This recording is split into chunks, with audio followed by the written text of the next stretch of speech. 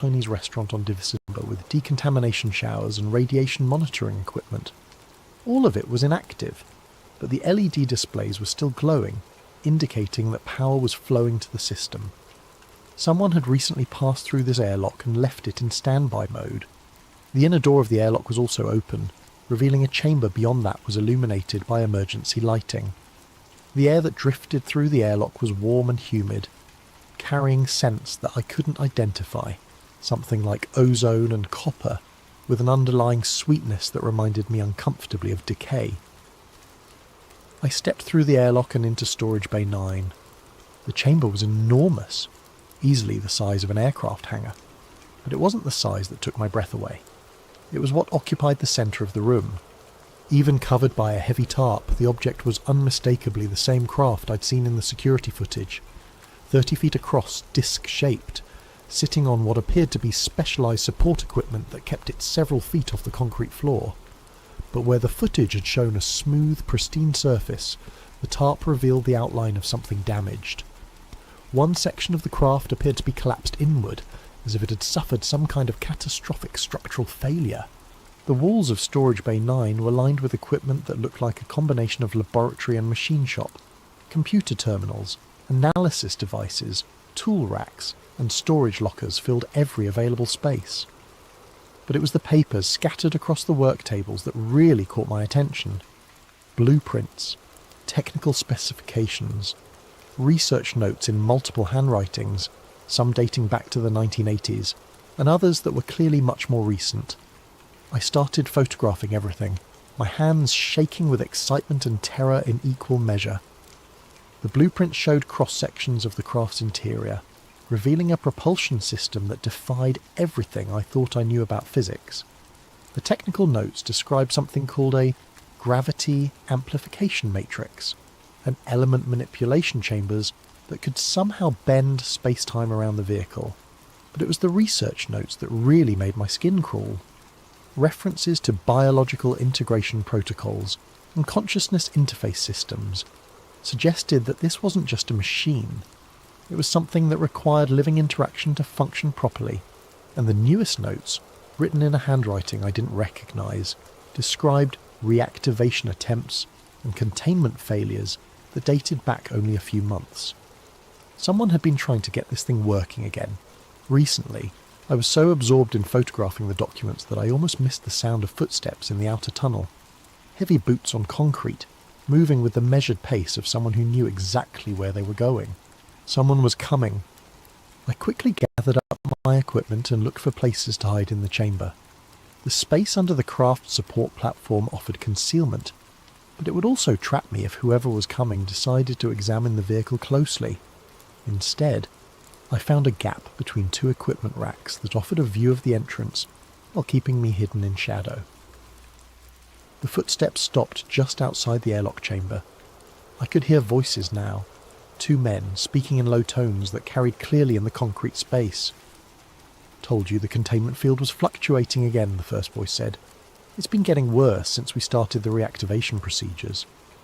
"The field strength is within acceptable parameters," the second voice replied.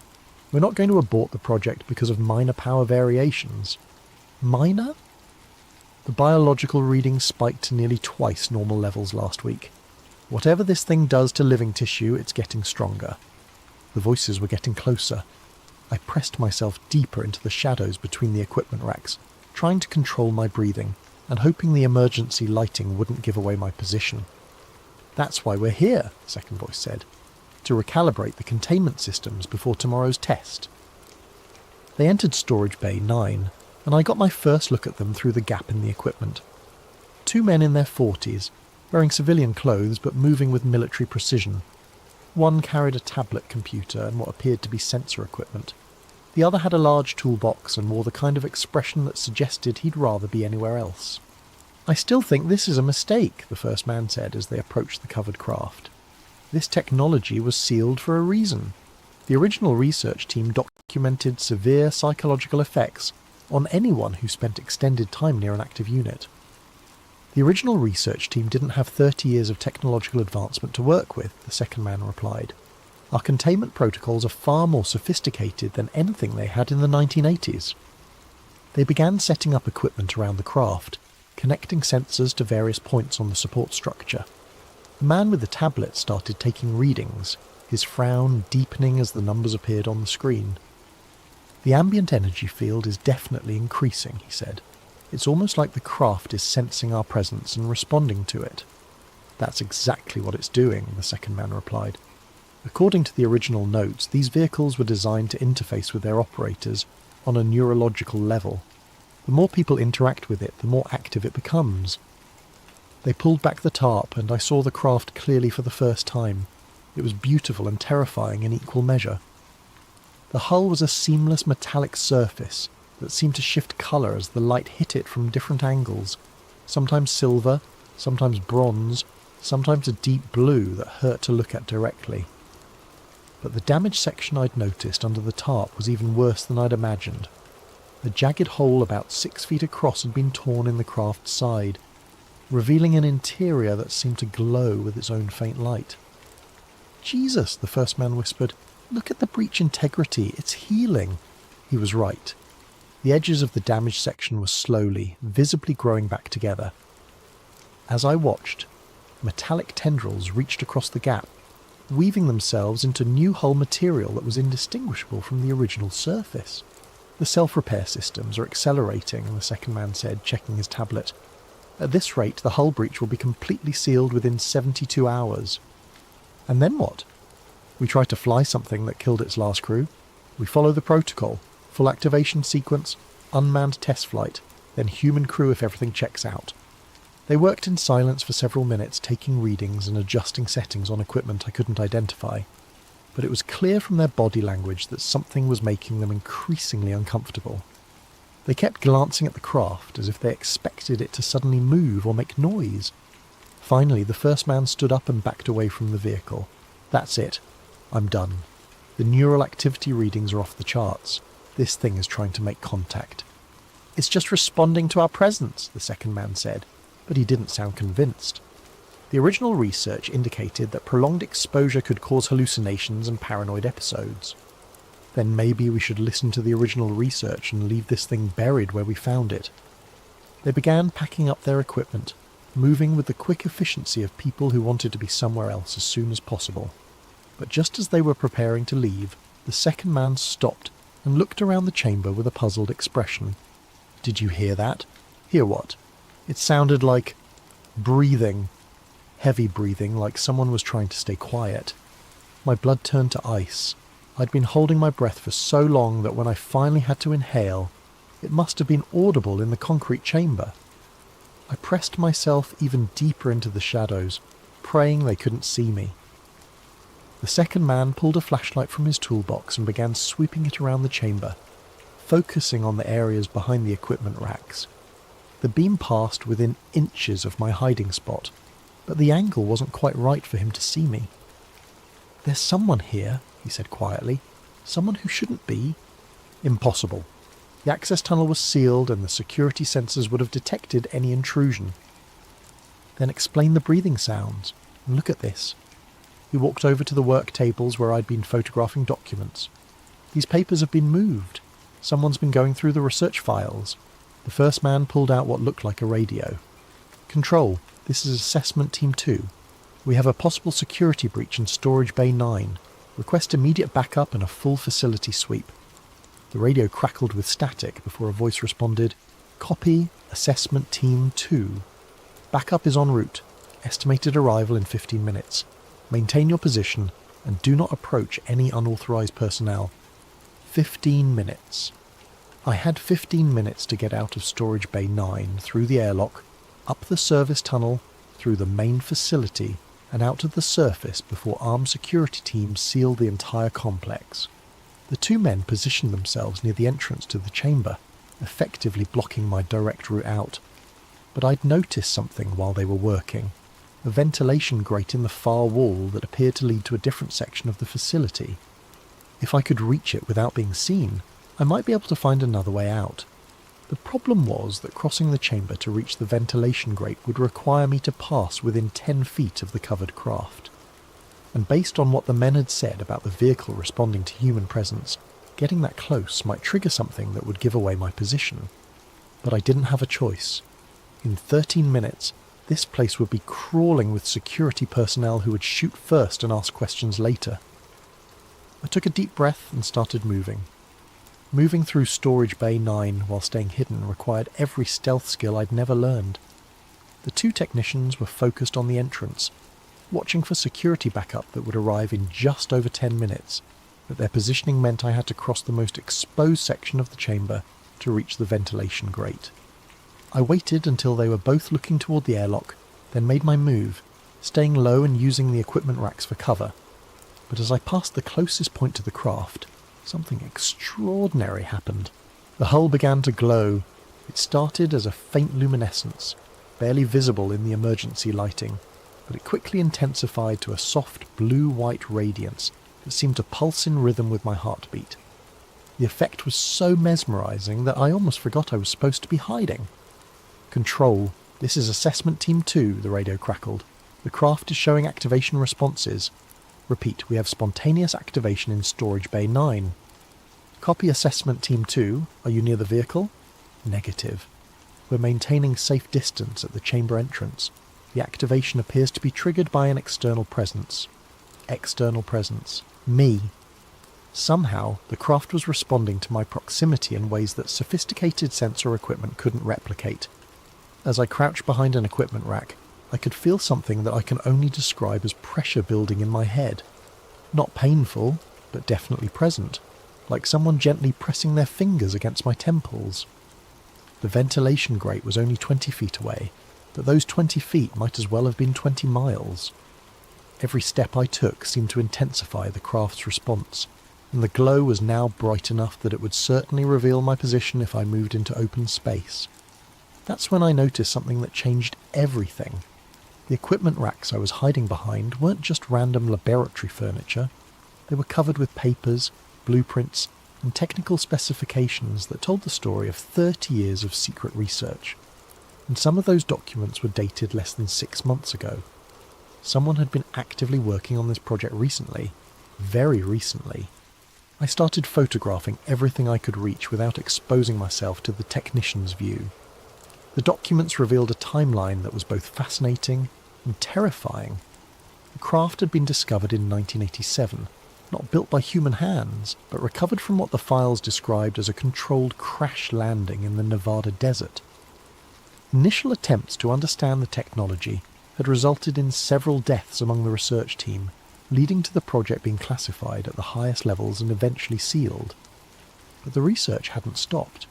It had just gone deeper underground, literally and figuratively.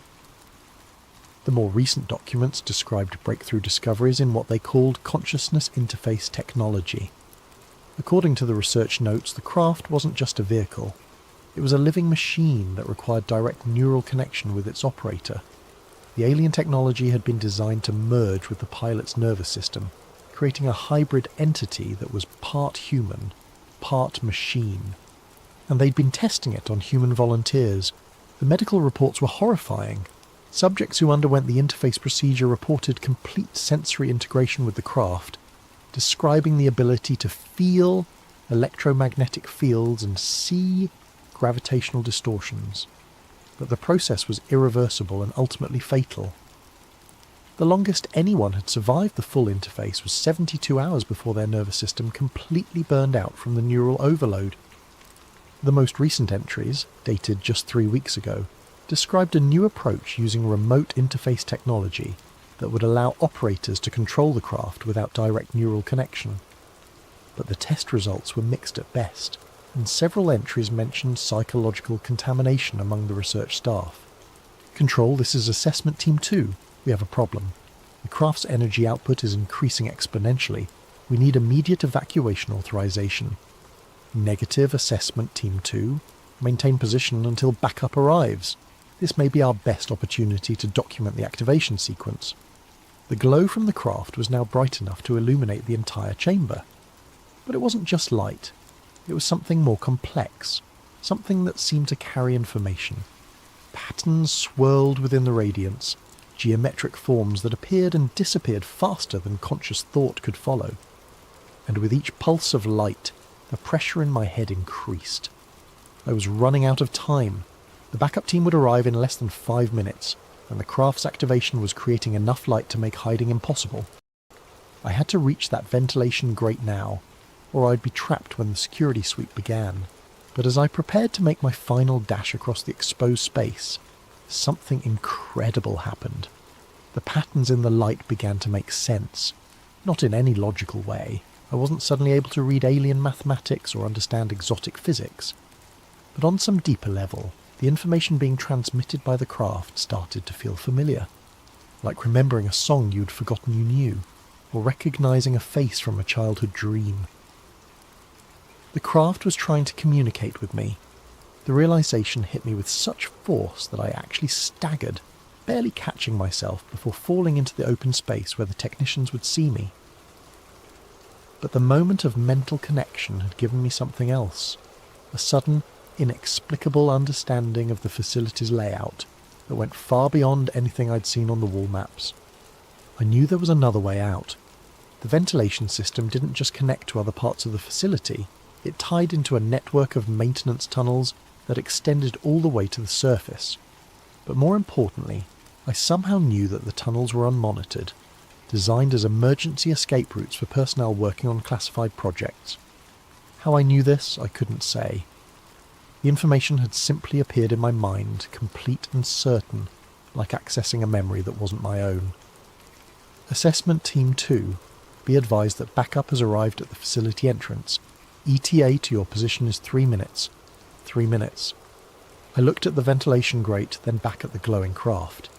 The neural pressure in my head was becoming overwhelming, but I couldn't leave without physical proof.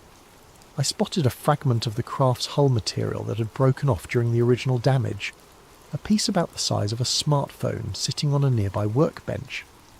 It looked impossibly dense, almost black in the craft's blue glow, but somehow I knew it was what I needed. Moving quickly, I grabbed the fragment and made my dash for the ventilation grate. The metal felt unnaturally heavy for its size, and touching it sent electric jolts up my arm. But I managed to reach the grate just as footsteps echoed from the main tunnel. The grate was secured with standard screws, and I used my multi-tool to remove them as quickly as possible. Behind me, the craft's glow was intensifying, and I could hear the technicians talking nervously into their radios. "Control, the energy output is off the charts. We need immediate evacuation." I squeezed through the ventilation opening just as armed figures appeared in the airlock. The maintenance tunnel was cramped and dark, but somehow I knew exactly which direction to go. The alien fragment in my pocket seemed to pulse with warmth, guiding me through passages that led steadily upward. 20 minutes later, I emerged from a hidden exit nearly a mile from the main facility, gasping desert air and watching black SUVs race toward the underground complex. I made it back to my car and drove straight through to Las Vegas, my hands shaking on the steering wheel. The alien fragment sat in my jacket pocket, radiating an unnatural warmth that I could feel against my ribs. Every few miles I glanced in the rearview mirror, expecting to see government vehicles in pursuit, but the highway remained empty. It wasn't until I reached the outskirts of Vegas that I noticed the car following me. A silver sedan staying exactly 3 cars back, matching my speed changes with mechanical precision. When I took the next exit, it followed. When I pulled into a gas station, it parked across the street at a fast food restaurant. I was filling my tank when a man in his 50s approached me. Average height, greying hair, wearing civilian clothes that somehow screamed government employee. He moved with a careful delivery, spent years in classified environments. "You look like someone who's had an interesting evening," he said quietly. Every instinct told me to run, but something in his demeanour suggested that pointless. Ed, I finished filling the tank and turned to face him directly. Dependent smiled, expression but not threatening either. "My name is Robert Kellerman. I worked at S4 from 1987 to 1991. I was one of the original technicians assigned to Element 7. Element 7. He knew about the craft. "I know who you are," he continued. "More importantly, I know what you found tonight, and I know you took something that doesn't belong to you." My hand instinctively moved toward the fragment in my pocket, almost hot now, as if responding to Kellerman's presence. "That piece of hull material you're carrying," he said, It's not just metal. It's part of a living system that's been dormant for 30 years. By taking it from the containment field, you've reactivated protocols that were supposed to stay buried forever. What kind of protocols? Kellerman glanced around the gas station, then gestured toward a coffee shop next door. The kind we can't discuss in public. Buy me a coffee, and I'll tell you why Bob Lazar was both completely right and completely wrong about what we found at S4. 10 minutes later, we sat in a corner booth while Kellerman told me a story that redefined everything I thought I knew about the government's UFO programs. There were 9 craft originally, he said, but they weren't recovered from crash sites like everyone assumes. They were gifts. Gifts from who? From them, the original pilots. First contact didn't happen in the 1940s with Roswell. It happened in 1983 in the Nevada desert, when they landed voluntarily and offered to share their technology. Kellerman stirred his coffee, his eyes distant with memory. The problem was that their technology wasn't just advanced machinery. It was biological, living metal that interfaced directly with the pilot's nervous system. They tried to teach us how to use it safely, but we were too primitive, too impatient. What happened? The first 8 craft were successfully adapted for human use, more or less. We learned to create containment fields that limited the biological integration, allowing our pilots to control the vehicles without permanent neural fusion. But Element 7 was different. It was their command ship, the one with the strongest biological components. He paused, studying my reaction. When we tried to test it, the craft bonded with the pilot so completely that separating them would have meant killing both. The pilot lasted 3 days before the neural integration burned out his brain. We sealed the craft immediately, hoping to contain whatever biological contamination might spread to other personnel. But it didn't stay contained. No, the craft went dormant, but it didn't die. For 30 years, it's been slowly healing, slowly rebuilding its biological systems. And now, thanks to your little visit tonight, it's starting to wake up. Kellerman pulled out a tablet and showed me real-time sensor data from the S4 facility. Energy readings that were climbing steadily, biological activity indicators that were off the charts, and most disturbing of all, electromagnetic emissions that were reaching into space. It's calling them, he said quietly. The original pilots, or others like them. The fragment you're carrying is acting like a beacon, telling them that their command ship is active again. The implications hit me like a physical blow. By stealing a piece of alien technology, I hadn't just committed theft. I'd potentially triggered a new round of extraterrestrial contact. How long before they respond? Based on the emission patterns, probably 72 hours, maybe less if they have ships in the outer solar system. What do you want from me? Kellerman leaned forward, his expression intense. I want you to give me that fragment, and I want you to forget everything you saw tonight. In exchange, I'll make sure you live long enough to go back to your normal life. And if I refuse, then in 3 days, when the sky lights up with ships that officially don't exist, you'll be the person they blame for ending the world as we know it. I looked at the tablet screen, watching the energy readings climb. The fragment in my pocket felt like it was burning now, and I could swear I was hearing something. Not voices exactly, but something like music playing at the very edge of audible range. There's a third option, I said finally, which is, I keep the fragment, but we work together. You help me document what's really happening, and when they come, we make sure the world knows the truth. Kellerman was quiet for a long moment, processing the offer. Finally, he reached into his jacket and pulled out a small device that looked like a cross between a radio and a Geiger counter. This is a biosignature detector, he said. It monitors the biological activity of alien technology. If you're going to keep that fragment, you need to understand what you're dealing with. He turned on the device and pointed it toward my pocket. The readings were immediately off the scale, with biological activity indicators that were higher than anything shown in the S4 data. The fragment isn't just active, he said. It's evolving, learning, adapting to human biology in ways that the original craft never could. Whatever happens next, you're not just a witness anymore. You're part of it. We drove back toward the facility in Kellerman's car, leaving mine at the gas station. The plan was simple in concept, but terrifying in execution. Use his clearance to get us back into S4 officially, craft's activation response my theft of the fragment might trigger. The facility will be on high alert after tonight's security breach, Kellerman warned as we approached the checkpoint.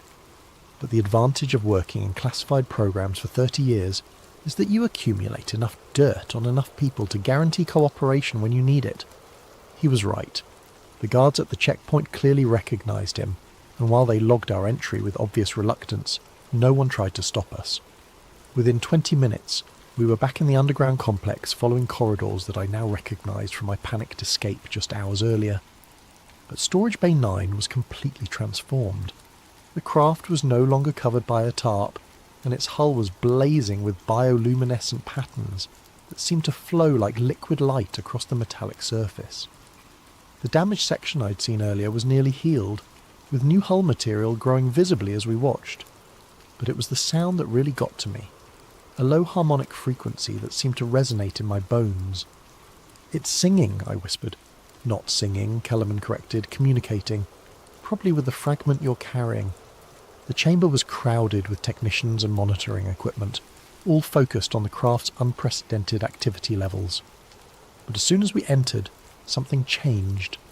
The harmonic frequency shifted to a higher pitch, and the bioluminescent patterns began pulsing in a rhythm that matched my heartbeat.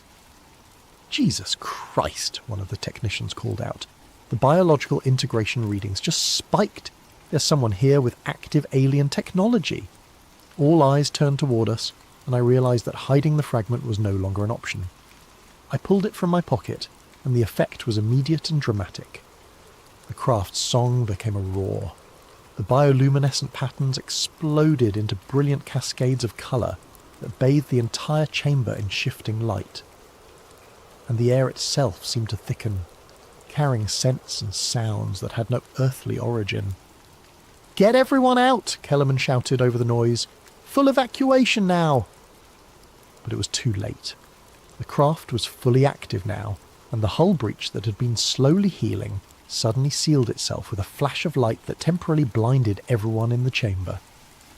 When my vision cleared, the craft was rising from its support platform, hovering 3 feet above the concrete floor without any visible means of propulsion. The fragment in my hand was now glowing with the same bioluminescent patterns as the craft, and I could feel something that I can only describe as presence reaching into my mind. Not thoughts exactly, but concepts, images, emotions that definitely weren't my own. "Welcome back."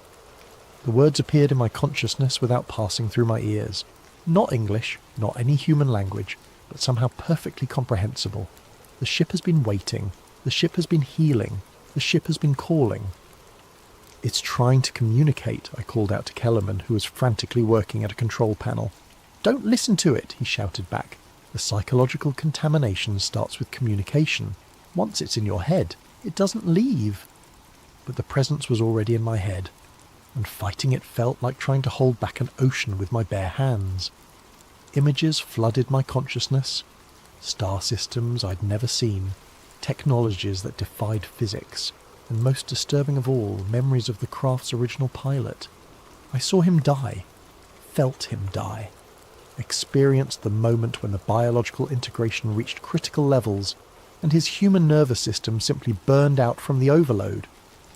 But I also felt his joy in those final moments, the incredible sensation of becoming one with a machine that could bend space and time, that could travel between stars as easily as crossing a room. The new pilot understands. The new pilot carries the seed. The fragment in my hand was now too hot to hold, but I couldn't let go. It was fusing with my palm, sending tendrils of alien metal into my skin and bloodstream. But instead of pain, I felt expansion, my senses extending beyond the boundaries of my physical body to encompass the entire facility. I could feel the electromagnetic fields of every piece of equipment in Storage Bay 9. I could sense the bioelectric signatures of every person in the complex. And beyond that, I could feel something else. Multiple somethings, moving toward Earth from the outer solar system at impossible speeds. "They're coming," I said, though my voice sounded strange to my own ears. 3 ships, maybe 4. They'll be here in 18 hours. "How do you know that?" Kellerman demanded. I looked at him, and I realized that I could see more than just his physical form. I could see the electromagnetic pattern of his nervous system, the quantum fluctuations in his brain that corresponded to thoughts and memories. He was terrified, but he was also fascinated by what was happening to me. Because I'm connected to their navigation network, the fragment isn't just a piece of hull material, it's a communication device. It's been broadcasting our location since the moment I took it from the chamber. The craft moved closer to me, its hull now close enough to touch. The bioluminescent patterns were hypnotic, drawing me forward despite every rational instinct screaming at me to run. "Don't touch it," Kellerman warned. "If you make direct contact with the hull, the integration process will accelerate beyond any hope of reversal." But I was already reaching out, my hand moving without conscious direction. The moment my palm touched the craft's surface, the world exploded into sensation. The integration happened faster than Kellerman had predicted. One moment I was a human being standing next to an alien spacecraft, and the next I was something else entirely. Part human, part machine, part something that transcended both categories. I could feel the craft's propulsion systems coming online, responding to my neural commands before I was consciously aware of giving them. The chamber around us began to fade as my perception shifted to electromagnetic spectrums that human eyes had never evolved to process. But most shocking of all, I could sense the approaching ships with crystal clarity. 4 vessels, definitely coming from the outer solar system, moving at velocities that would have them in Earth orbit within 12 hours. But these weren't rescue ships coming to retrieve their lost technology. They were enforcement vessels coming to contain a contamination that should never have been allowed to spread. The child species has broken containment, the alien presence in my mind observed with something like sadness. The hybrid cannot be allowed to survive. "What are you talking about?" I tried to say, but the words came out as harmonic frequencies that resonated through the craft's hull. "Biological integration was forbidden for your species. Too primitive, too unstable. The command ship was damaged to prevent outcome. The truth hit me like a physical blow. It hadn't malfunctioned during testing. It had been sabotaged by its own creators to prevent humans from achieving full integration with their technology. And now, by accidentally triggering the very process they'd tried to prevent, I'd created a situation that threatened both species.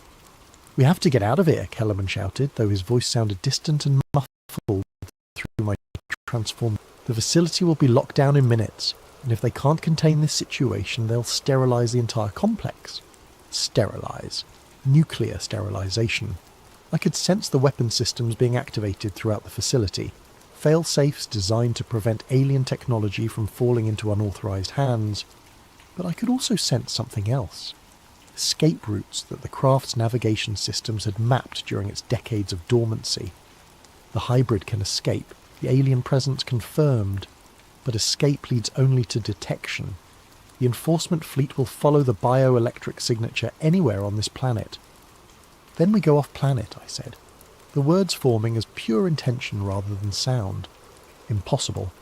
The hybrid lacks the neural development for interstellar navigation. Attempting such a journey would result in immediate death." But even as the alien consciousness tried to discourage me, I could feel the craft's systems responding to my commands. The gravitational manipulation systems that provided propulsion were complex, but they felt as natural to control as moving my own limbs. More natural, actually, like I'd been meant to operate this technology all along. The blast doors that had been sealing Storage Bay 9 began to buckle and warp as the craft's gravity field destabilized the surrounding space.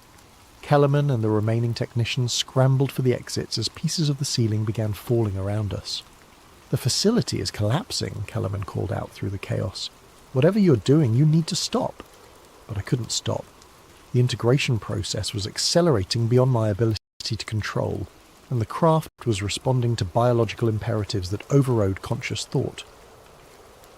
We rose through the collapsing chamber, through levels of concrete and steel that parted like water before the craft's exotic matter field.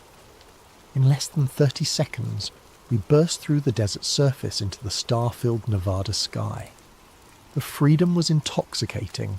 After decades of confinement in underground storage, the craft, and by extension I, rejoiced in open space and unlimited movement. We climbed rapidly, leaving the lights of Las Vegas far below, racing toward the stratosphere where human aircraft couldn't follow. But the celebration was short-lived.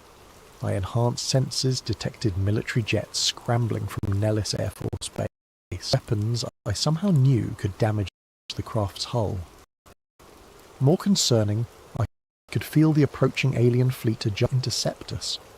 The hybrid has 12 minutes before engagement with enforcement vessels, the alien presence informed me. Recommend immediate surrender to prevent escalation. Surrender to who?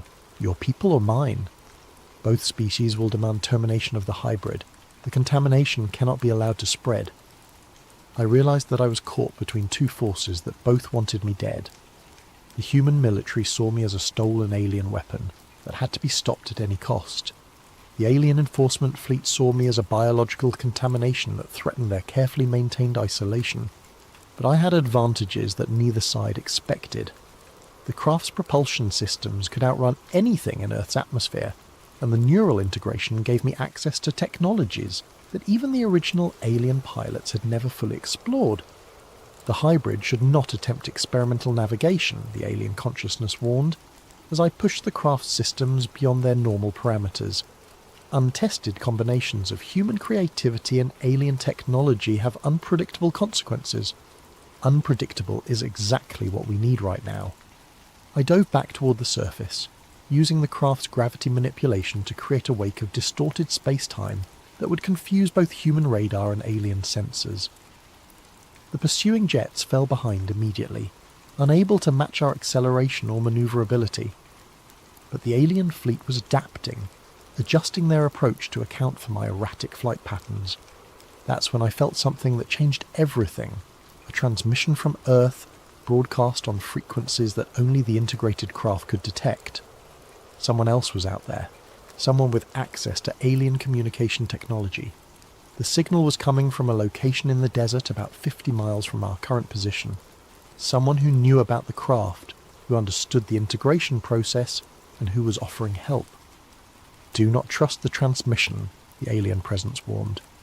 Humans frequently use deception in tactical situations. But I was out of options. The enforcement fleet would be in engagement 8 minutes, and while the craft's defensive systems were formidable, they weren't designed to fight 4 ships simultaneously. I changed course toward the transmission source, dive at speeds any human pilot. But through the integration, the G-forces felt like gentle and the hybrid physiology from the worst effects. The transmission source was a small facility built into a mesa, camouflaged to look like a natural rock formation. But my enhanced senses could detect the electromagnetic signatures of advanced technology hidden beneath the desert camouflage. As we landed, I could feel the enforcement fleet entering Earth's atmosphere. In 5 minutes, this location would be discovered and destroyed. Whatever help this place offered, it had to happen fast. The facility hidden turned out to be far more than a simple research station. As I emerged from the craft, still partially integrated with its systems, I was met by a woman in her 60s who showed no surprise at seeing a human-alien hybrid step out of a spacecraft that officially didn't exist. "You must be our missing pilot," she said calmly. "I'm Director Patricia Wells. We've been tracking your integration progress since you left S4. "Who's we?" I asked, though speaking with my physical voice felt awkward after hours of harmonic communication through the craft. A joint task force that's been preparing for this exact scenario since 1991. When the original integration experiment failed, we didn't abandon the program.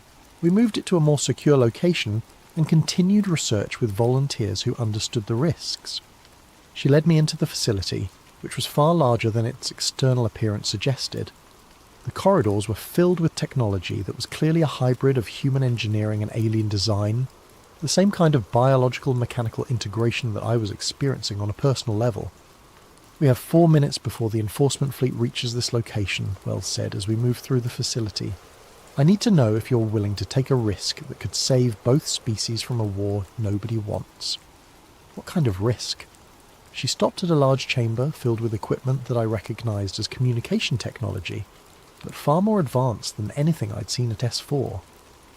"We've been developing a communication protocol that would allow direct negotiation with the enforcement fleet. but it requires a fully integrated pilot to operate the transmission systems. The alien presence in my mind stirred uneasily. The director speaks of technologies that were forbidden to both species. Communication across the integration barrier was deemed impossible. Impossible, but not theoretical, Wells continued, apparently able to sense my internal dialogue with the alien consciousness. We've had 30 years to work on this problem, and we've made breakthrough discoveries that neither your ship's original designers nor our own governments are aware of. She activated the communication array, and immediately I could feel the electromagnetic patterns reaching out toward the approaching fleet. But this wasn't the simple beacon that my stolen fragment had been broadcasting. This was a complex signal that carried information about human civilization, our technological level, our peaceful intentions, and most importantly our readiness to return the integrated pilot without resistance. The transmission contains deceptions. The alien presence warned. Humans are not prepared for peaceful coexistence. The hybrid proves this conclusively. But as the signal reached the enforcement fleet, something unexpected happened. Instead of continuing their attack approach, the alien ships began to slow, entering a holding pattern in high orbit, while they analysed the information we transmitted. "They're listening," Wells said with obvious relief. "The communication protocol is working." The enforcers request direct communication with the hybrid, the alien presence informed me. They wished to understand how integration was achieved without the safeguards that were installed to prevent this outcome. The next few minutes involved a communication exchange that took place on levels I didn't know existed. Through the facility's enhanced transmission systems, I was able to interface directly with the enforcement fleet's command consciousness, a collective intelligence that spoke for their entire species.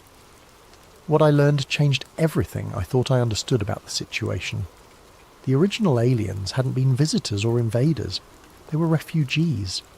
Their homeworld had been destroyed by the same kind of uncontrolled biological integration that was now happening to me.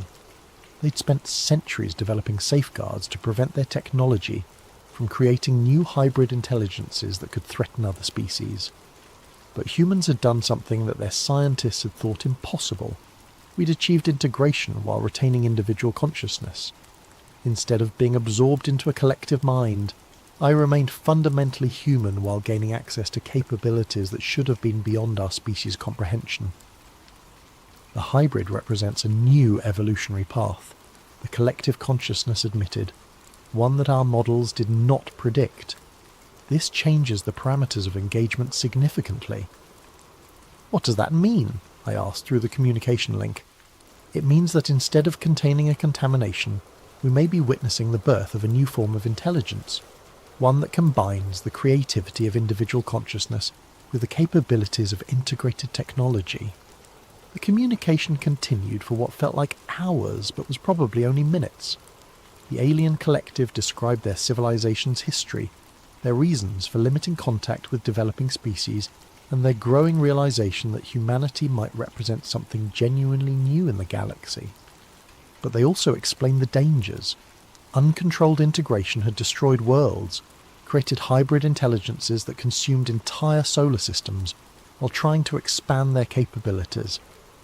Even if I represented a new evolutionary step, the risks were enormous. The hybrid must choose. The collective finally transmitted. Integration can be reversed, returning the human to baseline consciousness while preserving the lessons learned. Or integration can be completed, accepting the risks and responsibilities of becoming something beyond current human limitations. "What are the responsibilities?" I asked. "To serve as an interface between species, to help humanity develop integration safeguards before the technology spreads, to accept isolation from both human and alien societies until the risks are better understood." The choice was impossible. Return to normal humanity and lose the incredible capabilities I'd gained, or accept permanent exile as something that neither species would fully trust. But as I considered the options, I realized there was a third possibility that neither the aliens nor the humans had considered. I made my choice 6 months ago, and I'm still not sure if it was the right one. I chose integration, but on terms that neither species had anticipated. Instead of accepting isolation, I became something else entirely, a bridge between worlds, operating in the spaces between human and alien civilization. The enforcement fleet returned to the outer system, but they left monitoring stations that track my movements and capabilities. The human governments declared the entire incident classified at levels that don't officially exist, but they also established a liaison program that allows limited communication when global security is at stake. And I've spent the last 6 months learning to use capabilities that I'm only beginning to understand. The craft and I are no longer separate entities. We exist as a hybrid consciousness that can operate in multiple realities simultaneously. I can interface with human technology and alien systems with equal ease. I can travel between star systems in minutes, or spend weeks analysing the quantum fluctuations that underlie physical reality. But most importantly, I've discovered that I'm not alone. The integration process isn't unique to the craft I stole from S4. It's happening spontaneously around the world, as human consciousness begins to interface with technologies we're not supposed to understand yet. The smartphones in our pockets, the satellites in orbit, the internet that connects our minds across continents. All of it is slowly, subtly preparing humanity for a level of technological integration that will make my transformation look primitive. The alien refugees didn't just bring advanced machinery to self, in forms so subtle that we're experiencing it without realizing what's happening. Within a generation, maybe 2, every human on Earth will face the same choice I faced in that underground chamber. Integration or isolation. Extinction. The birth of something new, or the preservation of something that may no longer be viable in a universe where consciousness and technology are merging at the quantum level. Bob Lazar was right about the technology, but he never understood what it really was. Not just advanced propulsion systems or exotic materials, but the next step in the evolution of intelligence itself. 3 weeks ago, I detected the first spontaneous integration event in Tokyo. A programmer who'd spent so much time interfacing with quantum computers that the boundary between his consciousness and the machine began to blur. Last week there was another case in Geneva, involving a physicist working on consciousness research who achieved temporary integration with an AI system. It's starting. The process that began with 9 alien craft hidden in the Nevada desert is spreading through human civilization like a benign virus, preparing us for a transformation we don't yet understand. And somewhere in the darkness between stars, other intelligences are watching our progress with interests we can't yet comprehend. I'm still posting episodes of Fringe Frequencies, but now they serve a different purpose. Instead of investigating mysteries, I'm preparing humanity for truths that most people aren't ready to accept. Each episode plants seeds, raises questions, gets people thinking about possibilities that mainstream science insists are impossible. Because the truth is too big for a single revelation. It has to be absorbed gradually, one mind at a time, until enough people understand what's really happening that disclosure becomes inevitable. The 9th craft is flying again, not just the one I integrated with, but others that are awakening as human consciousness evolves to the point where we can safely interface with technology that operates on principles we're only beginning to discover. Bob Lazar was right about the government hiding advanced technology, but he was wrong about why they were hiding it. It wasn't to maintain control or preserve military advantages. They were hiding it because they knew that once humanity started down the path of consciousness integration, there would be no way to stop the process, no way to contain evolution itself. And now that process has begun. The sky lights up most nights now if you know how to look. Ships that aren't quite alien and aren't quite human, piloted by intelligences that are becoming something new. The next step in the evolution of consciousness itself. Keep watching the skies, keep asking questions, keep preparing for a future that will arrive whether we're ready or not. The 9th craft was just the beginning, and we're all going to fly. Picture this. You're working security at one of Miami's busiest shopping centres on New Year's Eve, expecting nothing more than the usual drunk tourists and teenage troublemakers. But then you witness something that changes everything. Something the authorities desperately want erased from existence. Tonight's story comes from a special video suggestion by CJB64648, and it's a deep dive into one of the most covered-up incidents in recent memory. If you enjoy these mysterious tales that keep you awake at night, make sure to like and subscribe to Sleep Theories and drop your own story suggestions in the comments below. You never know, your idea might be our next investigation. My name is Marcus Rivera, and I used to be somebody who slept peacefully at night. That was before January 1st, 2020, before I became the kind of person who checks over their shoulder in grocery store parking lots and keeps burner phones in different states. Before I learned that some truths are too dangerous to speak aloud. I'd been working security at Bayside Marketplace for 3 years when it happened. It wasn't glamorous work, mostly dealing with shoplifters pocketing designer knockoffs, breaking up fights between drunk college kids, and occasionally escorting belligerent tourists off the property. The pay was decent, the hours were steady, and in a city like Miami, steady work was a blessing I didn't take for granted. New Year's Eve was always busy. The marketplace transformed into a pulsing carnival of music, fireworks, and celebration. Street performers juggled fire while salsa dancers spun beneath strings of lights that turned the whole complex into something magical. I'd worked enough of these nights to know the rhythm, start quiet, build to chaos around midnight, then gradually wind down as people stumbled home or migrated to after-parties in South Beach. That night started exactly like all the others. I was stationed in the main security office, a cramped room lined with monitors showing feeds from 37 cameras throughout the complex. My partner, Julie Santos, was doing walking rounds while I kept watch on the screens. The usual suspects were out in force, teenagers trying to sneak alcohol, couples looking for dark corners to make out, and the occasional pickpocket working the crowd. At 11:47 p.m, my radio crackled to life. "Marcus, we've got a situation in the food court," Julie's voice came through tense and breathless. "Big fight. Multiple juveniles involved. I'm calling it in." I leaned forward in my chair, switching the main monitor to the food court cameras. Sure enough, I could see a cluster of people in the centre of the dining area, with several figures on the ground and others throwing punches. It looked like a typical teenage brawl that had gotten out of hand. The kind of thing that happened when too many high school crews ended up in the same space, with too much alcohol and testosterone. "Copy that," I radioed back, already pulling up the incident report form on my computer. "I've got eyes on it. Looks like 6, maybe 7 individuals involved." Within minutes, the place was swarming with Miami-Dade police. I watched through the cameras as officers flooded the food court, separating fighters and zip-tying hands behind backs.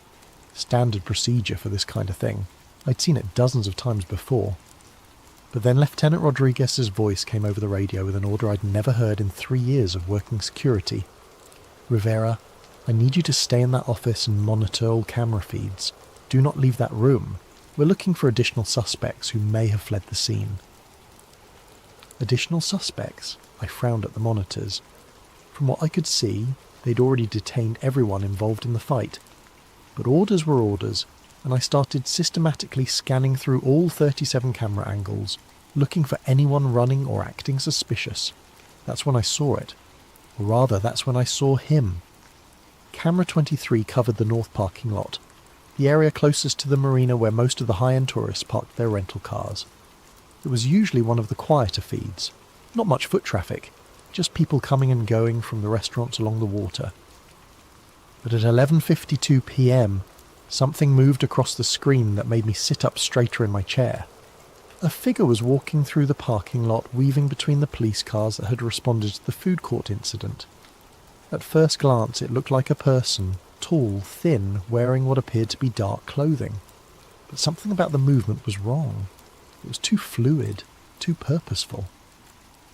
While everyone else in the area was either running toward the excitement or hurrying away from it, this figure moved with an almost predatory stillness. I leaned closer to the monitor and reached for the camera controls, zooming in for a better look. The figure was definitely tall, maybe 6.5 feet, possibly taller. The proportions seemed off somehow, like the limbs were too long for the torso, but the resolution wasn't good enough to be certain. As I adjusted the focus, trying to get a clearer image, the figure suddenly stopped walking and turned directly toward the camera. That's when I got my first real look at the face, or what should have been a face. The zoom wasn't perfect, but even through the pixelated digital enhancement, I could see that something was fundamentally wrong with this person's features. The head seemed too elongated, tilted at an angle that would have been uncomfortable for a human being, and the eyes reflected the parking lot lights like an animal's, throwing back twin points of cold white light. I blinked hard and refocused the camera, but when the image cleared again, the figure was gone. Not walking away, not running, simply gone, as if it had never been there at all. "What the hell?" I muttered, rewinding the feed to watch it again. But when I tried to replay the footage, the screen glitched. Digital static filled camera 23's feed, then cleared to show the parking lot as it should be. Empty police cars, no mysterious figure, nothing but concrete and streetlights. I switched to camera 22, which covered part of the same area. Normal footage. Camera 24, which caught the edge of that parking lot from a different angle. Also normal. Only camera 23 had malfunctioned, and only for the exact duration when that figure had been visible. My hands were shaking slightly as I cycled through the other feeds, looking for any sign of the tall figure. Nothing. It was as if those 60 seconds had been surgically removed from reality. I grabbed my radio, then hesitated. What exactly was I supposed to report? That I'd seen someone tall walking through a parking lot? That their eyes had reflected light in a way that seemed unnatural? That they'd somehow vanished from a digital recording? Instead, I made a note in the security log. 11:52 p.m. Possible equipment malfunction on camera 23. Will need technical inspection. But I knew it wasn't a malfunction, and deep down I suspected I'd just seen something I wasn't supposed to see. The food court incident was winding down by 12:15 a.m. Most of the teenagers had been released to their parents with citations, and only two were being tried for this. The crowd of onlookers had dispersed, and the marketplace was returning to its normal New Year's Eve rhythm of music and celebration.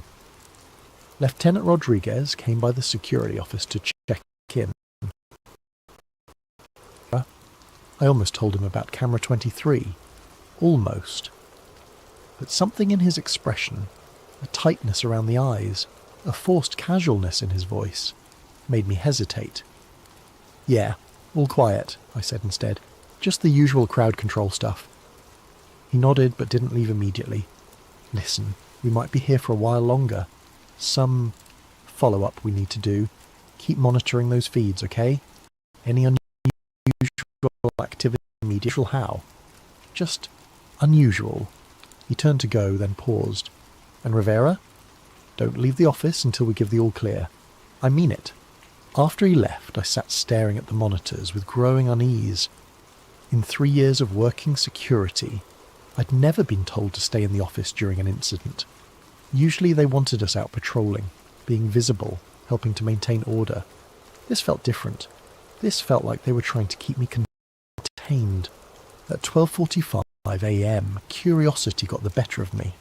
Julie was still doing rounds somewhere on the south side of the complex. The radio had been quiet for 20 minutes. Most of the police seemed to have cleared out, leaving just a few units in the food court area. I made a decision that would change everything. I left the office. The night air hit me like a warm, humid wall as I stepped outside. Even in January, Miami nights carried that tropical weight that made your clothes stick to your skin within minutes. The sounds of celebration echoed off the water. Distant music, laughter, the occasional firecracker that someone had saved from earlier. I walked toward the north parking lot, telling myself I was just doing a routine patrol, that I wasn't specifically looking for any tall figures with reflective eyes, that I was just checking on the area where camera 23 had experienced its malfunction. The parking lot looked normal. Police cars had left tyre marks on the asphalt, and there were a few pieces of trash that would need to be cleaned up in the morning, but nothing out of the ordinary. I was about to head back inside when I heard it, a sound like static electricity but deeper, like the air itself was being torn. I turned toward the sound and felt every hair on my arm stand up. The sensation was immediate and overwhelming, like standing too close to a Tesla coil or walking beneath power lines during a storm. The air tasted metallic, sharp on my tongue, and then I saw it again. The figure was standing about 50 feet away, just beyond the edge of the parking lot lighting. It was definitely tall. taller than I'd estimated from the camera feed. 7 feet, maybe more. The proportions that had seemed off on the monitor were even more disturbing in person. The limbs were too long, the torso too narrow, and the head. The head was wrong in ways that my brain struggled to process. It stood perfectly still, watching me with those reflective eyes. There was an intelligence there that was unmistakably aware, unmistakably focused. It knew I was looking at it, and it was looking back. For a moment that felt like an eternity. We simply observed each other across that distance of concrete and shadow. I should have been terrified. I should have run, or screamed, or grabbed my radio. But instead I felt a strange sense of recognition, as if some part of me had been expecting this encounter. The figure tilted its head, too far to one side at an angle that would have snapped a human neck, and I heard that static sound again, stronger this time. The streetlights around me flickered.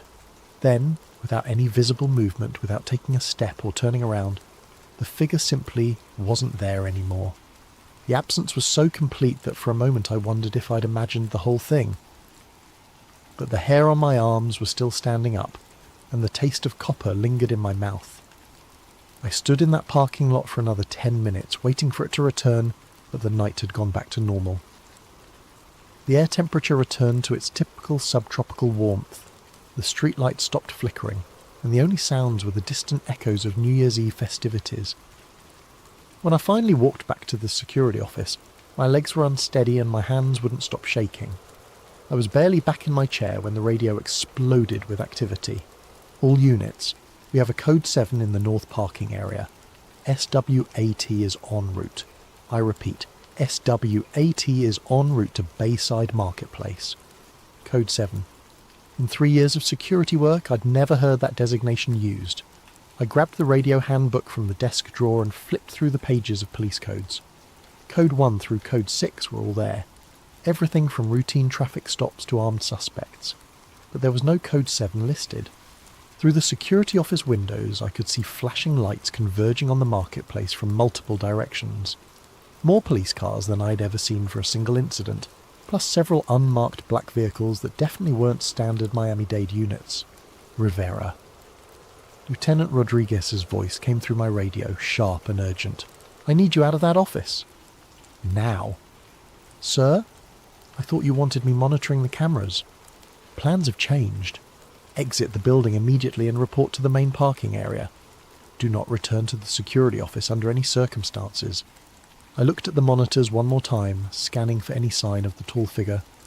All cameras showed normal activity. Police cars, officers moving with purpose, nothing unusual. Camera 23 was working perfectly again. As I stood up to leave, I noticed something I'd missed before. The timestamp on camera 23's feed was wrong. While all the other monitors showed the correct time, 1:23 a.m., camera 23's timestamp was stuck at 11:51 p.m. 11:51. 1 minute before I'd first seen the figure, I grabbed a pen and quickly wrote down the discrepancy on a piece of paper, shoving it into my pocket as I headed for the door. Outside, the scene was unlike anything I'd experienced in my years working security. The entire north end of the marketplace had been cordoned off with police tape, and officers in full tactical gear were sweeping through the area with equipment I didn't recognise. Some of it looked like standard metal detectors, but other devices appeared more sophisticated. Handheld screens that glowed with complex readouts, instruments that emitted soft beeping sounds as they moved. More concerning were the men in plain clothes. They weren't Miami-Dade police, that much was obvious. They wore identical dark suits despite the humid night, and they moved with the kind of coordinated efficiency that spoke of federal training. One of them was directing the SWAT team's sweep patterns, while speaking quietly into a radio that looked far more advanced than anything in our security arsenal. I found Lieutenant Rodriguez near the entrance to the marketplace, but when I approached him, his expression was grim. "Rivera, I need you to go home. Your shift is over." "Sir, we're scheduled until 6 a.m. "Not tonight. Consider this paid leave. Don't come back until you hear from us." Before I could ask any more questions, he was walking away, leaving me standing alone while tactical teams swarmed the area where I'd seen the figure just an hour earlier. As I walked to my car, I passed close enough to one of the SWAT officers to overhear part of his radio conversation. Target is no longer in the immediate area, expanding search perimeter to include marina and surrounding blocks. Be advised, we're dealing with a mobile situation. Containment protocols are in effect until further notice. Target not suspect, not individual. Target. I drove home with more questions than answers, but I had the sinking feeling that asking those questions was going to get me into more trouble than I was prepared for. The next morning I called the security office to check in, and was told that all camera footage from New Year's Eve had been accidentally corrupted during a system update. 3 years of reliable digital storage, and the one night when I needed to review the feeds, everything had been wiped clean. I should have kept my mouth shut. Looking back, that's the decision that would have saved my job, my friendships, and quite possibly my life. But I'd seen something that defied explanation, and the official response was a cover-up so obvious it was almost insulting. The first person I told was Julie. We met for coffee 3 days after the incident, at a little Cuban place on Calle Ocho that we'd been to dozens of times before. Julie had been working security even longer than me, and if anyone would understand the strangeness of what had happened, it would be her. The whole thing was weird, Marcus, she agreed, stirring sugar into her cortadito. I've never seen that much police response for a food court fight, and the way they cleared us out afterward, it felt like they were trying to hide something. I leaned forward across the small table. Julie, I think I saw what they were trying to hide. I told her everything. The figure on camera 23, the way it had vanished from the digital feed, the encounter in the parking lot, the reflective eyes and impossible proportions. I described the static electricity feeling, the way the streetlights had flickered, the sudden absence that had felt like a hole torn in reality itself. Julie listened without interrupting, her expression growing more sceptical with each detail. Marcus, she said when I finished, you know how that sounds, right? I know exactly how it sounds. But I also know what I saw. You were working a 12-hour shift on New Year's Eve.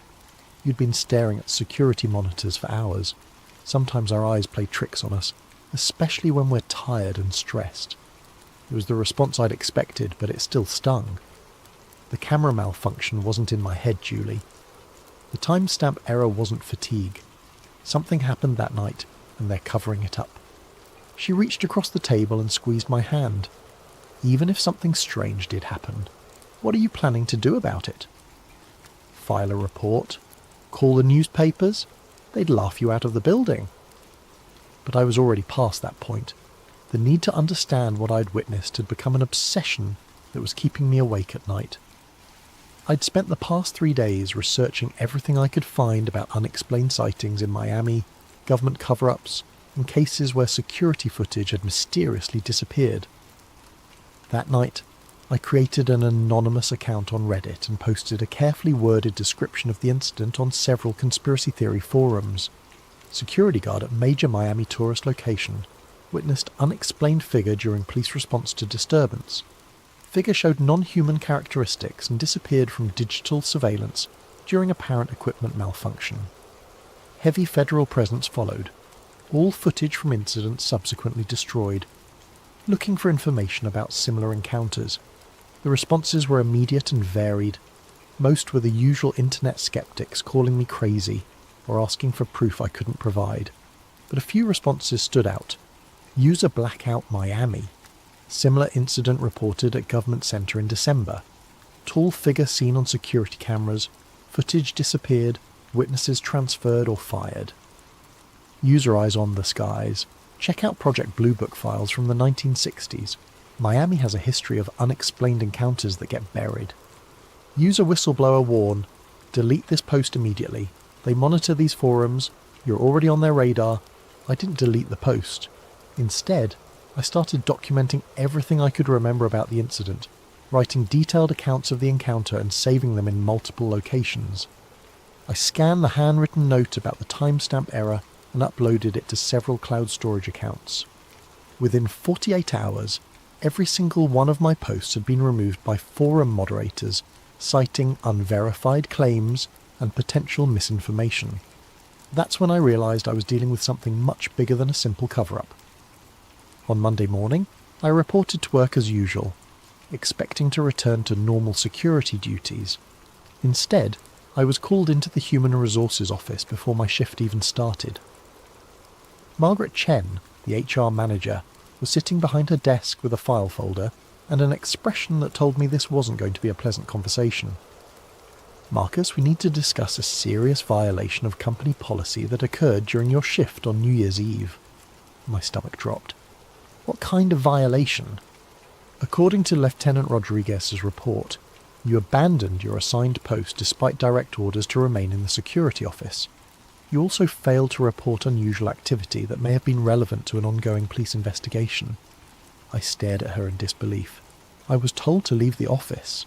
Rodriguez himself ordered me to—" "That's not what his report says. According to the official record, you left your post without authorization and failed to cooperate with law enforcement during a critical incident." She slid a piece of paper across the desk. "This is your termination notice, effective immediately. Security will escort you from the building, and you're prohibited from returning to Bayside Marketplace property." I tried to argue, to explain what had really happened, but Margaret was already standing up, signalling that the conversation was over. "I'd strongly advise you to avoid discussing the details of your employment here with anyone," she said, as two security guards appeared in the doorway. "Your final paycheck will be mailed to your address on file." As I was escorted out of the building where I'd worked for 3 years, I caught a glimpse of my replacement already sitting in the security office, monitoring the same 37 cameras that had shown me something I wasn't supposed to see. That afternoon, I called Julie to tell her what had happened. Her phone went straight to voicemail. When I tried her again the next day, I got a message saying the number was no longer in service. I never spoke to Julie Santos again. Losing my job should have been a wake-up call. A rational person would have taken the hint, moved on, and found new employment without asking too many questions about why their previous position had ended so abruptly. I was not a rational person. Instead of backing down, I doubled down on my investigation.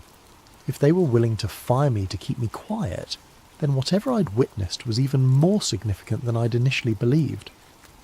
I started by mapping out every business in the Bayside Marketplace complex, identifying potential witnesses who might have seen something unusual on New Year's Eve. Most of the shops and restaurants would have been closed by the time of the incident, but there were a few 24-hour establishments that would have had staff present.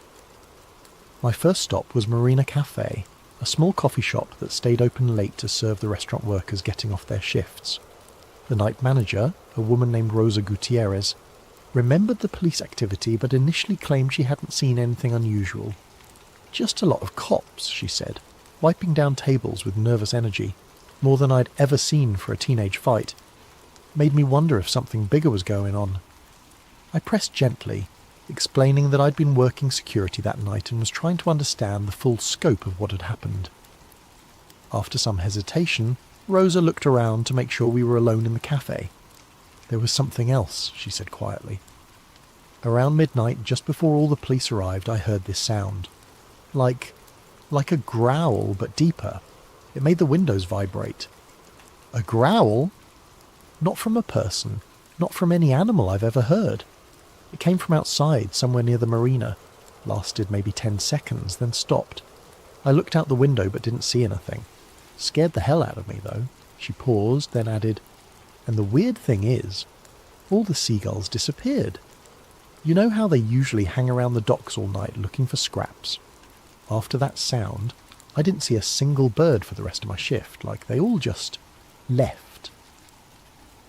My second significant lead came from Miguel Santos, who worked the night shift at the marina's boat rental office. Miguel was more reluctant to talk, but when I mentioned that I'd been fired for asking questions about that night, his attitude changed. "They got to you too, huh?" he said, glancing around nervously.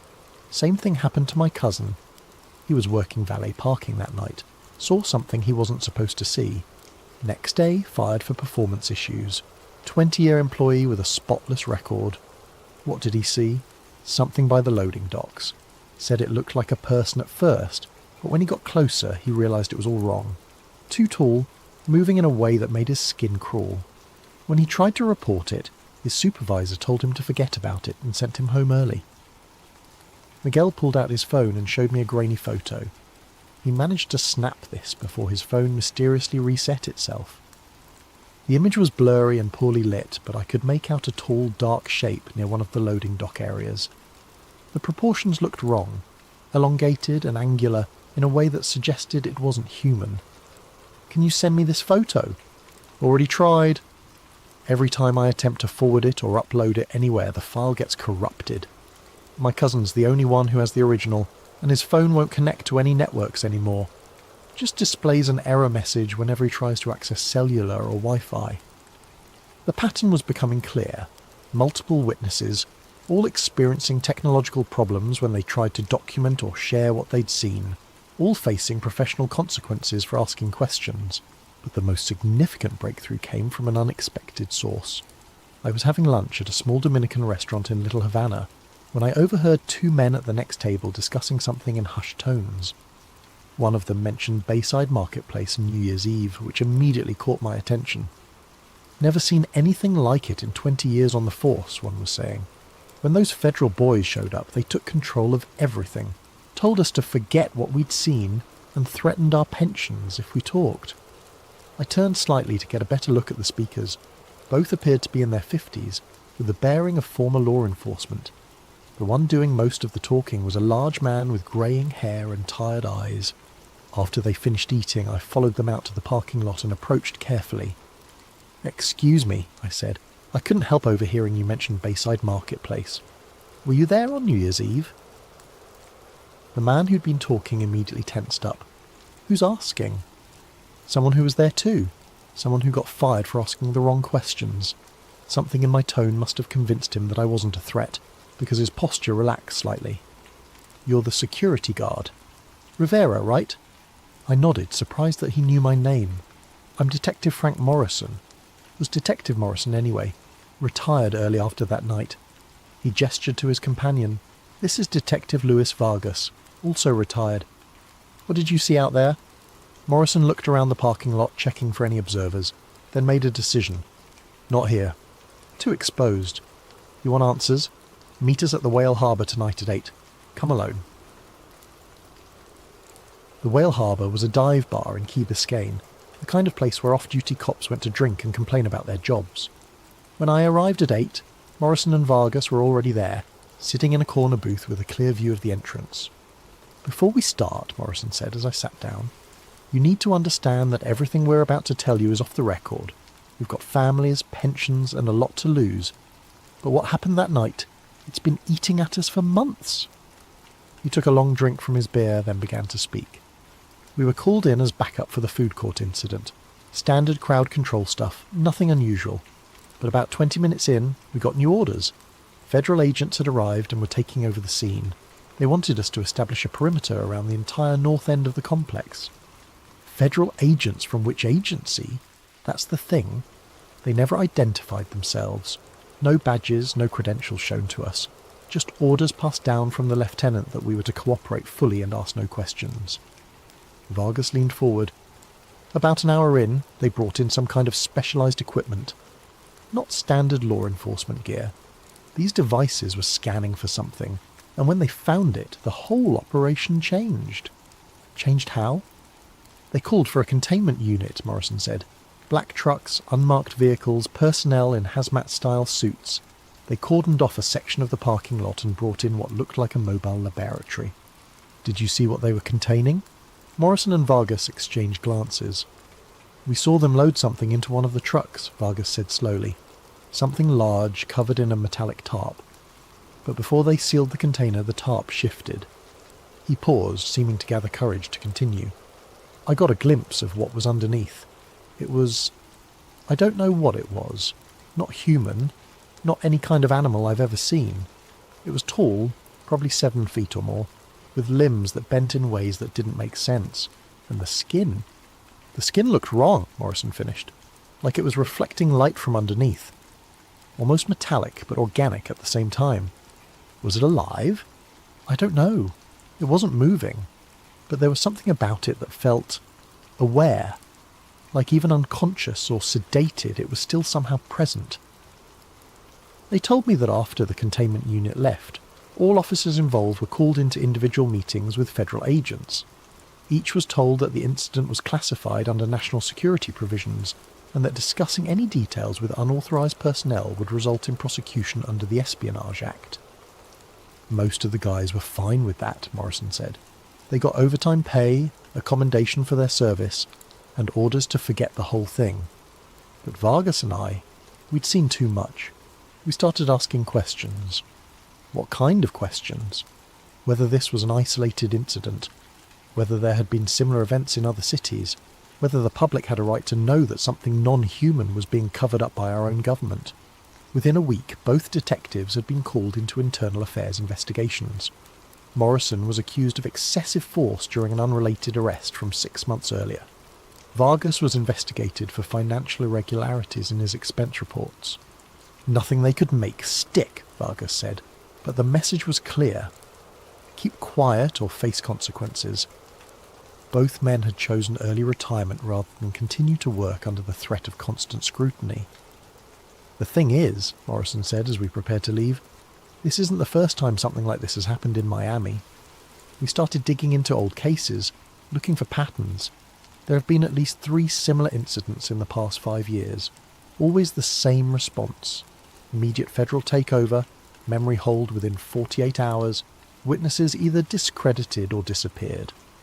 He handed me a piece of paper with several addresses written on it. These are the locations of the other incidents. If you're serious about investigating this, that's where you should start.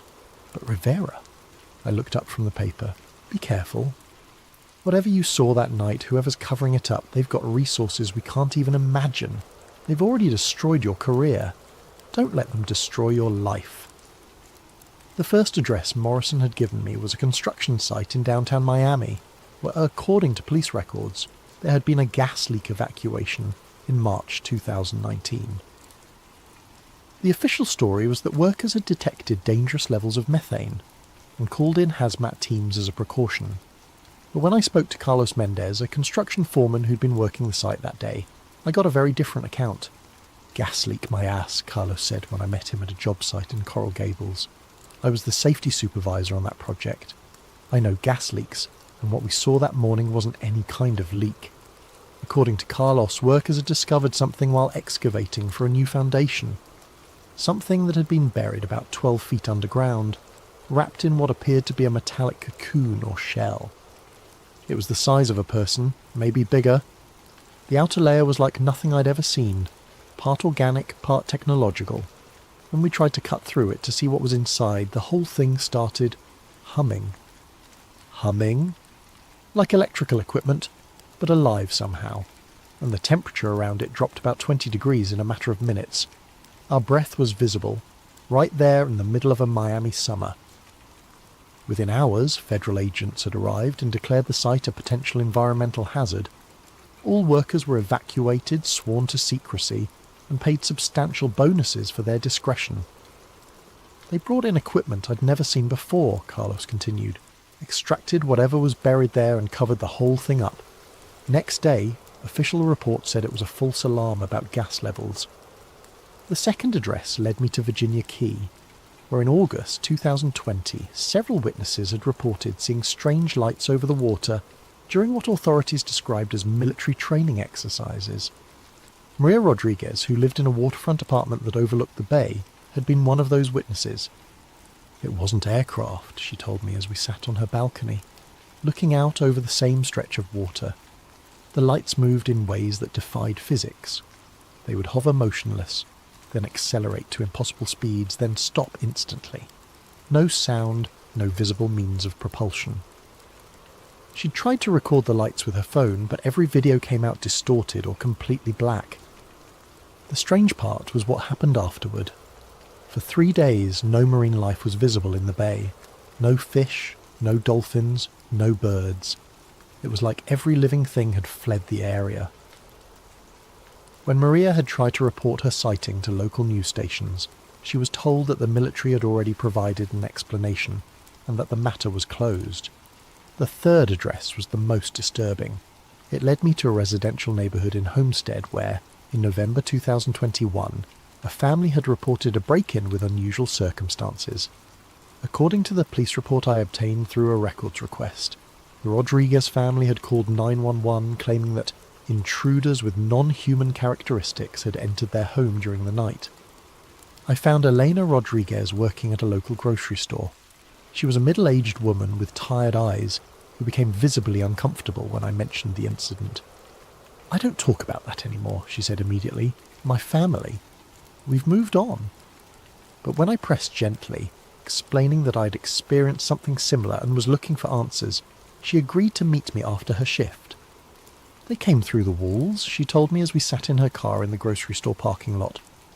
"Not through the doors or windows, through the walls themselves, like they could pass through solid matter." Eleanor described 3 figures, all tall and unnaturally thin, with elongated limbs and faces that seemed somehow incomplete. They had moved through her house silently, examining her family members as they slept, before departing the same way they had arrived. My youngest son, Diego, he woke up during it. He saw one of them standing over his bed. It looked down at him, and Diego said its eyes were like mirrors, reflecting everything but showing nothing. When Elena had called the police, they'd initially responded as if it were a standard home invasion, but when the responding officers heard her description of the intruders, everything changed.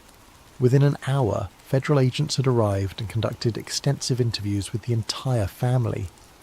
"They told us it was a shared hallucination caused by a gas leak," Elena said bitterly. "But there was no gas leak, and hallucinations don't leave physical evidence."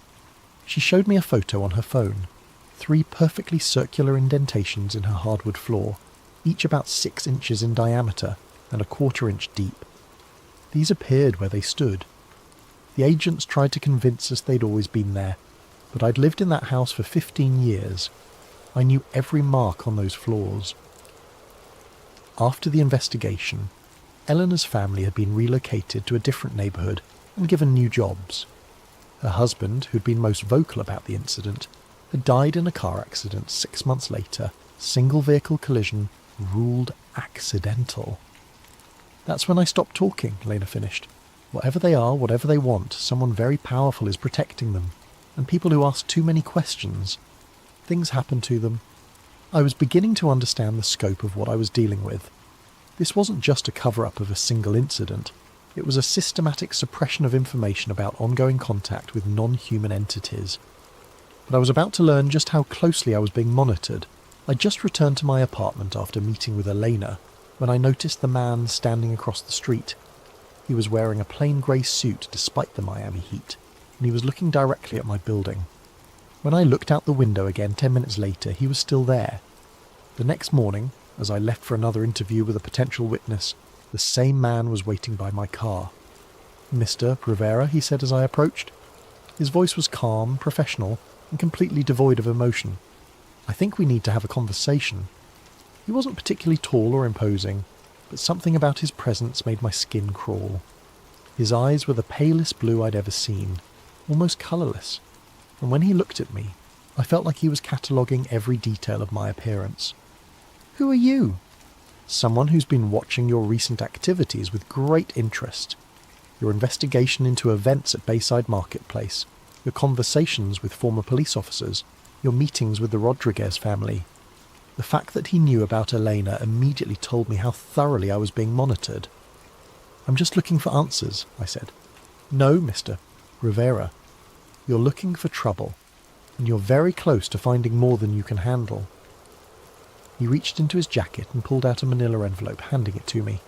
"These are photographs taken outside your apartment building over the past week. Notice anything interesting?"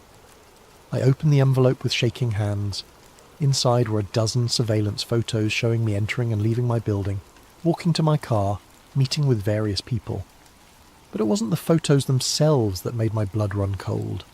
It was the timestamp on each image. They had been taken from angles that should have been impossible, high above street level, as if the photographer had been floating in mid-air.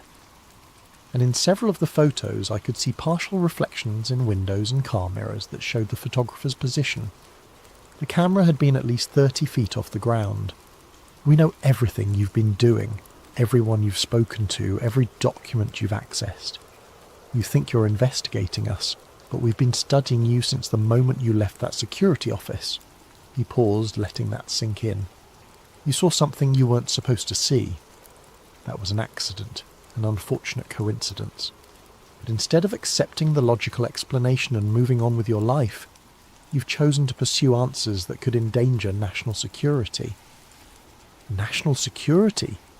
What kind of national security requires covering up contact with non-human entities? The man's expression didn't change, but something flickered behind those pale eyes. The kind that prevents mass panic, economic collapse, and the breakdown of social order. Do you really think the public is ready to learn that they're not alone in the universe? That beings with technology beyond our understanding have been operating on Earth for decades? So you admit it. These things, whatever they are, they're real. I admit nothing. But I'm offering you a choice, Mr. Rivera. Walk away now, and you can return to your normal life. We can arrange new employment, perhaps relocate you to a different city if you prefer. All we ask is your silence. And if I refuse, then you'll discover that there are worse things than being fired from a security job. He turned to go, then paused. You have 48 hours to decide. After that, the offer expires and other measures will be considered necessary. That night I found my car window smashed and my apartment door slightly ajar. Nothing was missing, but every electronic device I owned had been mysteriously reset to factory settings. My computer's hard drive had been wiped, my phone had been remotely erased, and even my digital camera's memory card was blank. The message was clear. They could reach me anywhere, any time, and they had technology that made conventional security meaningless. But instead of intimidating me into silence, the threat only reinforced my determination to find the truth. I spent the next day acquiring new equipment and creating backup plans that I hoped would be hardest to detect. Burner phones paid for with cash, anonymous email accounts accessed from public computers, physical documents stored in multiple locations. If they wanted to play surveillance games, I was going to make them work for it. My breakthrough came from an unexpected source, Detective Morrison. He called me on one of my new phones with information that changed everything. Rivera, I've been doing some digging since our conversation. Found someone you need to meet. Former federal agent who worked these kinds of cases before he had a crisis of conscience. The meeting was arranged for a small cafe in Coral Gables. I arrived early and chose a table with clear sightlines to all entrances, paranoid now about being followed or monitored. The man who approached my table looked like he hadn't slept in weeks. He was thin, pale, with the kind of nervous energy that came from constantly looking over his shoulder. "You're Rivera," he said without preamble as he sat down. "I'm Agent Thompson. Former Agent Thompson, I should say. Morrison said you worked these cases." For 12 years I was part of a classified program that dealt with what we called anomalous contact events. What you witnessed at Bayside was just the latest in a long series of incidents that have been occurring with increasing frequency. Thompson looked around the cafe nervously before continuing. "The entities you saw, we call them visitors, have been making contact for decades. Not invasion-style contact, more like observation. Study. They seem to be monitoring human development, occasionally taking samples or specimens. Specimens? Missing persons cases that never get solved. People who vanish without a trace, often from areas where visitor activity has been detected. The official position is that there's no connection, but the patterns are unmistakable." He pulled out a thick folder and slid it across the table. "These are copies of classified reports from similar incidents across the country. Miami has had more visitor activity than almost anywhere else, probably because of its location and population density." I opened the folder and found myself looking at government documents marked with classification levels I'd never seen before. Incident reports, witness statements, technical analyses of recovered materials. Why are you showing me this? Because the program is changing direction. For years the policy was containment and secrecy. Document the encounters, clean up the evidence, silence the witnesses. But recently there's been a shift toward active cooperation. Cooperation? Trade agreements, technology exchanges. The visitors have been offering advanced science in return for access to human subjects and freedom to operate without interference. Thompson's voice dropped to barely above a whisper. "Some people in the government think this is humanity's chance to make a quantum leap in technological development. Others think we're selling our species to entities whose motives we don't understand. He pointed to a specific document in the folder. That's a report from 3 months ago. A visitor delegation meeting with Pentagon officials to discuss expanded operations. Your incident at Bayside was part of a new protocol. Instead of completely hiding their activities, they're testing public response to limited exposure. You mean they wanted me to see them? Not you specifically, but someone. They need to gauge how humans react to direct contact, how effectively the cover-up mechanisms work, how much pressure it takes to silence witnesses. The implications were staggering. I hadn't stumbled onto a secret. I'd been used as a test subject in some kind of psychological experiment. What happened to the entity they captured at Bayside? Transported to a secure facility in Nevada. But Rivera, here's the thing. It wasn't captured. It was surrendered. The visitors sometimes allow us to take individuals for study. As part of the cooperation agreement, Thompson stood up to leave but turned back one more time. There's a transportation scheduled for tonight. They're moving the Bayside specimen to a different facility, and there's going to be a window of vulnerability during the transfer. If someone wanted to document proof of the program. He left an address written on a napkin and walked away without another word. The address Thompson had given me was for a warehouse in the industrial district near the port. According to my research, it was officially owned by a shipping company, but tax records showed it had been leased to a federal agency under a classified contract. I arrived at 11 p.m. and found a position across the street where I could observe the warehouse without being seen. The building was surrounded by a high fence topped with razor wire, and I could see armed guards patrolling the perimeter. At 11:45, a convoy of black vehicles arrived. 3 SUVs and a large truck that looked like it had been modified for special cargo. Federal agents in tactical gear emerged from the vehicles and began preparing for some kind of operation. I'd managed to acquire a camera with a powerful telephoto lens, and I started documenting everything I could see. The agents were using equipment that looked far more advanced than standard law enforcement gear. Devices that glowed with soft light, instruments that seemed to scan the air itself. At midnight they brought out the container. It was roughly the size of a coffin, made from some kind of metallic material that seemed to shift and flow in the light. 2 agents carried it carefully to the modified truck, handling it with the kind of reverence usually reserved for religious artifacts. But as they loaded the container, something went wrong. One of the agents stumbled, and the container tilted at an angle that caused part of its contents to become visible through a transparent section I hadn't noticed before. Through my camera lens, I got a clear view of what was inside. It was the entity from Bayside, but it was awake. Those reflective eyes were open and aware, looking directly through the transparent section toward the warehouse where I was hidden. Even from a distance of several hundred feet, I felt the same electric sensation I'd experienced in the parking lot. The same sense of being observed by an intelligence that was fundamentally alien. But what happened next changed everything I thought I understood about the situation. The entity moved its hand, or what passed for a hand, and placed it against the transparent barrier. Not struggling to escape, not trying to break free, but making what appeared to be a deliberate gesture. It was waving, not at the agents surrounding the container, but at me. Somehow it knew I was there, knew I was watching, and was acknowledging my presence. I kept shooting photographs, documenting every detail of the transfer process. But as the convoy prepared to leave, I noticed something that made my blood run cold. One of the agents had pulled out a device that looked like a tablet computer, but the screen was displaying what appeared to be a real-time satellite view of the industrial district. As I watched through my camera, a red dot appeared on the screen marking the exact building where I was hidden. They knew I was there. The agent with the tablet spoke into his radio, and I saw several other agents begin moving in my direction. I had maybe 2 minutes before they reached my position. I quickly ejected the memory card from my camera and slipped it into my shoe, then grabbed a backup card I'd brought and put it in the camera. If they caught me, I wanted them to find decoy footage that wouldn't reveal what I'd actually captured. But I didn't wait around to be caught. I slipped out of the warehouse through a back entrance and made my way through a maze of industrial buildings toward where I'd parked my car. Behind me, I could hear the sounds of pursuit, engines starting, radios crackling. the systematic search of a trained tactical team. I reached my car just as the first agent appeared at the end of the alley.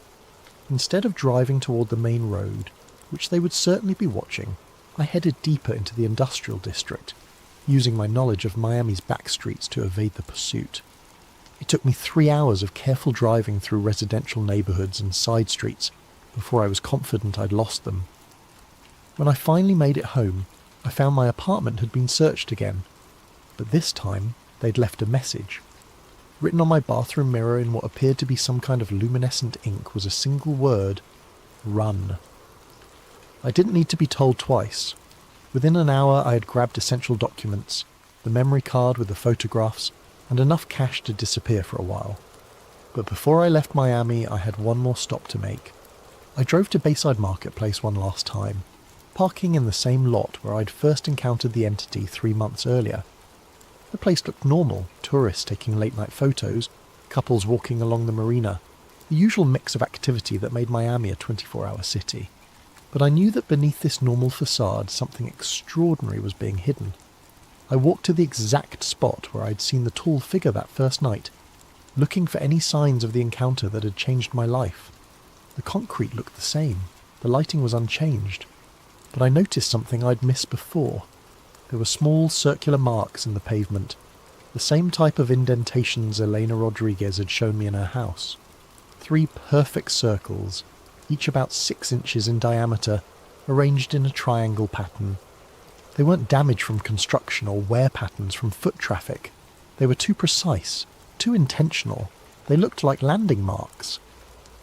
As I knelt to examine them more closely, I heard a familiar sound, that electric static that seemed to come from the air itself.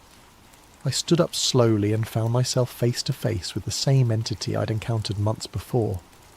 It was standing about 10 feet away, perfectly still, watching me with those reflective eyes. But this time, I wasn't afraid. After everything I'd learned, everything I'd discovered about the cover-up and the cooperation agreements, I realised that this wasn't a predator or an invader. It was a researcher, and I was part of its study. We regarded each other in silence for several long moments. Then, impossibly, it spoke. The voice didn't come through the air. It appeared directly in my mind, like a thought that wasn't my own. You have seen, you have documented, you have chosen to pursue truth despite consequences. Why? I asked. Not sure if I was speaking aloud or thinking the question. Your species stands at a threshold. Some among you are ready for broader contact. Others resist change. We study both responses. The government knows about you. They're working with you. Some among your leaders seek cooperation. Others seek control. The outcome is not yet determined. What do you want from us? To understand, to evaluate, to determine if your species can join the broader community of intelligence. And if we can't? The entity tilted its head at that impossible angle, considering the question. Then you will remain isolated until you are ready, or until you are no longer capable of choice. The implications of that statement sent a chill through me, but before I could ask for clarification, the entity was speaking again. You have served your purpose, Marcus Rivera. Your reactions, your investigations, your resistance to suppression, all have provided valuable data. I was an experiment. You were a volunteer. You chose to see when others chose to look away. You chose to investigate when others chose to forget. You chose truth when others chose comfort. What happens now? Now you choose again. Accept silence and return to your previous existence, or continue seeking truth and accept the consequences. The entity reached into what appeared to be a pocket in its dark clothing and pulled out a small metallic device about the size of a smartphone. This contains evidence of our presence that cannot be erased or corrupted by your government's technology. Use it wisely. It placed the device on the ground between us, then stepped backward. We will be watching, Marcus Rivera. Your choices will influence how we proceed with your species. And then, just as it had before, the entity simply wasn't there anymore. I stood alone in the Bayside parking lot, holding an alien device that contained proof of everything I'd suspected. That was 6 months ago. I'm writing this from a small motel room in Colorado, the latest stop in a journey that has taken me across the country, as I stay ahead of the federal agents who are still hunting for me. The device the entity gave me has proven to be everything it promised, irrefutable evidence of non-human intelligence operating on Earth. I've uploaded copies of the files to dozens of secure servers, sent copies to journalists and researchers around the world, and created enough redundancy to ensure that the truth can't be completely suppressed. The response has been exactly what you'd expect. Most mainstream media outlets have ignored the evidence or dismissed it as elaborate hoaxes. Government officials have denied everything while simultaneously launching investigations into national security breaches. The usual debunkers have produced increasingly elaborate explanations for why, obviously alien technology must be some kind of military prototype. But some people are listening. Some people are investigating. Some people are asking the right questions. I've been contacted by witnesses from dozens of other incidents. Construction workers who found buried artifacts, military personnel who encountered craft that defied physics, scientists who were ordered to destroy research that proved too inconvenient. We're building a network of people who refuse to accept the official silence. People who believe that humanity deserves to know the truth about our place in the universe. The federal agents are still hunting for me. I change locations every few days, use only cash, avoid any kind of electronic communication that can be traced. But I'm not running scared anymore.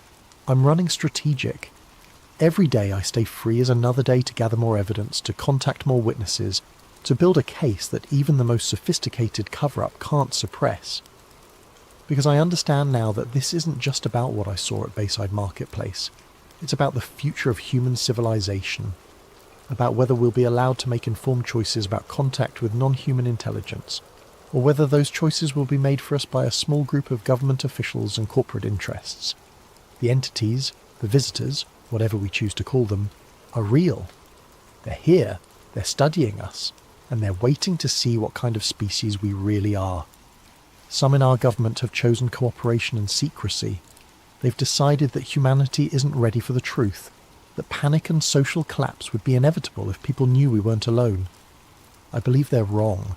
I believe that people deserve to know, that we have the right to participate in decisions about our own future.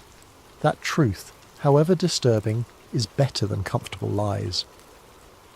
So I'm going to keep running, keep investigating, keep documenting. I'm going to find every witness, gather every piece of evidence, and build a case so comprehensive that even the most sophisticated disinformation campaign can't discredit it. They took my job, my friends, my normal life, but they can't take what I saw that night at Bayside. They can't erase the truth, and as long as I'm alive and free, I'm going to make sure that truth eventually reaches the people who deserve to know it. The hunt continues. My name is Marcus Rivera, and this is my testimony. If something happens to me, if I disappear or die under suspicious circumstances, remember that the truth doesn't die with the messenger. They're here, they're watching, and humanity's future hangs in the balance of choices we're not even being allowed to make. The question isn't whether we're alone in the universe. The question is whether we're brave enough to handle the answer. But it was also something that the government considered sensitive enough to require immediate recovery and continued secrecy decades after the fact. That level of protection suggested technology that was either still classified or related to programs that remained sensitive for political or strategic reasons. By 2003, I had assembled what I believed was a coherent picture of what had happened at Kecksburg. It wasn't extraterrestrial.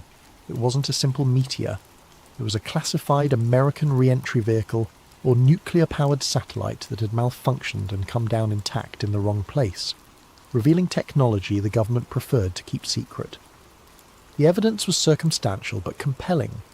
The sophisticated materials Ellen had identified, the nuclear contamination I'd found in the isolator, the professional efficiency of the recovery operation, the ongoing secrecy surrounding government documents related to the incident.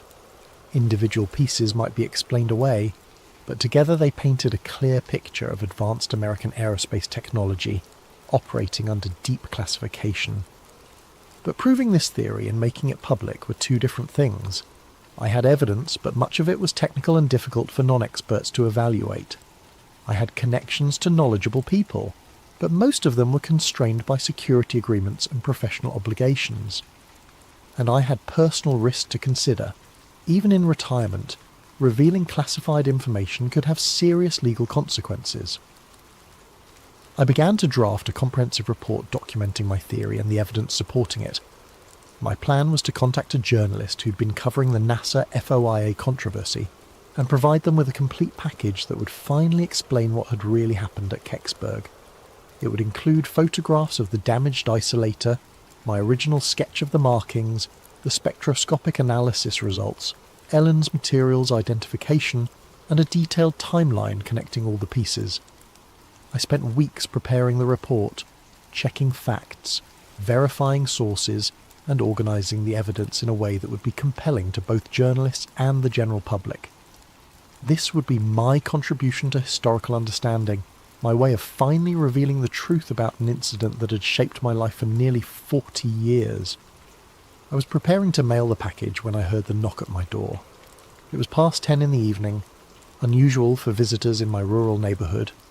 I lived on a quiet street in a small town outside Greensburg, the kind of place where people knew their neighbours, and unexpected late-night visits were rare enough to be noteworthy.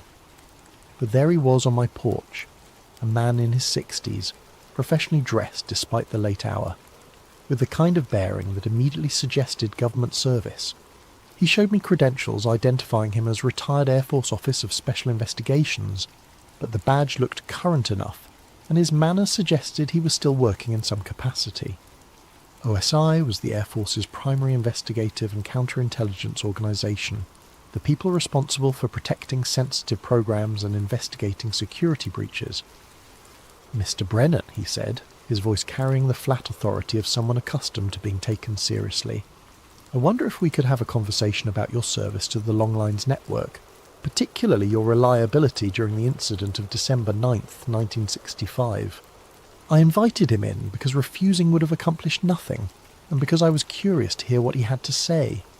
This was obviously related to my research into the Kecksburg incident, but I wasn't sure how they'd learned about it or what they wanted from me." He introduced himself as Agent William Fletcher, though I suspected that wasn't his real name. He moved through my living room with the practiced eye of someone trained in observation and threat assessment, noting the layout, the exits, and anything that might be relevant to his mission. But he was polite about it, professional rather than threatening. Fletcher began by thanking me for my decades of faithful service to the Longlines Network, noting that technicians like me had been the backbone of America's strategic communications during the Cold War. He was well informed about my career, mentioning specific assignments and commendations that weren't part of any public record. Someone had done their homework on me, and they'd done it thoroughly. "Your work was critical to national security," he said, settling into my favourite chair as if he belonged there. "The microwave relay systems you maintained carried some of the most sensitive communications in the government. Military command and control, diplomatic cables, intelligence reports. All of it depended on people like you keeping the systems operational under all conditions." He was correct, of course. The Longlines Network had been designed to survive nuclear attack, to keep the government functioning even under the most extreme circumstances. During the Cuban Missile Crisis, every communication between Washington and Moscow had probably passed through equipment I'd personally maintained.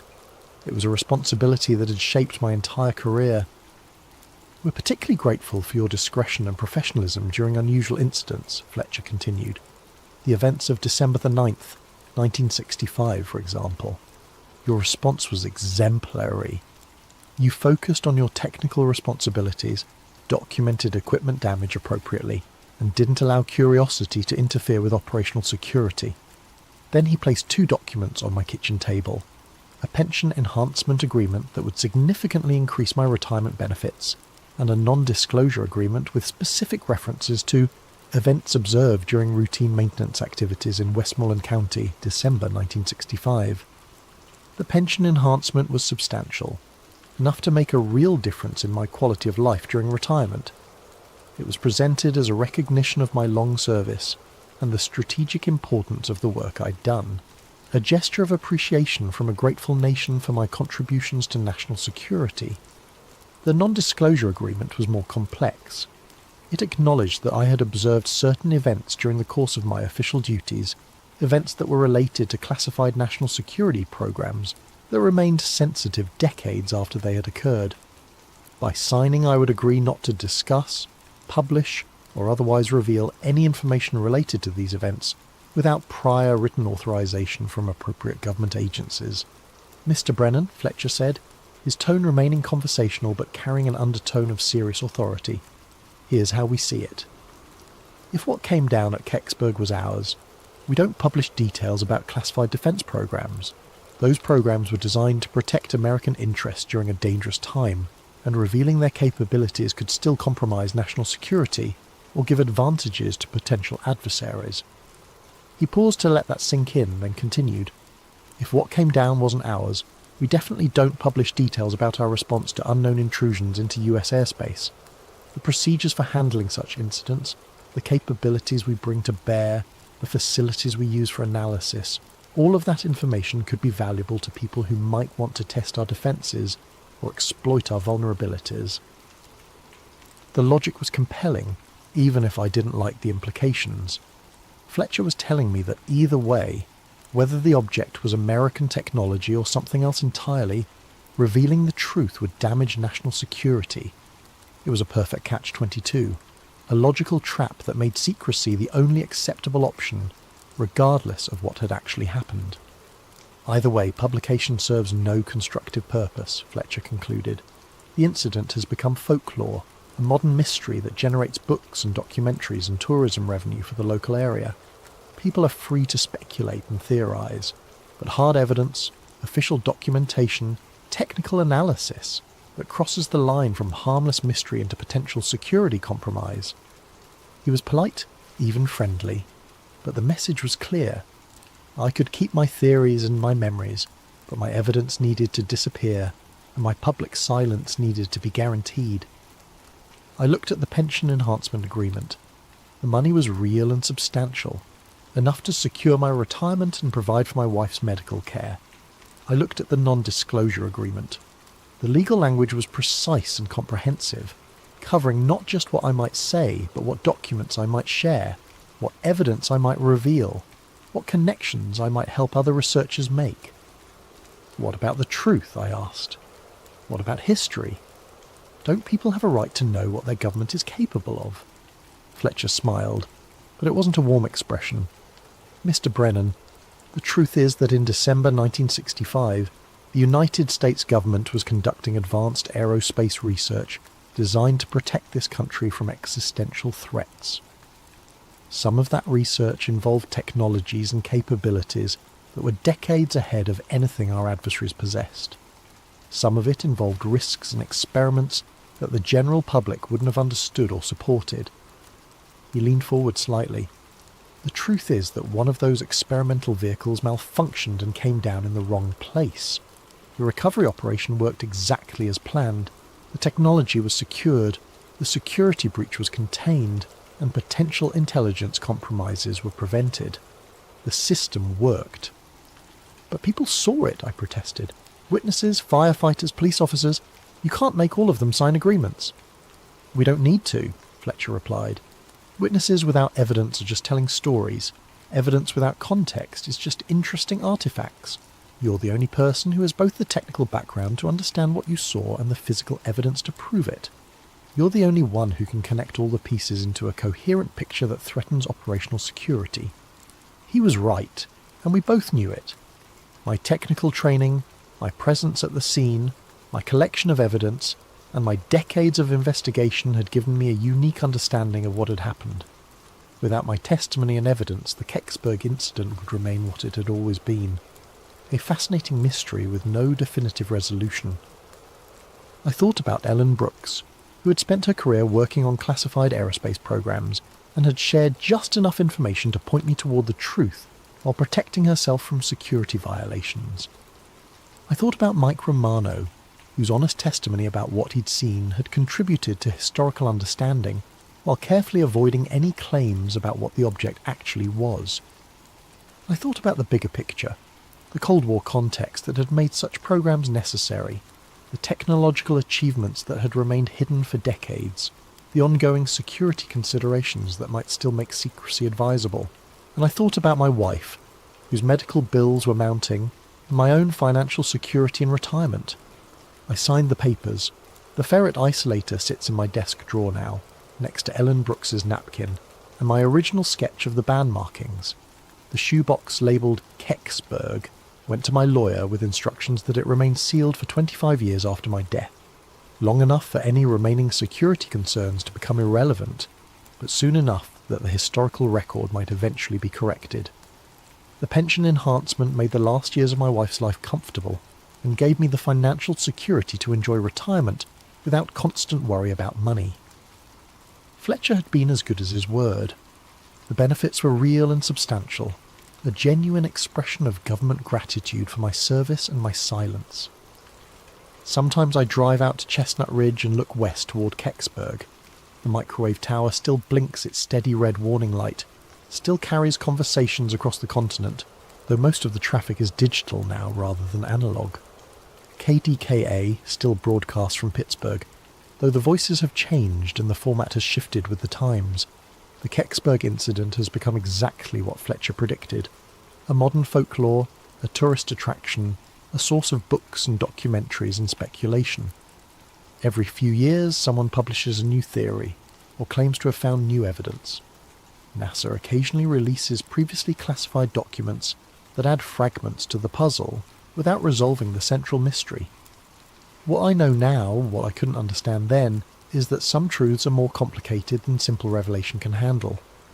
The object that came down in those woods was real, but it was also part of a larger story about American technological capabilities during the Cold War, about the costs and benefits of secrecy in a democratic society, about the tension between public curiosity and national security. The acorn-shaped vehicle was almost certainly an American experimental re-entry vehicle, probably nuclear-powered, possibly part of a reconnaissance or early warning satellite program that was decades ahead of publicly acknowledged capabilities.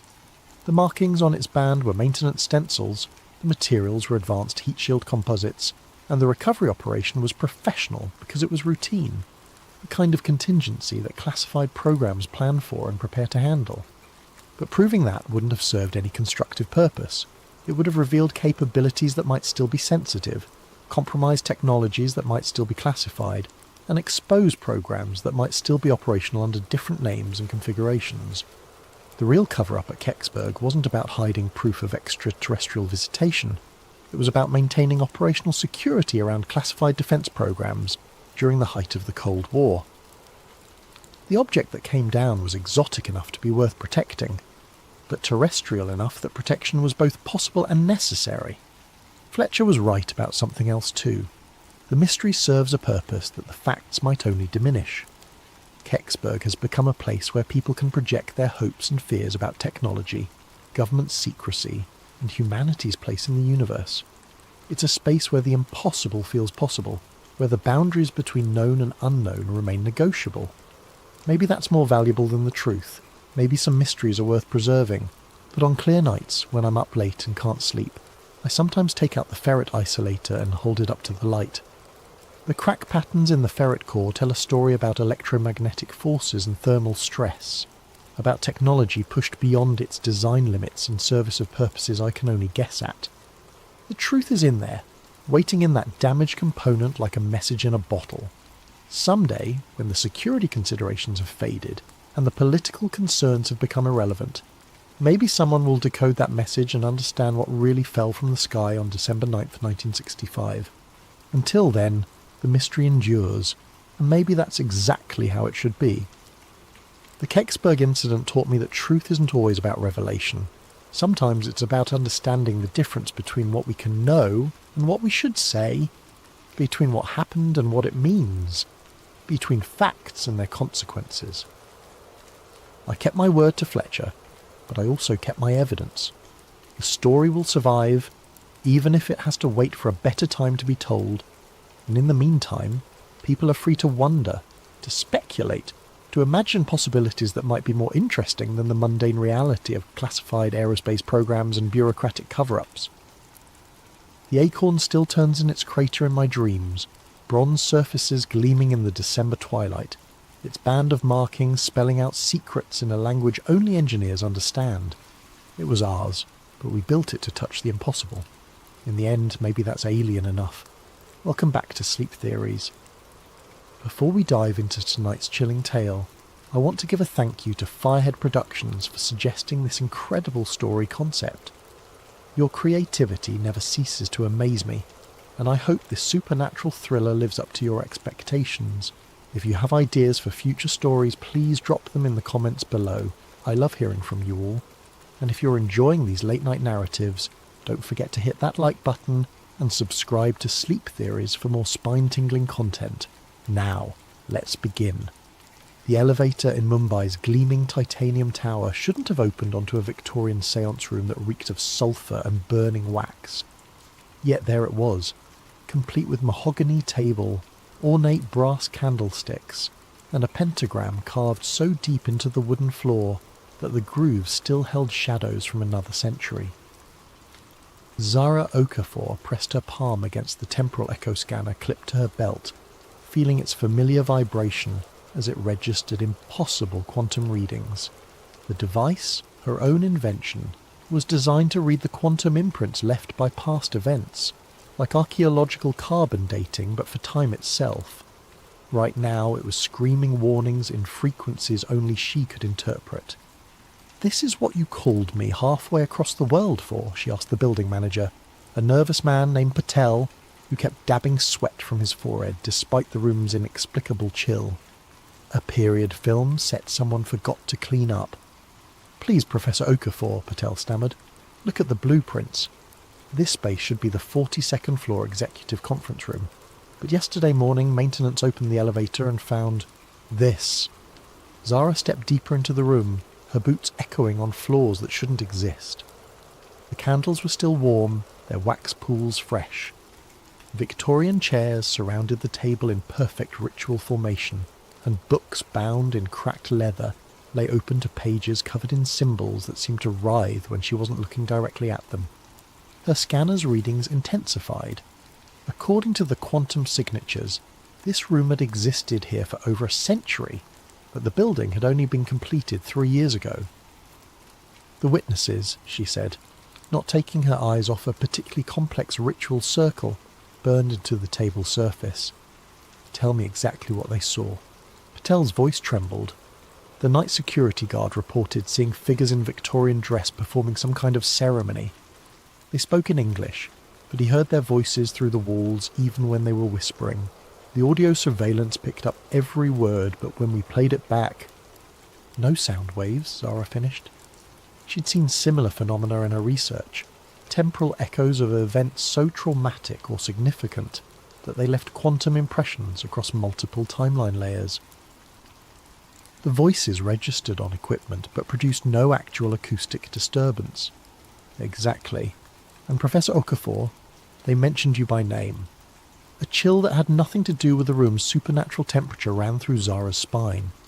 She'd spent 8 years perfecting temporal echo technology, investigating sites where the past seemed to bleed through into the present. She'd documented impossible archaeological finds, recorded conversations with people who'd been dead for centuries, and mapped quantum anomalies that mainstream science refused to acknowledge. But never had any of her subjects known she was coming. What exactly did they say? Patel pulled out his phone, hands shaking as he accessed the audio file. The playback was crystal clear. Victorian English accents discussing ritual preparation, astronomical alignments, and something called the ninth convergence. Then, cutting through the ceremonial chanting like a blade through silk, came words that made Zara's chest tighten. She approaches. The quantum archaeologist, sister to the lost one. When Zara Okafor crosses our threshold, the final seal weakens. The ninth cipher reveals itself, and all worlds converge as one. The recording ended in silence that felt heavier than sound.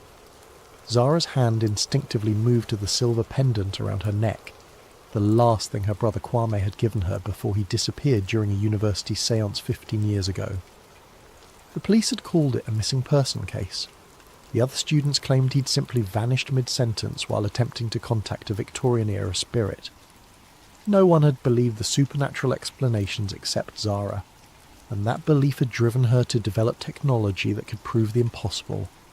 Now, standing in a room that couldn't exist, listening to voices from the past speak her name, she wondered if Kwame's disappearance had been the beginning of something far larger than she had ever imagined. Her scanner detected movement behind her. She spun around to find a man in an expensive suit standing in the doorway, tall, silver-haired, with the kind of authoritative presence that suggested military or intelligence background. "Professor Okafor," he said in a crisp British accent, "I'm Marcus Chen, formerly of MI6. We need to talk." "The building was sealed," Patel protested. "How did you—" "The same way this room appeared where it shouldn't exist," Marcus replied smoothly. "Reality has been developing significant structural problems lately, and I believe the good professor's expertise is exactly what we need to understand why." Zara studied him carefully. Her scanner was picking up unusual quantum signatures from his direction. Not temporal echoes, but something else. Something that suggested he'd been exposed to the same kind of anomaly she was detecting here. "You've seen this before," she said. It wasn't a question. 9 times in the last 3 months across 6 continents. Victorian seance rooms materializing in modern buildings. Golden Dawn ritual chambers appearing in locations where the organization once operated. Each incident stronger than the last, each one corresponding to specific dates from 1888 to 1900.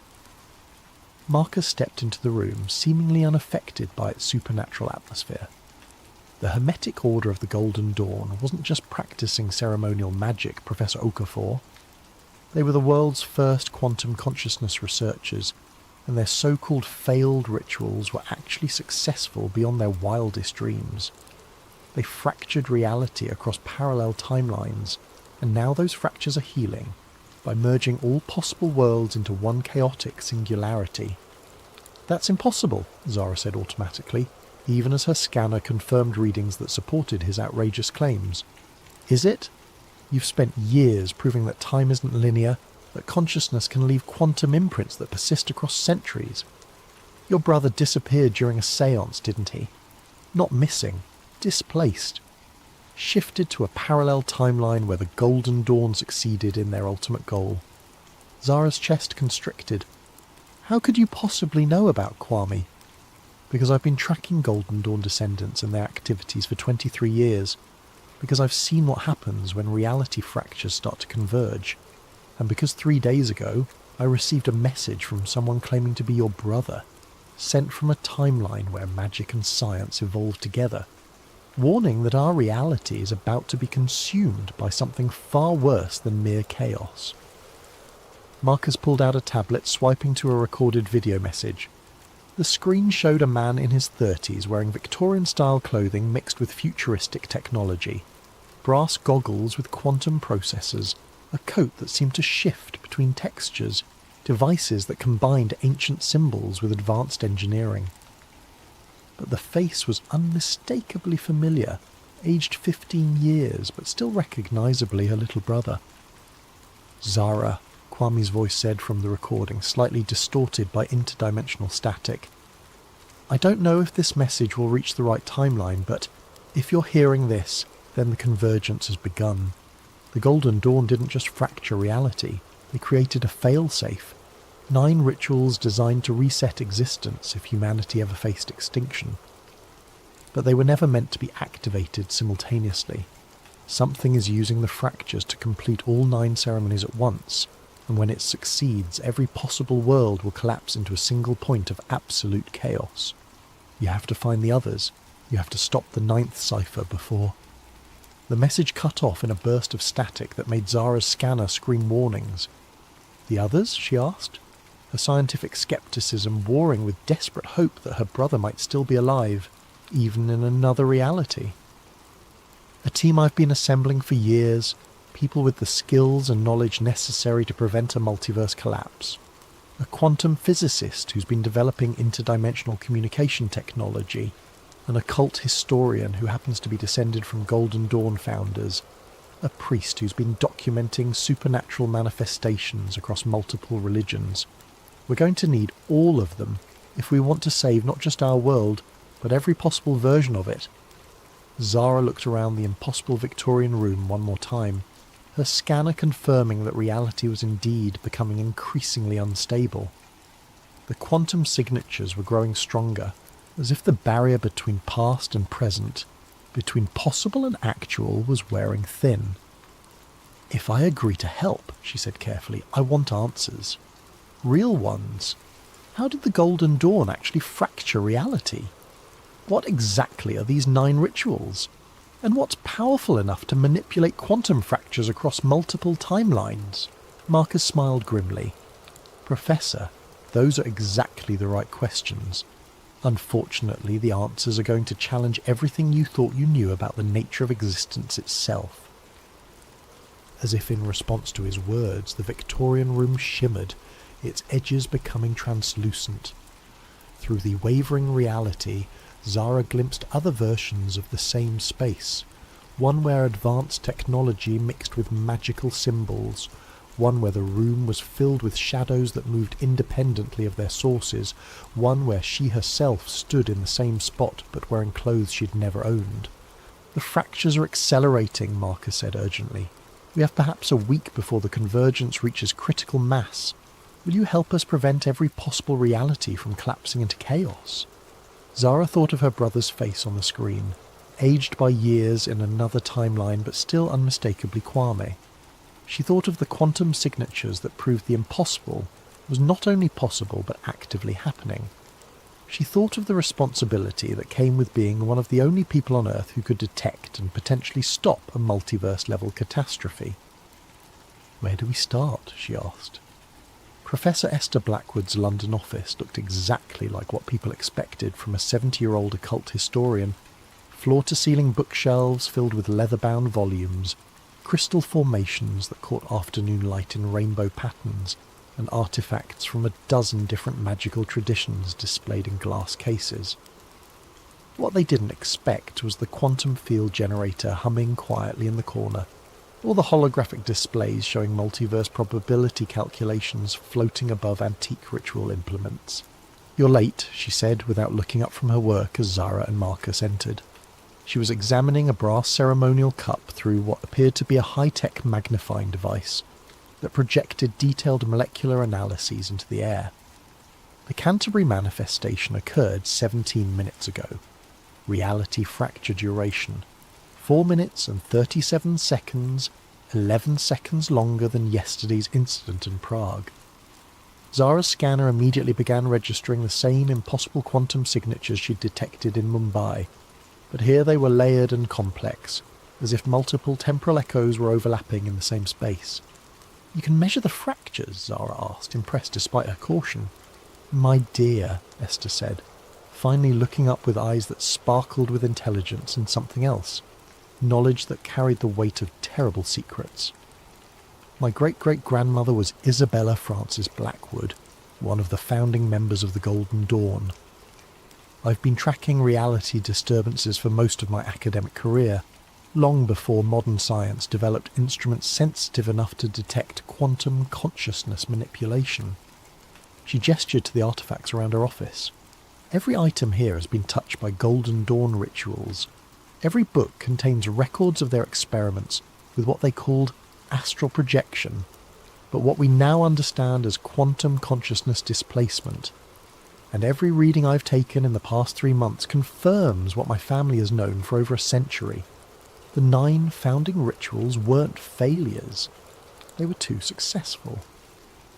Marcus moved to examine a detailed map of the world covered in pins and connecting strings. "Show her the pattern." Esther joined him at the map, pointing to locations marked in different colours.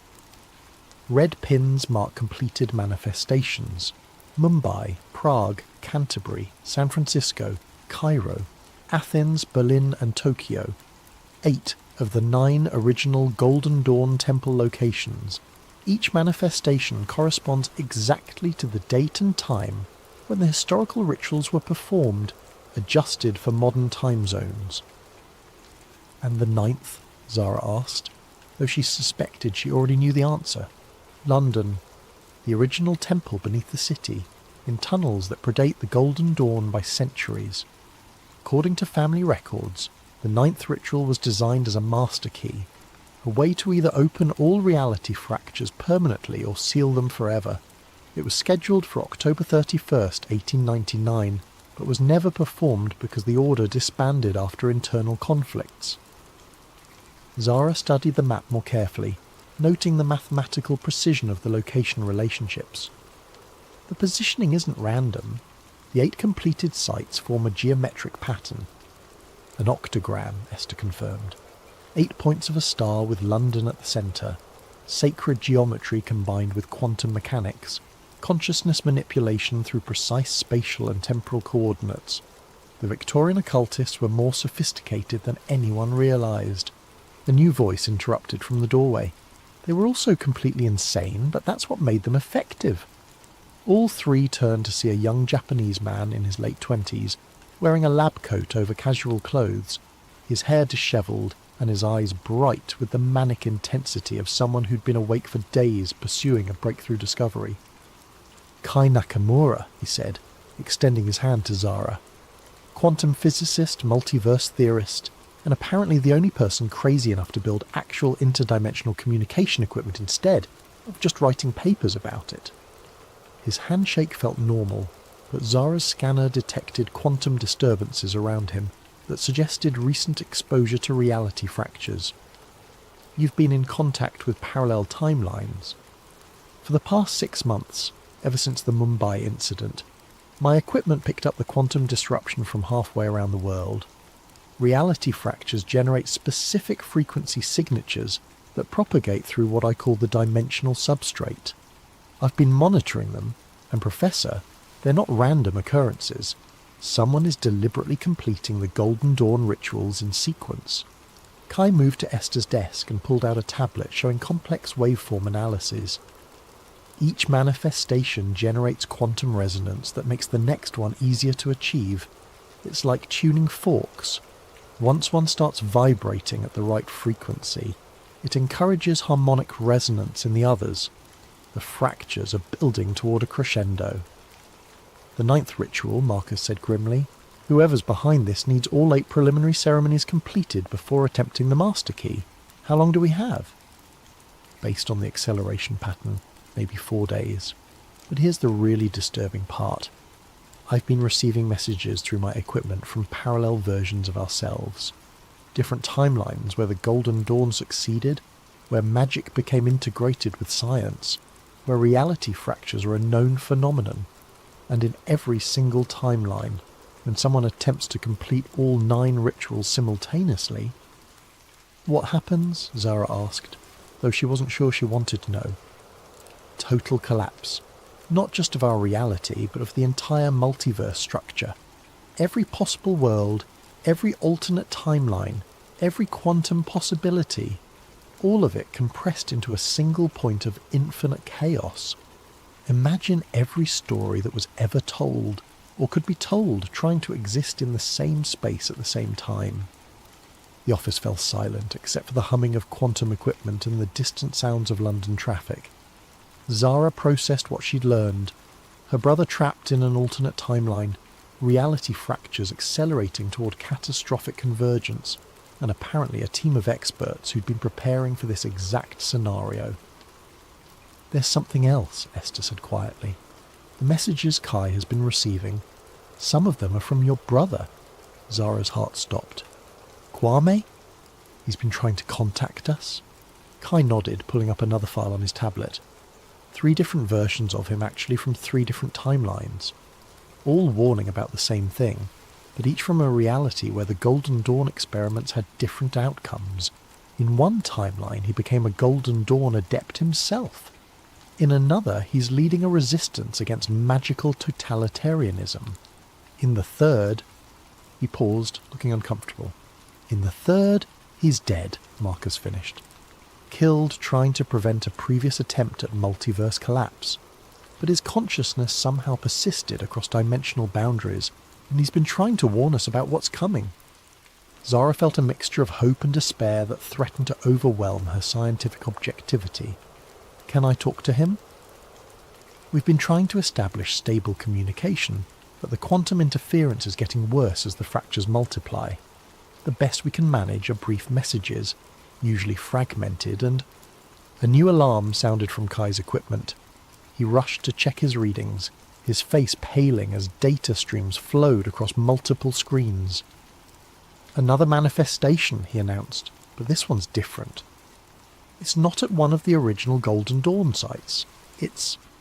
He looked up with genuine fear in his eyes. It's here. In London. Someone just activated a massive reality fracture directly beneath the city. Through the office windows, Zara could see impossible things beginning to happen in the streets below. Victorian carriages materialised between modern cars. People in period dress walked through crowds of confused pedestrians. Gaslight flickered alongside electric street lamps, and buildings seemed to shift between architectural styles as she watched.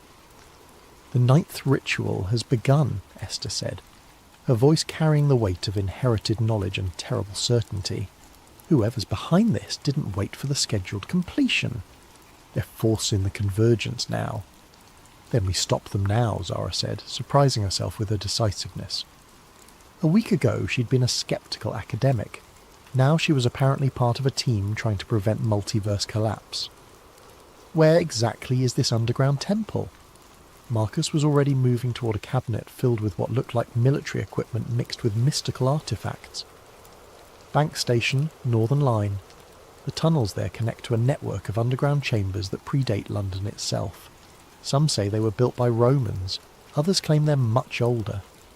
The Golden Dawn used them because the location sits on multiple ley line intersections, natural quantum weak points that make reality manipulation easier. We'll need backup," Esther said, gathering books and artefacts with practiced efficiency. "There's one more team member you should meet."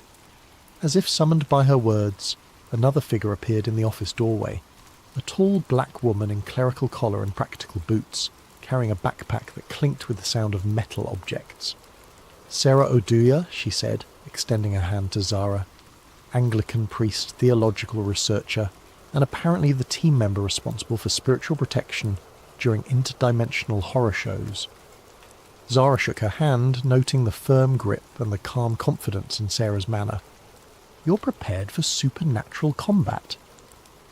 "I prefer to think of it as theological negotiation with hostile entities," Sarah replied with a slight smile. "But yes, I've been tracking reality fractures from the religious angle. When dead saints start appearing to warn about the end of all possible worlds, the church pays attention." Outside, London was becoming increasingly unstable.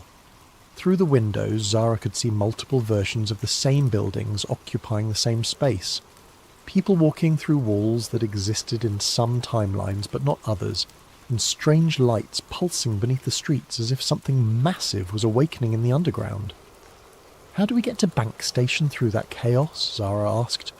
"Very carefully," Marcus replied, shouldering a pack filled with equipment she couldn't identify. "And with the understanding that once we go underground, we might not be dealing with just one reality anymore. The closer we get to the ninth ritual site, the more unstable the dimensional boundaries become." Kai's equipment screamed another warning. "Quantum cascade failure in progress. Reality coherence dropping below critical thresholds. Whatever they're doing down there, it's working faster than any of my models predicted." "Then we better hurry," Esther said, tucking a leather-bound book into her coat. "Because according to family records, the ninth cipher doesn't just reset reality.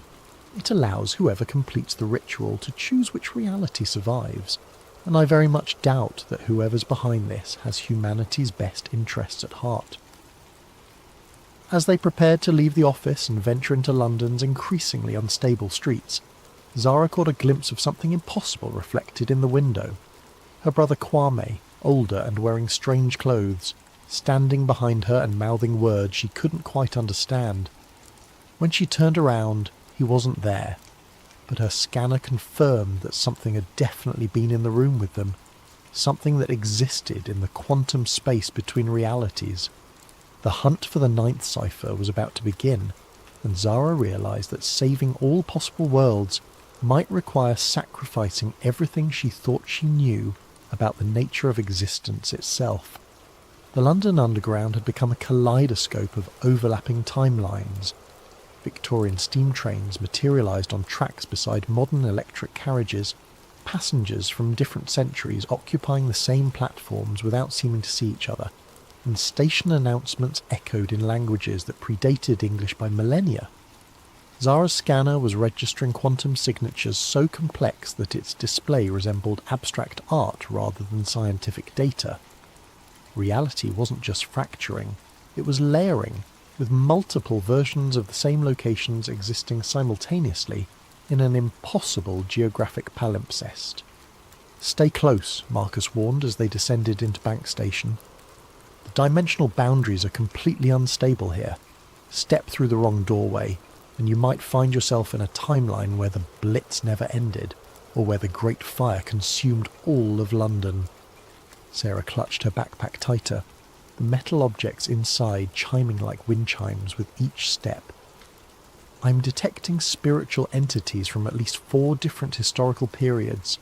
Some are human souls displaced by the reality fractures, but others..." She paused, listening to something only she could hear. Others are something else entirely. Something that was never human but has been waiting in the spaces between worlds for exactly this kind of dimensional chaos. The platform around Bank Station was a maze of conflicting architectures. Victorian ironwork intersected with Roman stone, medieval timber supported modern concrete, and everywhere the eye looked, passages led into tunnels that belonged to different eras entirely. Other passengers moved through the space like ghosts, each existing fully in their own timeline but only partially visible to the others. "There," Esther said, pointing toward a maintenance door marked with symbols that seemed to shift between runic scripts, alchemical notation, and mathematical formulas. "That doorway shouldn't exist in any normal timeline. It's a Golden Dawn modification keyed to specific quantum frequencies." Kai consulted his portable equipment, frowning at readings that defied conventional physics. "The reality distortion is strongest in that direction. Whatever's generating the dimensional cascade, it's directly beneath us, maybe 50 metres down, in tunnels that my scans suggest are significantly older than London itself." As they approached the doorway, Zara's scanner detected movement in her peripheral vision. She turned to see figures in Victorian dress performing some kind of ritual in what appeared to be a gaslit version of the same platform. They were translucent but becoming more solid with each passing moment, as if the boundary between their timeline and the present was dissolving. "The original Golden Dawn members," Esther whispered. "Somehow the reality fractures are pulling their consciousness forward from the past.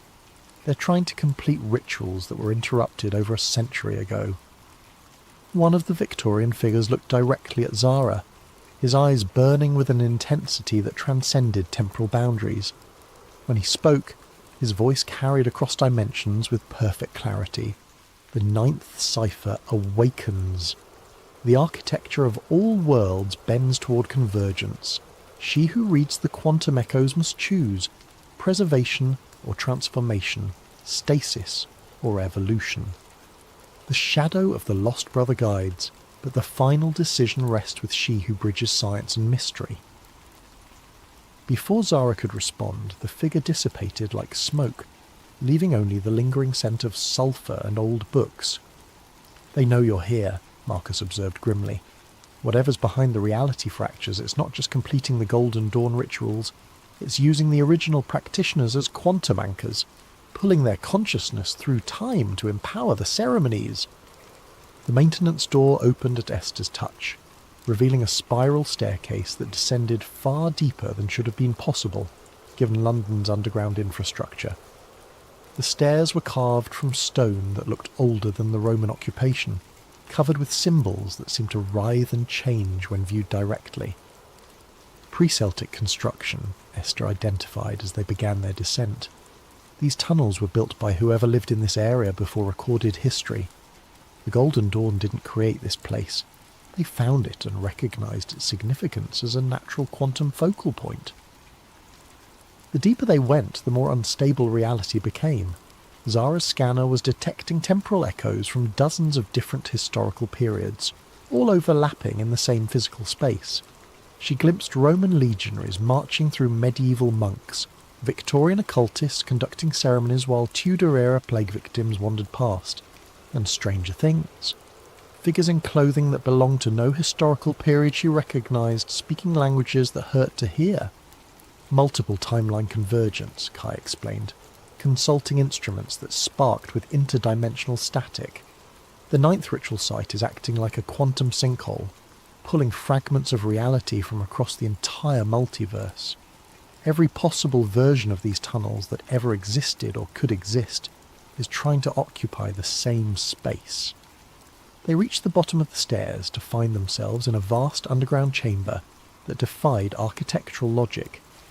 The ceiling stretched upward into darkness, punctuated by lights that might have been stars or distant fires.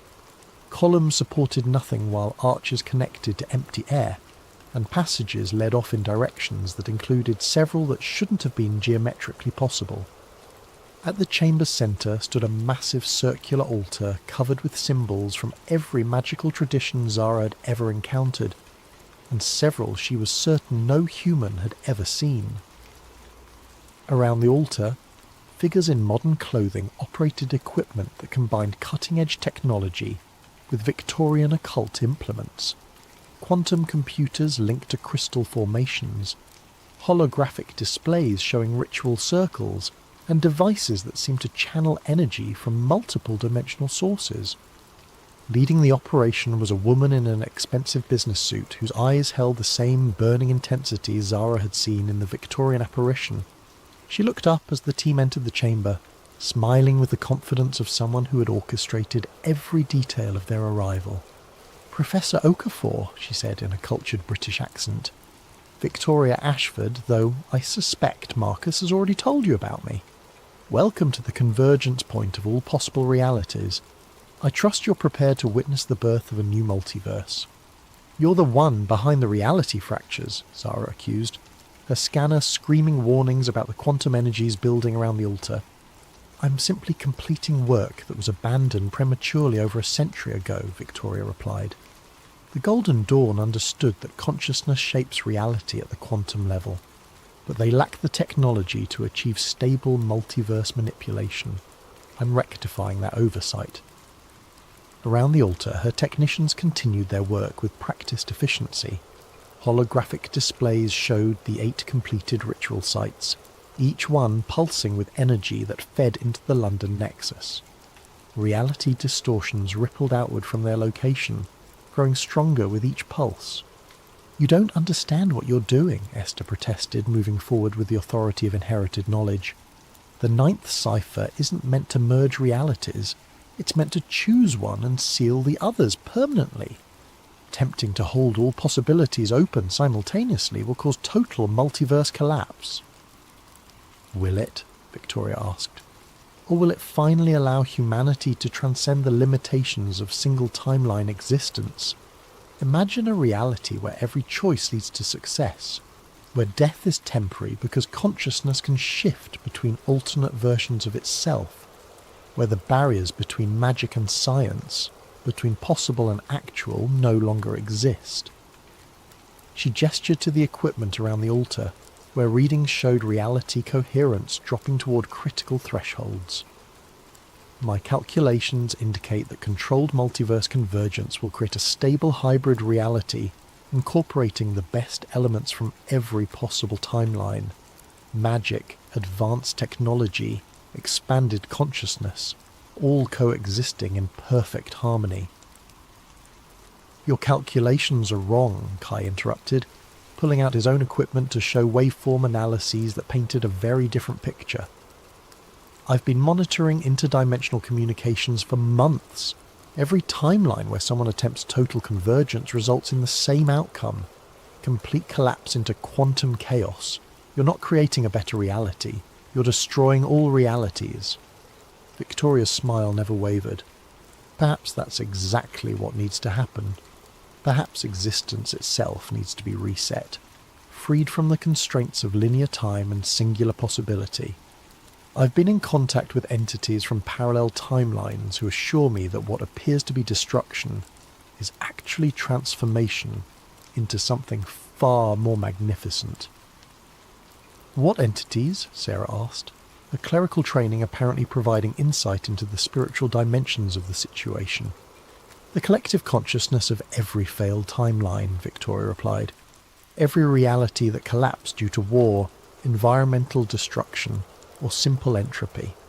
They've been waiting in the quantum spaces between worlds, and the reality fractures are giving them a chance to merge with successful timelines, to finally exist again, even if it means reshaping the entire multiverse in the process.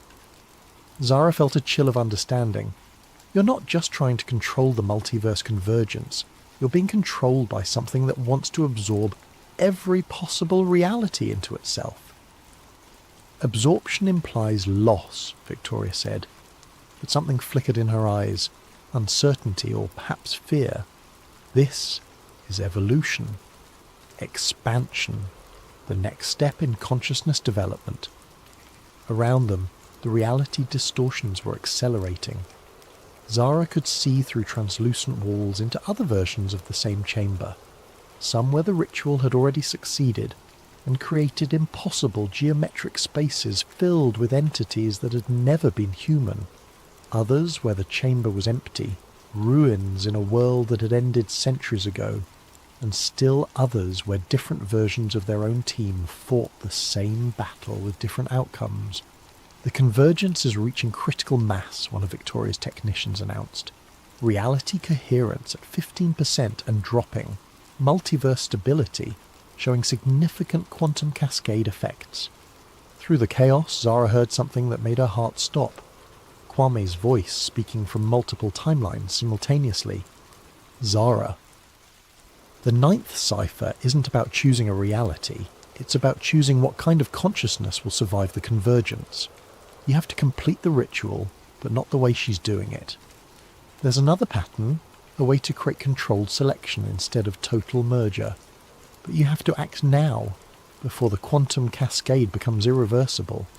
She looked around the chamber and realised with growing horror that they might already be too late.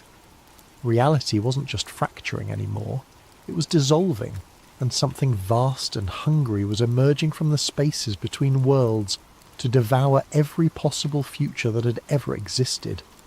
The chamber erupted in chaos as multiple versions of reality tried to occupy the same space simultaneously. Victorian Golden Dawn members materialised alongside Roman priests. Medieval alchemists appeared next to figures in environmental suits who might have been from humanity's far future. And through it all, entities that had never been human writhed in the dimensional spaces between what was real and what was possible. Zara's scanner was beyond overloaded, its readings resembling static more than scientific data. But through the quantum noise, she could detect something else, a pattern, a mathematical structure underlying the apparent chaos. The ninth cipher wasn't random destruction. It was following specific rules that governed how consciousness could be preserved during multiverse collapse. The ritual circle, she shouted to her team over the dimensional storm, is not just about merging realities, it's about choosing which aspects of consciousness survive the convergence. Kwame was right. There's another way to complete it. Victoria's technicians were losing control of their equipment. Holographic displays flickered between timelines, showing the same ritual being performed with different outcomes across multiple realities. In some versions, the convergence created a stable hybrid universe. In others, it destroyed everything, leaving only empty quantum foam where infinite possibilities had once existed. The quantum cascade is accelerating beyond our parameters, one technician reported, his voice tight with fear. Reality coherence at 8%. We're approaching total dimensional breakdown. Then we adapt, Victoria replied. But Zara could see the first cracks in her confidence. Whatever entities had been guiding her calculations weren't providing solutions for outcomes that deviated from their predictions. Sarah had opened her backpack and was arranging metal objects in a defensive pattern around the team. Crucifixes, ceremonial daggers, symbols from multiple religious traditions, and other items that seemed designed for spiritual combat. The entities Victoria mentioned, she called out, they're not just collective consciousness from failed timelines. They're something else, something that feeds on collapsed realities. They've been manipulating events to create the convergence because they need the quantum energy released by multiverse destruction. Parasites, Esther confirmed, consulting one of her ancient books, even as reality warped around them. My family records describe them as devourers of possibility, beings that exist in the conceptual space between what is and what could be. They can only fully manifest when reality itself becomes unstable enough to bridge that gap.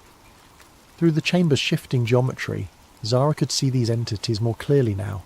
Shapes that hurt to look at directly. Geometries that included angles that shouldn't exist. Consciousness that was simultaneously vast and empty. They were emerging from the quantum fractures like living shadows, drawn by the energy being released as infinite realities collapse toward a single point. "Kai," she called out, "can your equipment establish communication with the parallel timelines?" "I need to talk to Kwame directly." "I'm trying, but the dimensional interferences..." His tablet sparked and went dark, then flickered back to life, showing a face that was unmistakably her brother, though aged and marked by experiences she couldn't imagine. "Zara, listen carefully. The entities feeding Victoria false calculations. They're not from failed timelines.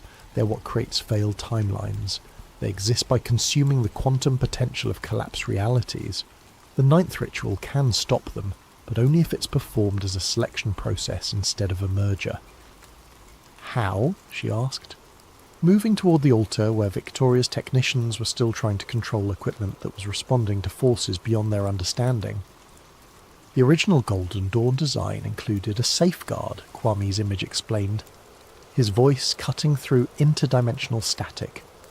9 points of consciousness anchored in 9 different timeline versions of the ritual. Instead of merging all realities, they create a selection matrix, a way to choose which elements from each possibility survive while allowing the rest to gracefully dissolve. But it requires 9 willing participants who can maintain consciousness coherence across multiple timelines simultaneously. "I count 5 of us," Marcus said grimly, dodging a piece of Victorian furniture that materialised and dematerialised in the same space he'd been standing. "How do we find 4 more participants when reality is falling apart around us?" "You don't need to find them," Kwame replied. "You need to become them. The ritual allows consciousness to split across parallel versions of itself. Each of you can anchor multiple timeline positions, but the process..." His image flickered with static. "The process." "What?" Zara demanded. "It's potentially fatal to your original consciousness. You'd be spreading your awareness across multiple versions of reality simultaneously. Some versions of you would survive, others wouldn't. There's no guarantee which consciousness would remain primary after the convergence." Victoria had been listening, her expression shifting from confidence to desperate calculation. "That's not what the entities told me. They said total merger was possible without consciousness fragmentation." "They lied," Sarah said bluntly, her spiritual training apparently providing insight into deceptive supernatural entities.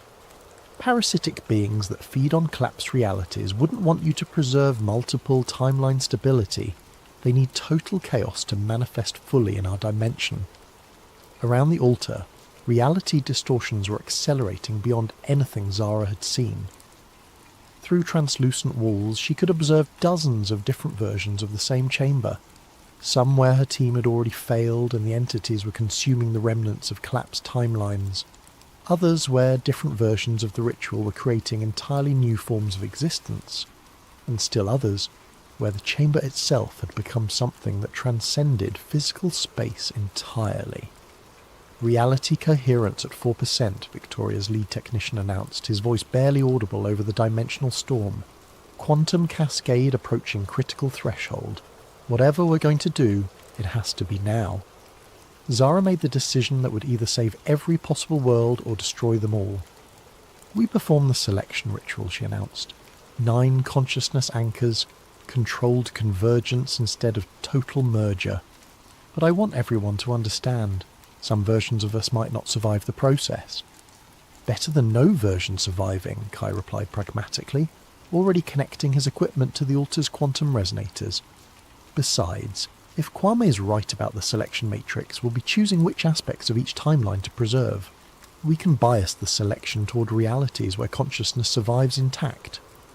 Esther was arranging artifacts from her collection around the altar's perimeter, creating a geometric pattern that combined Golden Dawn symbolism with mathematical formulas for quantum consciousness manipulation.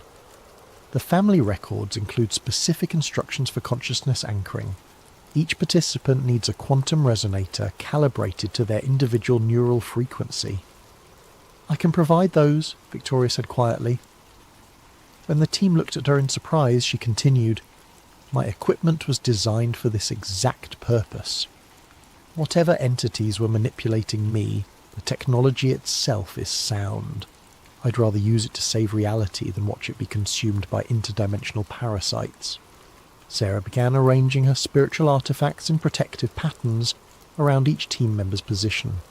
"Theological protection for consciousness fragmentation," she explained. "Different religious traditions have developed techniques for maintaining spiritual integrity during transcendent experiences. You'll need them when your awareness starts spreading across multiple timelines." "How do we know which timeline elements to preserve?" Marcus asked as he took his position at one of the altar's 9 focal points. "We trust our judgment," Zara replied, connecting her temporal echo scanner to Victoria's quantum resonators. "Each anchor point will allow us to perceive multiple reality options. We choose based on what creates the most stable, beneficial outcome for conscious beings across all timelines." Kwame's image flickered back into focus. "Zara, there's something else. The entities that have been manipulating events. They're not the only intelligence that's been watching the convergence. There are other beings, ones that want to preserve multiverse stability. They've been sending guidance through the quantum echoes, but their communication is subtle. Trust your instincts about which timeline elements feel right." The ritual began as Victoria's technicians initiated the quantum resonance sequence. Reality around the altar became increasingly fluid, with each participant existing simultaneously in multiple versions of the same moment. Zara could perceive herself in timelines where she'd made different career choices, different personal decisions, different scientific discoveries. Each version had access to knowledge and experiences that the others lacked. Through her consciousness anchor, she could see the selection matrix beginning to form, a vast multi-dimensional framework that displayed every possible outcome of the convergence. Some selections would preserve magic alongside science. Others would eliminate supernatural phenomena entirely, but advance technology centuries beyond current capabilities. Still others would create hybrid realities where consciousness itself evolved into new forms. "I can see the parasitic entities," Sarah reported from her anchor point. "They're trying to influence the selection process, steering choices toward outcomes that would leave reality permanently unstable. We need to actively resist their suggestions." "Focus on consciousness preservation," Esther added. "My position is showing multiple options for how aware beings survive the convergence. Some preserve individual identity, others merge consciousness into collective intelligences, still others create new forms of awareness entirely." Kai's scientific training was proving invaluable as he analysed the quantum mechanics underlying each selection option. "Mathematics are stable for controlled selection, but we need to maintain perfect synchronization. If any anchor point loses coherence, the entire matrix could collapse into chaotic merger." Around them, the entities that had been manipulating Victoria were becoming increasingly desperate, manifesting as geometric impossibilities that tried to disrupt the selection process. But Sarah's spiritual protections were holding, and the team's combined will was proving stronger than parasitic influence.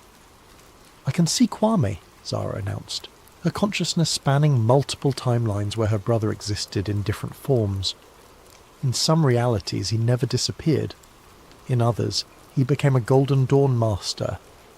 In still others, he died, but his consciousness persisted as a guardian intelligence. Which version should we preserve? "All of them," came the unexpected reply from Marcus. "The selection matrix doesn't require choosing single timeline versions.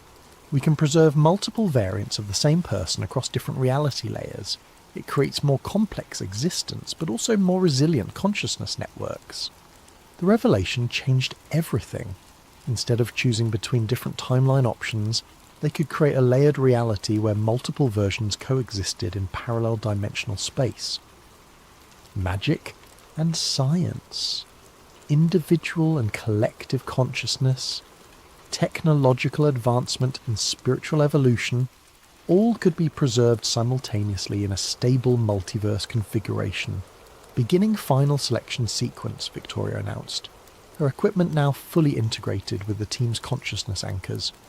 Reality coherence stabilizing at controlled threshold, quantum cascade shifting from destructive to constructive merger.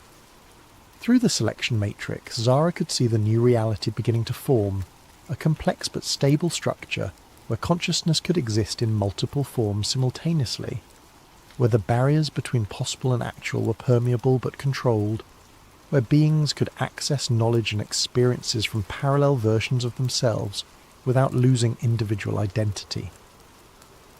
The parasitic entities made one final attempt to disrupt the process, manifesting as a wave of geometric chaos that threatened to overwhelm the altar's protective barriers. But 9 anchored consciousnesses, working in perfect synchronization, proved more powerful than interdimensional parasites that fed on collapse possibility. Selection complete, Kai announced as reality stabilized around them. Multiverse configuration, stable layered structure with controlled dimensional permeability. Consciousness preservation, multiple variants maintained across parallel reality layers. The chamber had transformed. Where before there had been chaotic dimensional overlap, now there was ordered complexity, multiple versions of the same space existing in harmony, accessible but distinct. Zara could perceive her brother in several different forms simultaneously, each representing a different timeline's outcome, but all equally real and present. "We did it," she said, hardly believing the evidence of her own senses. "We actually created a stable multiverse convergence." "Not created," Esther corrected, consulting readings that showed reality settling into its new configuration. "Guided. The potential was always there, waiting for conscious beings to make informed choices about how possibility becomes actuality." Victoria looked around at the reality they'd shaped, her expression mixing relief with wonder. "The entities that manipulated me, they're gone, cut off from their food source when we prevented total collapse. But the benefits they promised, expanded consciousness, magical integration with science, transcendence of linear time, those are all actually happening, just in a stable way instead of chaotic destruction." Sarah was gathering her spiritual artifacts, their purpose fulfilled. "The theological implications are staggering. We've just proved that consciousness can actively participate in reality creation. Free will isn't just about individual choices, it extends to the fundamental structure of existence itself." "And the scientific implications," Kai added, his equipment registering quantum signatures that would revolutionize physics, suggest that magic and technology aren't opposite approaches to understanding reality. They're different methods for interacting with the same underlying consciousness-responsive quantum substrate. As the team prepared to leave the transform chamber and explore the new reality they'd helped create, Zara realized that her journey had come full circle. She'd started as a quantum archaeologist investigating impossible temporal echoes. Now she was a multiverse architect who'd helped preserve infinite possibilities while preventing chaos from consuming all potential futures. "What happens now?" Marcus asked as they climbed stairs that led to a London that existed in multiple timeline layers simultaneously. "Now," Zara replied, "we learn to live in a reality where consciousness can access parallel versions of itself, where magic and science coexist, where the past, present and future are fluid rather than fixed. We establish new institutions to help people navigate multiverse existence. We develop ethical frameworks for consciousness that spans multiple timelines. We explore the implications of reality that responds directly to awareness itself." "The Quantum Hermetic Institute," Esther suggested, combining ancient wisdom traditions with modern scientific understanding to help humanity adapt to expanded existence. As they emerged into a London where gaslight and electric illumination coexisted, where Victorian buildings shared space with futuristic architecture, where people could glimpse alternate versions of themselves in reflective surfaces, Zara felt a profound sense of completion. Her brother was restored, not as a single timeline version, but as a complex consciousness that existed across multiple reality layers. Her scientific work had evolved from investigating the past to actively shaping the future, and reality itself had been preserved and expanded rather than destroyed. But as she established the first quantum resonance patterns that would allow others to safely explore their own multiverse connections, she detected familiar temporal echo signatures from beyond the boundaries of their newly stabilized reality. Other multiverses, other quantum archaeologists, other crises that would require consciousness to make choices about how possibility became actuality. The ninth cipher had been completed, but it was only the beginning of humanity's journey into expanded existence. And somewhere in the quantum spaces between what was and what could be, new challenges were already beginning to emerge. 6 months after the convergence, Zara stood in her new office at the Quantum Hermetic Institute, watching through windows that displayed multiple timeline versions of London simultaneously. The city had adapted to its expanded existence with remarkable resilience. People learned to navigate spaces where past and present coexisted, where magical phenomena appeared alongside technological marvels, where consciousness could access memories and knowledge from parallel versions of itself. Her temporal echo scanner, now upgraded with quantum resonators that could detect interdimensional phenomena, registered the approach of a familiar consciousness signature. She turned to see Kwame entering her office, not as a single individual, but as a complex pattern of existence that included versions from multiple timelines. Some were older, some younger. Some bore the marks of experiences she couldn't imagine, but all were unmistakably her brother. "The Institute is receiving reports from other multiverses," he said, his voice carrying harmonics from several parallel conversations occurring simultaneously. The reality fractures we healed weren't unique to our dimensional cluster. Other quantum archaeologists, other Golden Dawn organizations, other consciousness networks are dealing with similar convergence crises. "Then we share what we learned," Zara replied, examining readings that showed their stabilized multiverse as one island of order in an ocean of still chaotic dimensional possibilities. The selection matrix technique can be adapted to other multiverse configurations. Consciousness preservation protocols can be modified for different forms of awareness. Through her enhanced scanner, she could detect temporal echoes from futures that stretched far beyond human civilization. Artificial intelligences that achieved consciousness across multiple realities, alien species that discovered their own versions of quantum consciousness manipulation, cosmic intelligences that existed as pure possibility until conscious observation collapsed them into specific forms.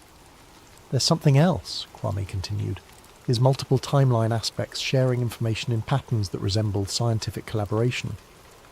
"We're detecting signals from what might be an entirely different type of existence. Consciousness that never required physical reality to develop. Beings that exist purely as mathematical structures within the quantum substrate itself."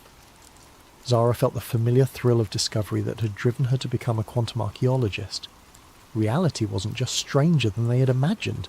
It was stranger than they could imagine, and consciousness played a fundamental role in determining how strangeness became structure. "Then we keep exploring," she said, calibrating her equipment to detect phenomena that existed beyond the boundaries of their newly expanded reality. "We've learned that consciousness can actively participate in shaping existence itself. Now we discover what other forms that participation might take."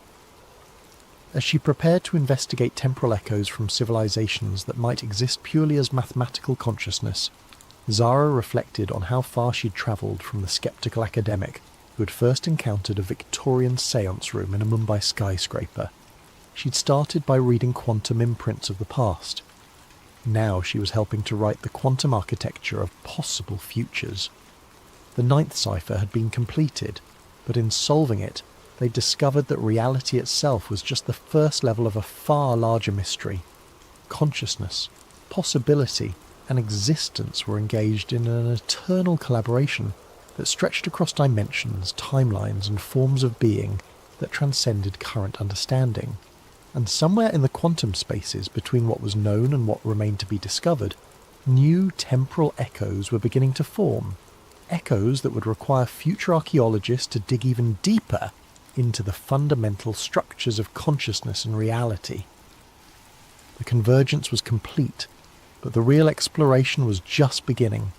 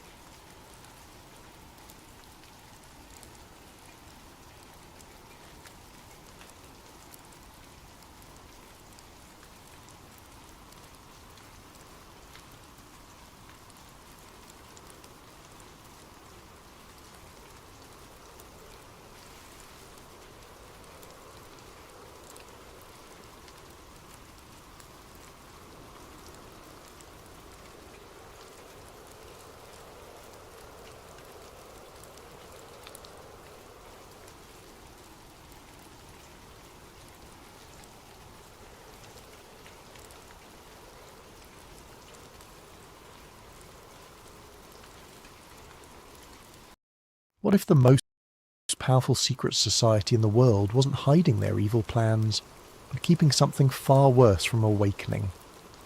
Tonight's chilling tale takes us deep into the redwood forests of California, where ancient rituals and modern power collide in ways you never imagined.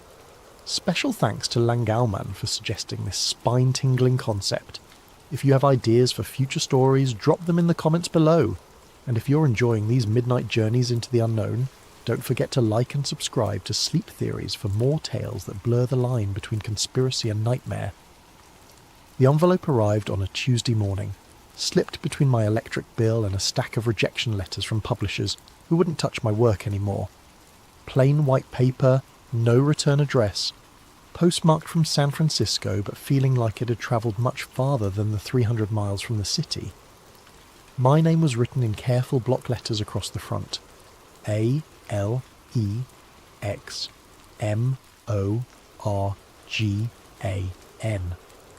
Nothing else. No apartment number, though whoever sent it knew exactly where to find me in this cramped studio above the Chinese restaurant on Divisadero Street. I'd been blacklisted for 18 months now, ever since I published that expose on Meridian Industries and their illegal arms deals with 3 different terror groups. The story won awards, toppled a senator, and destroyed my career in equal measure. Turns out some truths are too expensive for the media to handle. The lawsuit bankrupted the magazine, my editor disappeared into witness protection, and I became radioactive to every publication from the Chronicle to Mother Jones. But someone still thought I was worth reaching. Inside the envelope was a single sheet of cream-coloured paper, expensive stock, with an embossed header that made my hands shake. The Bohemian Club, San Francisco. Below that, an invitation written in the same careful script. Mr. Alex Morgan is cordially invited to attend the summer encampment at Bohemian Grove, Monterey, California, July 15th to 31st, 2024. Guest privileges have been arranged. Transportation and accommodation provided. This invitation is non-transferable and expires at sundown on July 15th. At the bottom, written in different handwriting, rushed, urgent, was a single line that would haunt me for weeks. This is your last chance to see the truth. Don't waste it. Bohemian Grove. I'd heard whispers, read the conspiracy theories, seen the grainy photos leaked over the years. Every July, the most powerful men in America, presidents, CEOs, generals, media moguls, retreated to 2,700 acres of ancient redwoods north of San Francisco for 2 weeks of what they called fellowship. what the rest of the world called the most secretive gathering of the American elite. No journalists allowed, no cameras, no women, no record of what happened behind those gates, except for the occasional leaked photo of men in robes standing before a massive owl statue, performing something called the cremation of care ceremony. Political theatre, most assumed. Rich men playing dress-up while they planned the next war or market crash. But this invitation was real. The paper felt authentic. The letterhead matched samples I'd seen in archived documents. Someone with serious connections wanted me inside those gates. The question was why. I spent 3 days researching everything I could find about the Grove. The official history spoke of artistic pursuits, informal talks, and male bonding among the country's leadership. The unofficial history painted darker pictures: secret deals, occult rituals, decisions that shaped global politics made during drunken conversations around campfires. The most disturbing accounts came from the few infiltrators who'd made it inside over the decades. They described the opening ceremony where members dressed as druids and burned an effigy called Care before a giant concrete owl. They spoke of lakeside talks where defence contractors pitched new weapons to Pentagon officials, of quiet conversations that preceded major policy announcements, of a casual corruption so normalised it felt like summer camp for sociopaths. But none of them had stayed long. Most were caught and expelled within days. The security was too tight, the members too paranoid, the stakes too high for any real investigation. Whoever sent this invitation was giving me something no journalist had ever possessed: legitimate access. The question was whether I was walking into the story of a lifetime or a trap that would finish what Meridian Industries had started. On the morning of July 14th, I made my decision. I packed light, a small camera hidden in my toiletry kit, a digital recorder disguised as an inhaler, a notebook I could claim was for poetry if questioned. Everything that might help me document what happened behind those gates. The invitation included a phone number. When I called, a woman's voice gave me an address in Santa Rosa and told me to be there by 6 p.m. sharp. No other details. No explanation of who had arranged this or what they expected in return. I drove north through wine country as the sun set, watching the hills turn gold and purple in the fading light. The address led to a small parking lot behind a defunct gas station. 3 black SUVs waited, engines running, windows tinted. A man in a plain suit approached my car before I'd even turned off the engine. "Morgan?" he asked. I nodded. "Leave your keys in the ignition. Someone will return your car when you're finished." "Finished with what?" He didn't answer, just opened the passenger door of the middle SUV and waited. I grabbed my bag and climbed in, noting the soundproof partition between front and back seats, the lack of door handles on the interior. Whatever was happening, there would be no turning back once we started moving. The drive took 40 minutes through increasingly dense forest. No conversation, no music, just the hum of tyres on asphalt and the gradual realisation that I was committing to something I didn't understand. My phone lost signal after the first 10 minutes. The windows were too dark to see landmarks. By the time we stopped, I had no idea where we were or how to get back. The gates of Bohemian Grove appeared suddenly in our headlights. Massive wooden barriers flanked by stone pillars, with the carved image of an owl watching from above. Guards emerged from hidden positions, checked documents, waved us through. The SUV followed a winding road deeper into the forest, past smaller camps with names like Hillbillies and Lost Angels painted on rustic signs. We stopped at a cluster of simple cabins near what appeared to be a lake. The man in the suit handed me a small leather folder. "Your documentation," he said. "You're a guest of the Mandalay camp. Keep your head down, your mouth shut, and your eyes open. Someone will contact you when it's time." Time for what? But he was already walking back to the SUV. I watched the taillights disappear into the trees, leaving me alone in the most secretive place in America with nothing but a fake identity, and questions I wasn't sure I wanted answered. Inside the leather folder was a camp roster listing me as a Morgan, Investment Banking, Chicago. Below that was a simple map of the Grove and a schedule of events. Tomorrow night was marked in red. Cremation of Care Ceremony, 9:30 p.m, Sacred Grove. At the bottom of the page, in the same urgent handwriting from the invitation, was one final note. Watch for the second ceremony. That's where the real truth begins. The morning brought sounds I'd never expected to hear in such a place. Laughter, casual conversation, the clink of coffee cups on saucers. Looking out the window of my assigned cabin, I saw men who controlled trillions of dollars and millions of lives shuffling around in bathrobes and flip-flops like they were at a summer camp. Because that's exactly what it was, I realised. The most exclusive, powerful summer camp in the world.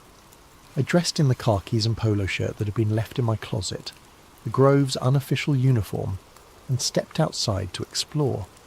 The camp sprawled across the forest in a seemingly random pattern of paths and clearings, each dedicated to different groups with names that sounded like fraternity houses. Caveman, Silverado, Owl's Nest, Sons of Toil. At the central plaza I found what looked like a small town square, a dining hall large enough for hundreds, a stage for performances, a bar that was already serving despite the early hour. Men moved between these spaces with the easy familiarity of those who'd done this many times before.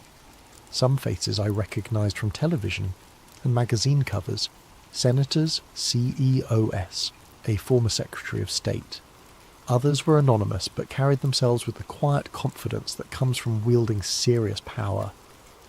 The strangest part was how normal it all felt.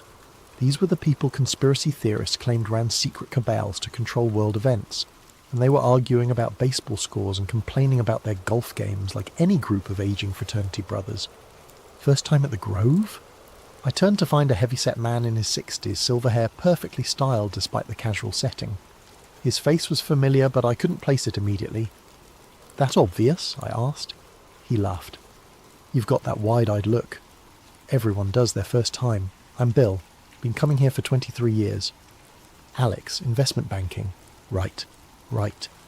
Mandalay camp. Heard you were joining us. What brings you to our little retreat?" It was a casual question, but something in his tone suggested it wasn't casual at all. I'd prepared for this. "Market analysis consultant," I said. "Specialised in political risk assessment. Figured this might be a good place to network." Bill nodded slowly. "Indeed it is. You'll want to catch tonight's ceremony if you haven't seen it before. Quite a spectacle. Been the same for nearly a century now. The owl thing, cremation of care. Beautiful tradition. Helps everyone leave their worries behind, focus on fellowship." He paused, studying my face. "Though I suspect you might find other aspects of our gathering more professionally relevant." Before I could ask what he meant, Bill was walking away, leaving me with the distinct impression that I'd just passed some kind of test. I spent the day observing, noting the casual interactions between men whose public relationships were supposedly adversarial. A Democratic senator sharing drinks with a Republican defense contractor, a tech CEO deep in conversation with someone I was pretty sure ran the NSA, a former president holding court near the lake, surrounded by media executives who hung on his every word. This was where real policy got made, I realised. Not in committee meetings or official negotiations, but in these informal moments between men who'd known each other for decades. The Grove was a lubricant for American power, a place where opposing sides could find common ground away from cameras and constituents. As afternoon turned to evening, the atmosphere shifted. Conversations became more hushed, more urgent. Staff members appeared with cases of equipment I couldn't identify. The lake area was cordoned off with rope barriers. Whatever was happening tonight, it was bigger than casual networking. At sunset, I joined the stream of men walking toward the sacred grove, a natural amphitheatre carved into the hillside dominated by the famous owl statue. 40 feet tall, carved from concrete, with burning eyes that watched over everything. Hundreds of folding chairs faced a small stage where men in hooded robes were preparing props I couldn't make out in the growing darkness. The ceremony began with music. A choir hidden in the trees, singing something that sounded like a funeral dirge. Then came the procession. 24 men in flowing robes, carrying torches, escorting what appeared to be a small coffin draped in black cloth. A voice boomed from speakers hidden throughout the forest, narrating the death of Care and its cremation before the great owl. The robed figures placed the coffin on a pyre and set it ablaze while the choir reached a crescendo. Flames leaped toward the owl's glowing eyes as hundreds of the world's most powerful men watched in reverent silence. It should have been absurd. Grown men playing dress-up, performing amateur theatre in the woods. Instead, it felt genuinely eerie. Something about the ancient trees, the flickering shadows, the synchronized movement of so many people participating in a ritual most of them probably didn't fully understand. Then the lights went out. Not just the ceremonial flames, everything. The owl's eyes went dark, the hidden speakers went silent, even the subtle path lighting I'd barely noticed disappeared. We were plunged into absolute darkness. Hundreds of men sitting in chairs carved into a hillside with no way to see where they were going. But instead of panic or confusion, there was silence. Complete unnatural silence. No one moved, no one spoke, no one even seemed to breathe. It was as if the entire gathering had been frozen in place. I waited for someone to call for help, for flashlights to appear, for the normal response to a power outage. Instead, I heard something that made the hair on my arms stand up. Footsteps. Measured, deliberate, moving through the crowd with impossible precision despite the darkness. The footsteps stopped near the front of the amphitheatre. Then came a voice, speaking in what sounded like Latin, words I couldn't understand but that seemed to resonate in my chest. Other voices joined in, creating a chant that built and built until it felt like the forest itself was vibrating with sound. This wasn't part of the official ceremony, this was something else entirely. The chanting stopped as abruptly as it had begun. A few seconds later the lights returned. Owl's eyes blazing, speakers crackling back to life, the master of ceremonies continuing his narration as if nothing had happened. The spell was broken, men began talking and moving again. The formal ceremony concluded with applause and casual conversation. But as we filed out of the sacred grove, I noticed something that chilled me. At least 24 men weren't heading back to the camps with everyone else. Instead, they were walking deeper into the forest, following a path I hadn't noticed before. All of them carried small flashlights, and all of them moved with the purposeful direction of people who knew exactly where they were going. I hung back, letting the main crowd pass, then followed the breakaway group at a distance. They were easy to track. The flashlight beams bobbed through the trees like fireflies, leading toward a part of the grove I hadn't seen on any map. The path wound uphill for nearly half a mile before opening into a smaller clearing I would never have found on my own. Here, hidden from the main camp by dense forest, was a second amphitheatre. Older, more primitive, carved from natural rock formations rather than built from concrete and steel. At the centre stood not an owl but a stone altar, covered with symbols I didn't recognise. The 24 men formed a circle around it, no longer in ceremonial robes but in simple black clothing. They were chanting again, but this time I could make out some of the words. English mixed with Latin, speaking of binding and containment, of keeping something sleeping, of maintaining the barriers that held back chaos. As they chanted, one man stepped forward with something I definitely hadn't expected to see. A wooden crate, old and weathered, marked with symbols and what appeared to be a date from the 1940s. This was the real ceremony. Everything at the sacred grove had been theatre for the masses. This was why I'd been invited, why someone wanted a journalist to witness what happened in the shadows of America's most secretive gathering. I pressed closer, trying to see what was in the crate, but the trees blocked my view. All I could make out were the chanted words, growing more urgent now, in the sense that something ancient and dangerous was being carefully, deliberately contained. Then one of the men looked directly at me. The man who spotted me was younger than the others, maybe 45, with the lean build of someone who stayed in shape despite spending his days behind a desk. In the flickering torchlight, I couldn't make out his face clearly, but his posture suggested military training. He raised a hand and the chanting stopped instantly. "We have a visitor," he said, voice carrying easily across the clearing. I considered running, but there was nowhere to go. The path back was too narrow, too winding, and I'd never find my way in the dark. Instead, I stepped forward into the light, trying to project confidence I didn't feel. "Alex Morgan," I said. "Mandalay Camp, I was just—" "You were just following us," the man interrupted. "Question is why." An older man emerged from the circle, someone I now recognised as a former defence secretary, whose tenure had spanned 3 administrations. His presence here transformed this from concerning to terrifying. These weren't just wealthy eccentrics playing games. These were people who controlled military budgets and intelligence operations. "Show him," the defence secretary said simply. 2 men stepped aside, giving me a clear view of the stone altar. The surface was covered with carved symbols that looked far older than anything else in the grove, spirals and geometric patterns that seemed to shift in the torchlight. The wooden crate sat at the centre, its lid partially open to reveal something that gleamed metallic in the flickering light. "Do you know what you're looking at, Mr. Morgan?" the defence secretary asked. I shook my head, not trusting my voice. "Project Owl," he continued, "started in 1943, continued in various forms ever since. The Grove isn't just a social club, it's a containment facility." "Containment for what?" The younger man laughed, but there was no humour in it. "You wouldn't believe us if we told you. Hell, most of the members don't know. They think they're here for networking and male bonding. The cremation of care is just pageantry to them, a quaint tradition with symbolic meaning. But the real ceremony," I gestured toward the altar, "is about keeping something very old, very powerful and very dangerous from waking up," the defence secretary finished. "The owl isn't a symbol we worship, Mr. Morgan. It's a prison we maintain."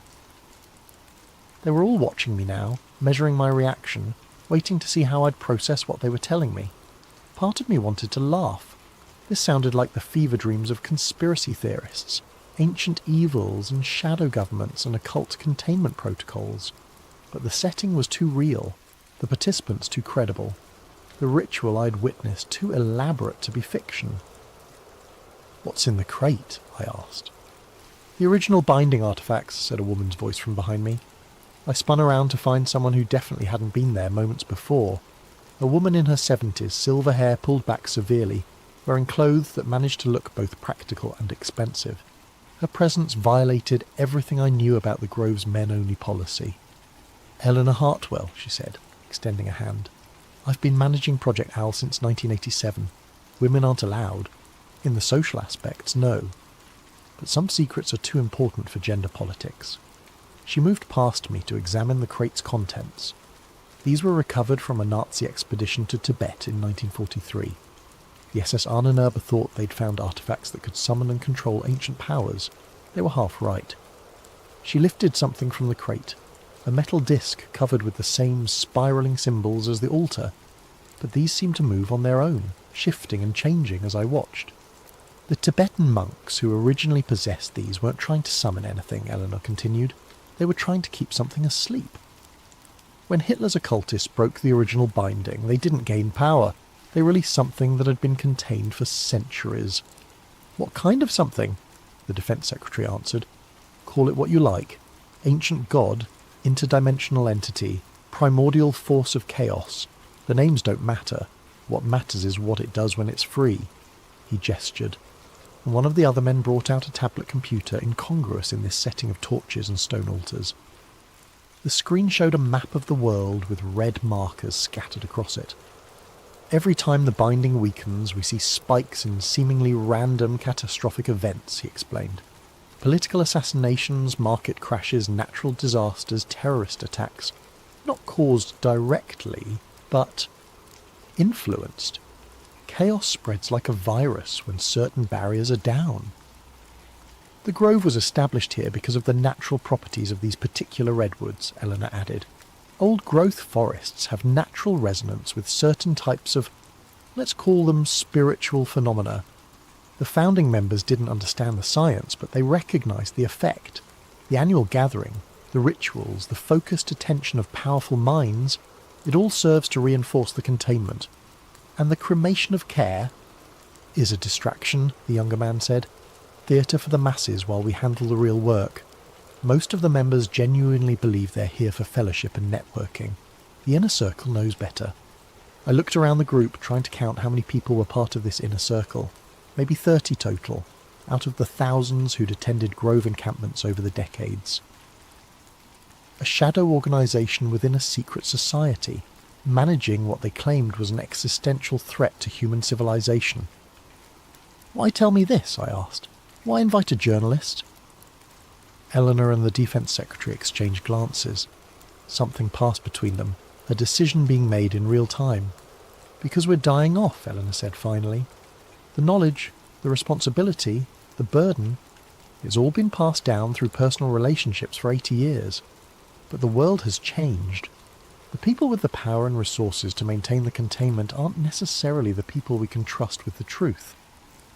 "New money doesn't understand old responsibilities," the Defense Secretary added. "Tech billionaires, crypto moguls, social media executives, they have the influence we need, but they think everything can be solved with apps and algorithms. They don't believe in things that can't be quantified." "So you need documentation," I realised. "A record of what really happens here.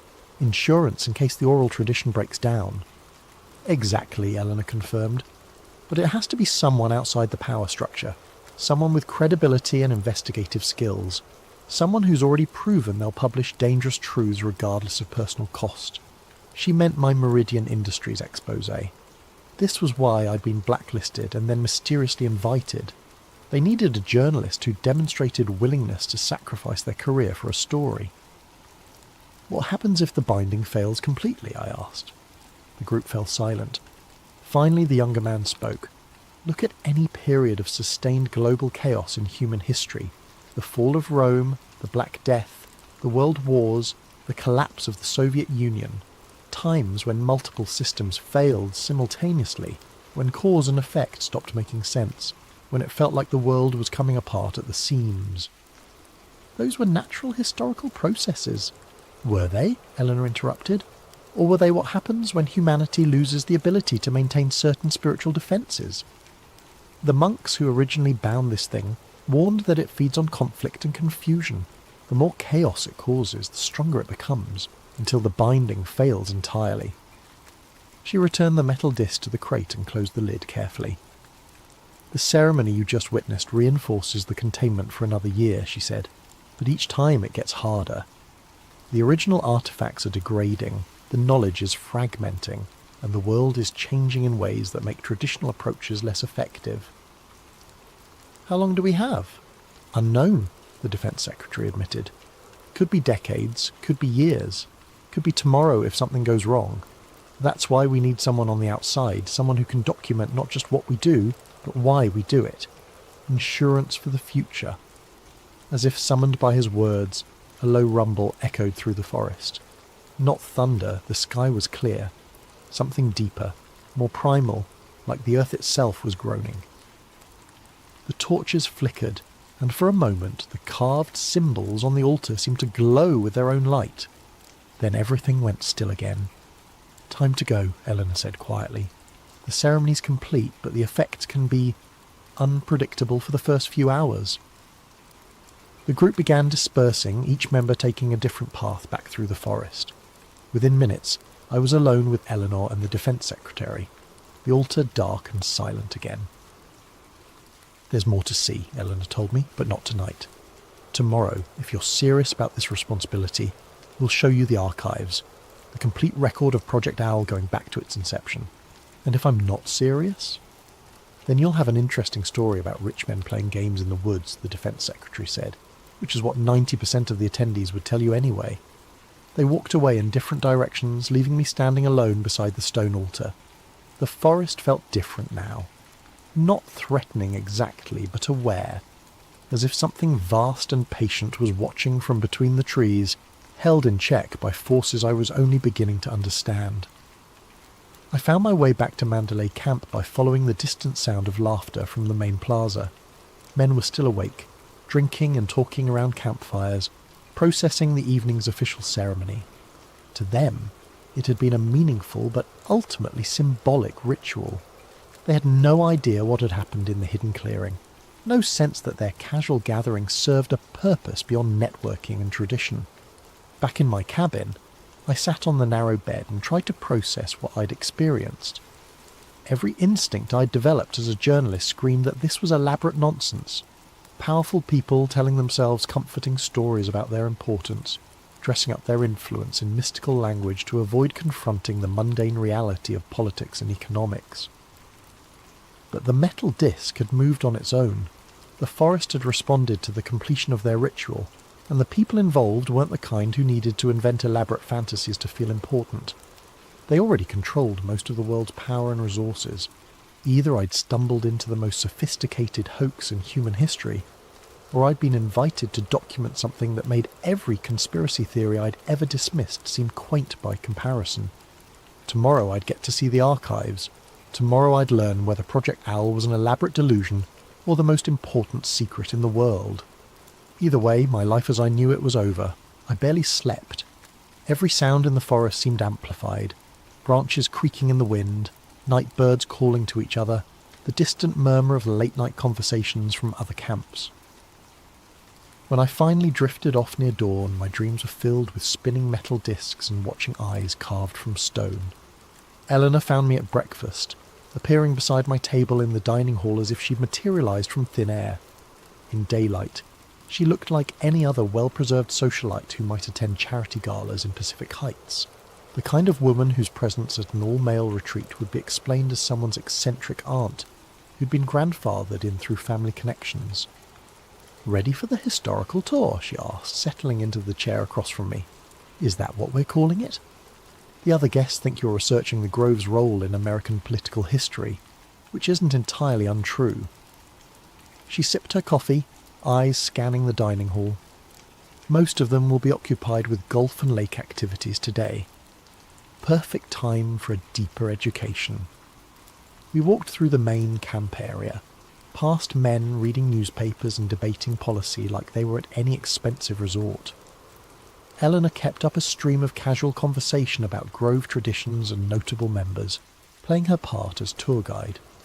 But I noticed she was leading us away from the popular areas, towards sections of the forest I hadn't seen before. "The Grove covers nearly 3,000 acres, she explained as we walked. "Most guests never venture beyond the central few hundred. Why would they? The camps, the lake, the dining facilities, everything they need for their retreat is concentrated in one area. But the rest of the property serves other purposes." We'd been walking for almost 20 minutes when she stopped beside what appeared to be a maintenance shed. Weathered wood siding, corrugated metal roof, the kind of utilitarian structure that becomes invisible once you've seen it. Eleanor produced a key and opened the padlock on the door. Inside, the shed was bigger than it appeared from outside, extending back into the hillside. What I'd taken for a simple storage building was actually a facade hiding a much larger underground facility. Fluorescent lights flickered on as we descended a concrete staircase that went down much deeper than should have been possible. "Built during the Cold War," Eleanor explained, her voice echoing in the narrow stairwell. "Officially, it's an emergency shelter for continuity of government operations. Unofficially, it houses the most complete archive of Project Owl materials outside of certain classified Pentagon files." The stairs ended at a steel door marked with radiation warnings and biohazard symbols. Eleanor placed her palm on a scanner that seemed decades newer than the rest of the facility. The door slid open with a hydraulic hiss, revealing something that took my breath away. The archive stretched out in all directions, a vast underground chamber carved from the bedrock beneath the grove. Metal shelving units reached toward a ceiling lost in shadows, each one packed with boxes, files, artifacts and equipment I couldn't begin to identify. Climate control systems hummed quietly, maintaining perfect temperature and humidity for materials that spanned nearly 8 decades of secret research. "Welcome to the real history of the 20th century, Eleanor said. She led me past shelves of documents in German, Russian, Chinese, and languages I didn't recognise. Maps marked with symbols similar to what I'd seen on the altar, photographs of archaeological expeditions to remote locations around the world, technical specifications for devices that looked like they belonged in science fiction movies. After we recovered the original Nazi materials in 1943, President Roosevelt authorized a classified research program, Eleanor explained, pulling a thick file from one of the shelves. The scientists involved were initially skeptical. Einstein himself consulted on the project for 6 months before concluding that the artifacts operated according to principles beyond current physics. She opened the file, revealing handwritten notes in what I recognised as Einstein's distinctive script. Mathematical equations filled page after page, interspersed with frustrated observations about phenomena that violate fundamental assumptions about the nature of reality. What did he conclude? That the universe is far stranger than we assumed, and that consciousness might play a more active role in physical processes than anyone wanted to admit. Eleanor closed the Einstein file and pulled out another one marked Tibet Expedition 1944 to 1947. We sent teams back to find the original source of the artefacts, learn how the binding process actually worked. The photographs in this file showed Western archaeologists working alongside Tibetan monks in monasteries that looked untouched by modernity. But what caught my attention were the images of stone chambers carved deep into mountain faces, filled with artefacts identical to what I'd seen the night before. The monks weren't surprised to see us, Eleanor continued. They'd been expecting someone to come asking questions about what the Germans had stolen. According to their records, this wasn't the first time the binding had been broken and had to be re-established. How many times? At least 7 documented instances over the past millennium. Each time, the disruption led to a period of sustained chaos. Wars, plagues, social collapse. The monks developed their containment techniques through trial and error over centuries. She showed me translation documents, painstakingly decoded texts that described rituals similar to what I'd witnessed, but far more complex. The Tibetan methods involved dozens of practitioners working in carefully coordinated groups, maintaining the binding through constant vigilance and regular reinforcement ceremonies. The Grove's founders didn't understand the underlying principles, Eleanor admitted. They just knew that gathering powerful, influential people together for focused ritual activities seemed to have a stabilising effect on certain phenomena. We moved deeper into the archive, past sections devoted to different decades of research. I saw files on the Cuban Missile Crisis, Vietnam War, Watergate, the fall of the Berlin Wall, all marked with notations about containment stress and binding fluctuations. Major historical events correlate with weaknesses in the containment, Eleanor explained. Sometimes the stress is caused by the events themselves.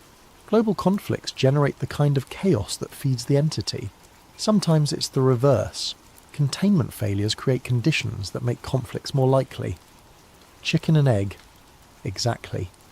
Which is why prevention became our focus rather than reaction. She stopped at a section of the archive devoted to technology development. Here were prototypes of devices that looked decades ahead of anything I'd seen in the outside world. Machines that supposedly measured spiritual resonance and metaphysical field fluctuations. Computer models attempting to quantify something that traditional science insisted didn't exist. The hardest part has always been bridging the gap between ancient knowledge and modern capabilities, Eleanor said, picking up a device that looked like a cross between a spectrometer and a Geiger counter. The monks' techniques worked, but they required lifelong training and cultural conditions that don't exist in the modern world. We needed methods that could be implemented by people with day jobs and families. Hence the Grove. Annual gatherings of influential people, focused ritual activities, enough genuine belief and emotional investment to create the necessary resonance. She set down the device and looked at me seriously. But it's a band-aid solution, and we all know it. The original binding required full-time practitioners working in optimal conditions. We're trying to maintain something incredibly complex and dangerous using part-time amateurs. We reached the centre of the archive, where a circular area had been cleared for what appeared to be a viewing room. Multiple monitors displayed real-time data streams, seismic readings, atmospheric measurements, and more esoteric graphs tracking things labelled psychic resonance and entity containment levels. This is where we monitor the binding stability, Eleanor explained, settling into one of the chairs facing the displays. 24 hours a day, 7 days a week. The moment something starts to deteriorate, we know about it. I studied the screens, trying to make sense of the constantly shifting data. One monitor showed a map of the world with coloured dots marking locations where anomalous events had occurred in the past 24 hours. Another displayed what looked like seismic data, but with patterns that seemed too regular to be natural earthquakes. What's the current status? Eleanor's expression grew grave. Declining. The binding has been weakening steadily for the past 15 years, accelerating in the past 5. We estimate maybe 2 to 3 years before complete failure becomes inevitable. What happens then? Unknown. The historical records from previous binding failures are incomplete. The monks who witnessed them were usually dead within months, but we can make educated guesses based on pattern analysis. She pulled up another screen, this one showing a timeline of major global events overlaid with containment stability measurements. The correlation was undeniable. Every period of significant chaos in human history corresponded with dramatic drops in whatever they were measuring. Complete binding failure would likely trigger cascading system collapses, Eleanor continued. Political institutions, economic markets, social structures, all the complex relationships that hold civilization together become vulnerable when certain types of influence are unchecked. How bad are we talking? Best case scenario?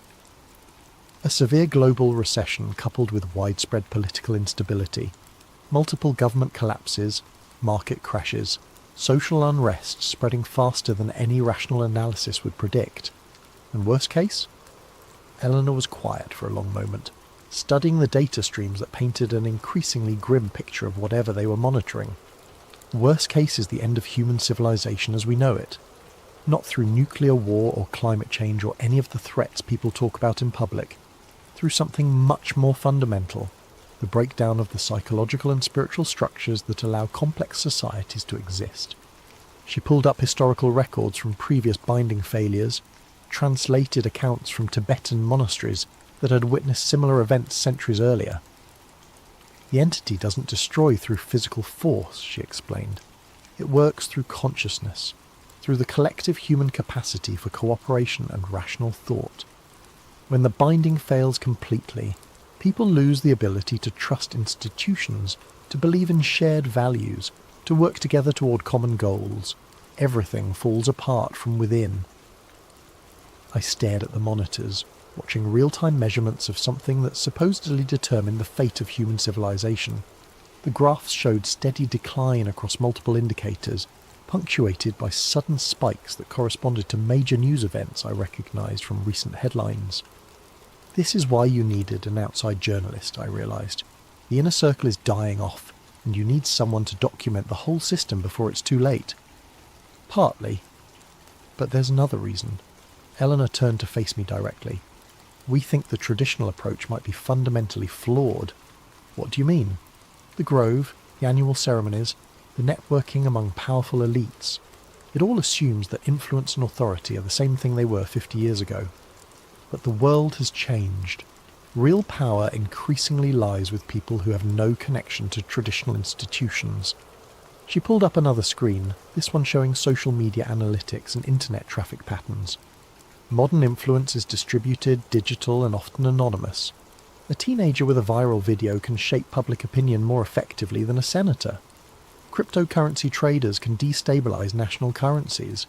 Hackers can cripple infrastructure. The Grove model assumes that controlling government and corporate leaders gives you control over social stability.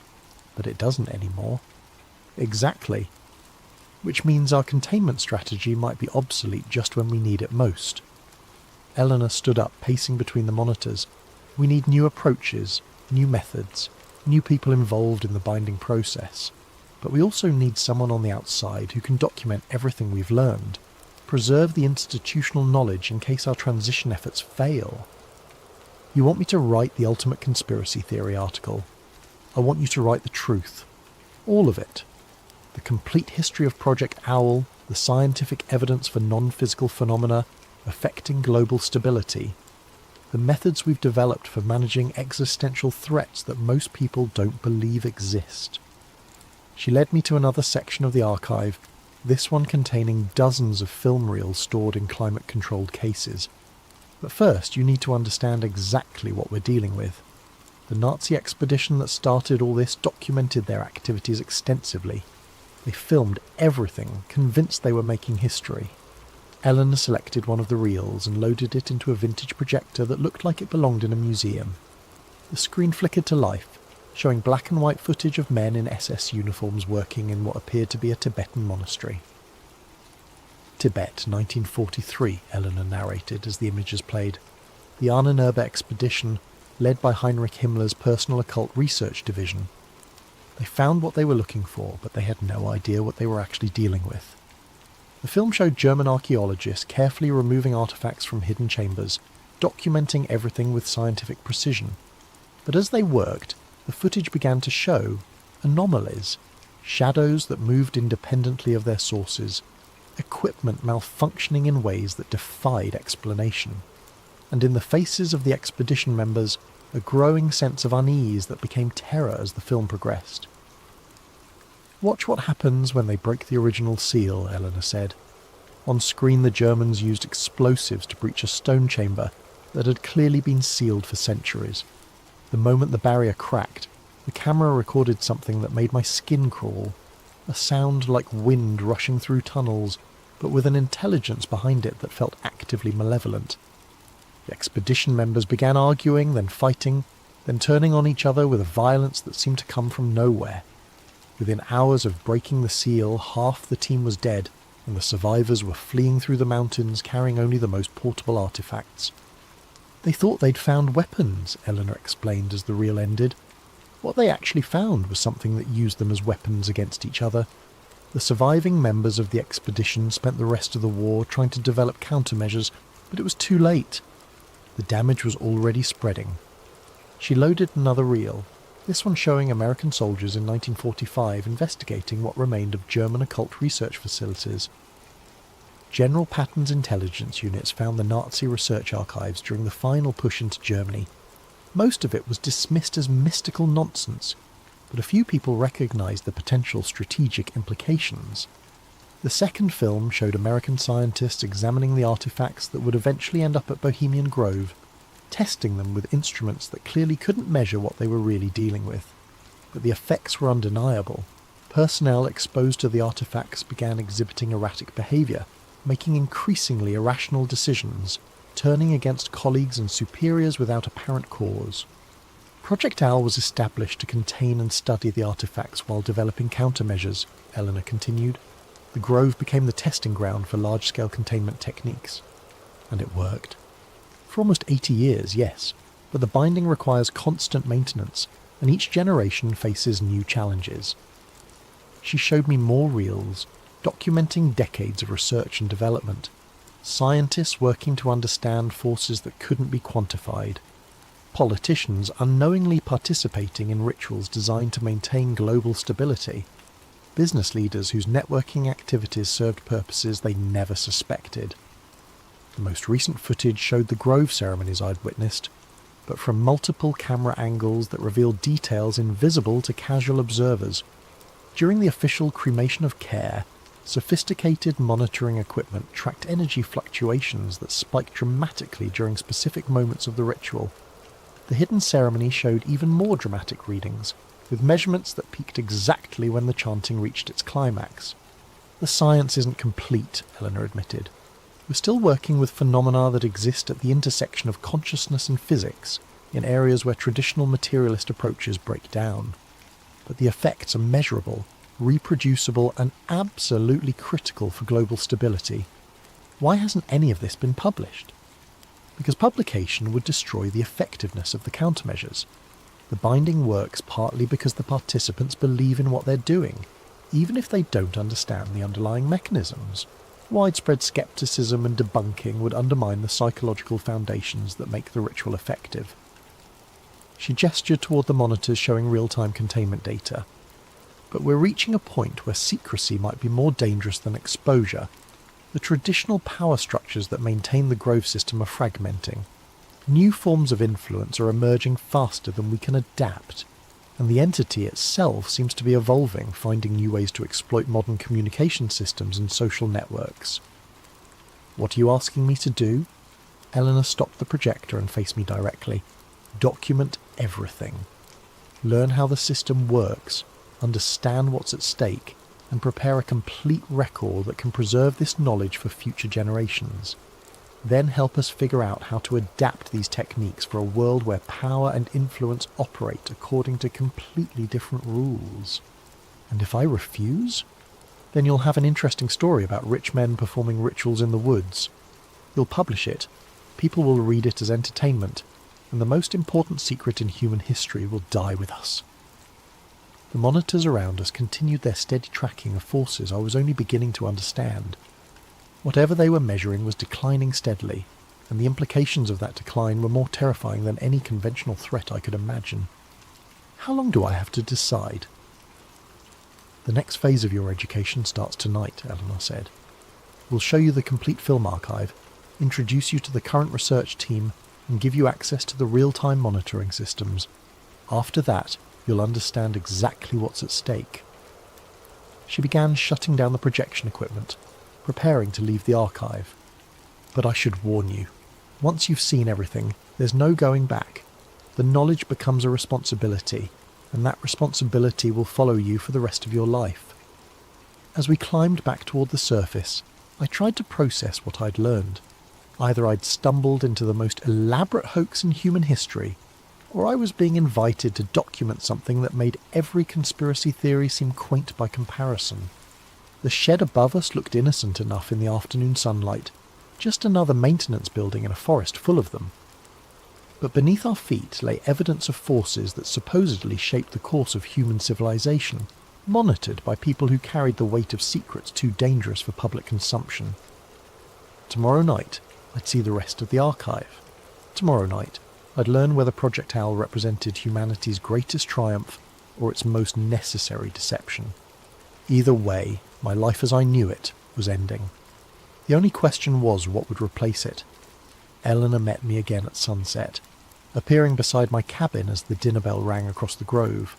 Around us, members were gathering for the evening's entertainment, some kind of historical presentation about grove traditions that would give us perfect cover for our real activities. "Tonight you see everything," she said simply.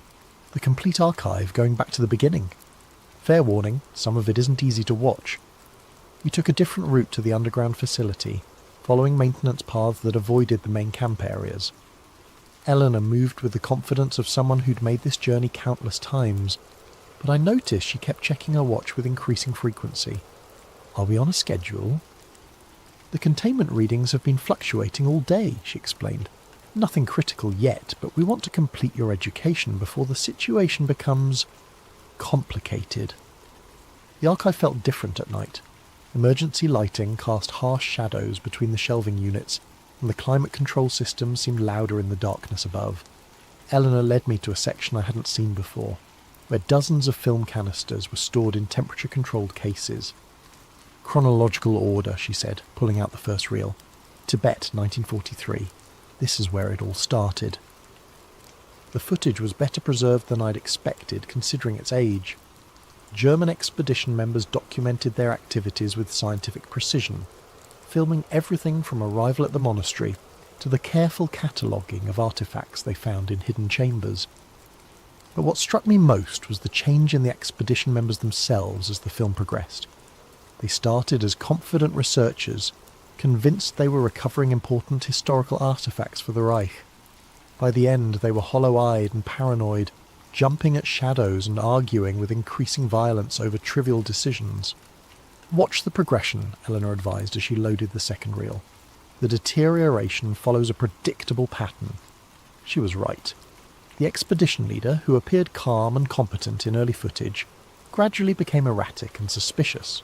He began seeing conspiracies among his own team members, making accusations that had no basis in reality. Other team members developed obsessive behaviours, repetitive actions that served no logical purpose, but which they couldn't seem to stop. "The entity doesn't possess people in any dramatic sense," Eleanor explained. "It influences them, amplifies existing psychological weaknesses, makes rational cooperation increasingly difficult." The later reels showed the aftermath. German scientists attempting to study the recovered artefacts, unaware that exposure to them was affecting their judgment and behaviour. Research that started as methodical investigation devolved into fractured efforts as team members became unable to work together effectively. By 1944, the Nazi research program was in complete disarray, Eleanor said, loading footage from American intelligence units. Not because they lacked resources or expertise, but because the people involved had lost the capacity for organised rational effort. The American footage was even more disturbing. Soldiers who'd participated in securing the German research facilities began exhibiting similar symptoms within weeks: paranoia, aggression, an inability to follow orders or work as a team. The artefacts were quickly transferred to secure facilities, but the damage was already spreading through the military units involved. This is when President Roosevelt authorised Project Owl, Eleanor said, showing me classified documents I definitely shouldn't have been seeing. The decision was made to contain the artefacts rather than study them, at least until we understood what we were dealing with. The next series of reels documented the early years of the Grove's involvement. Prominent businessmen and politicians who thought they were participating in elaborate team-building exercises, unaware that their activities were being carefully monitored for their effects on containment stability. The beautiful irony, Eleanor noted, is that the most effective participants were people who took the rituals seriously, without believing in their literal truth. They invested genuine emotional energy in symbolic activities, creating the psychological resonance necessary for containment without the skepticism that would undermine it. I watched decades of Grove ceremonies, seeing the evolution from crude early attempts to the sophisticated rituals I'd witnessed. The filmmakers documented everything from multiple angles, tracking correlations between participant behaviour and mysterious readings on monitoring equipment. The breakthrough came in 1963, Eleanor said, loading a reel marked Project Mindbridge Consciousness Research Initiative. We finally began to understand the relationship between collective human consciousness and what we were trying to contain. This footage showed scientists working with equipment that looked decades ahead of anything I'd seen in public research facilities. They were mapping what they called psychic resonance fields, measuring the effects of focused group attention on phenomena that traditional science insisted didn't exist. Consciousness isn't passive, Eleanor explained as the footage showed researchers monitoring brainwave patterns during Grove ceremonies. Under specific conditions, focused human attention can influence physical processes through mechanisms we still don't fully understand. The evidence was compelling. During successful binding rituals, monitoring equipment showed dramatic changes in local electromagnetic fields, gravitational anomalies, and other effects that defied conventional explanation.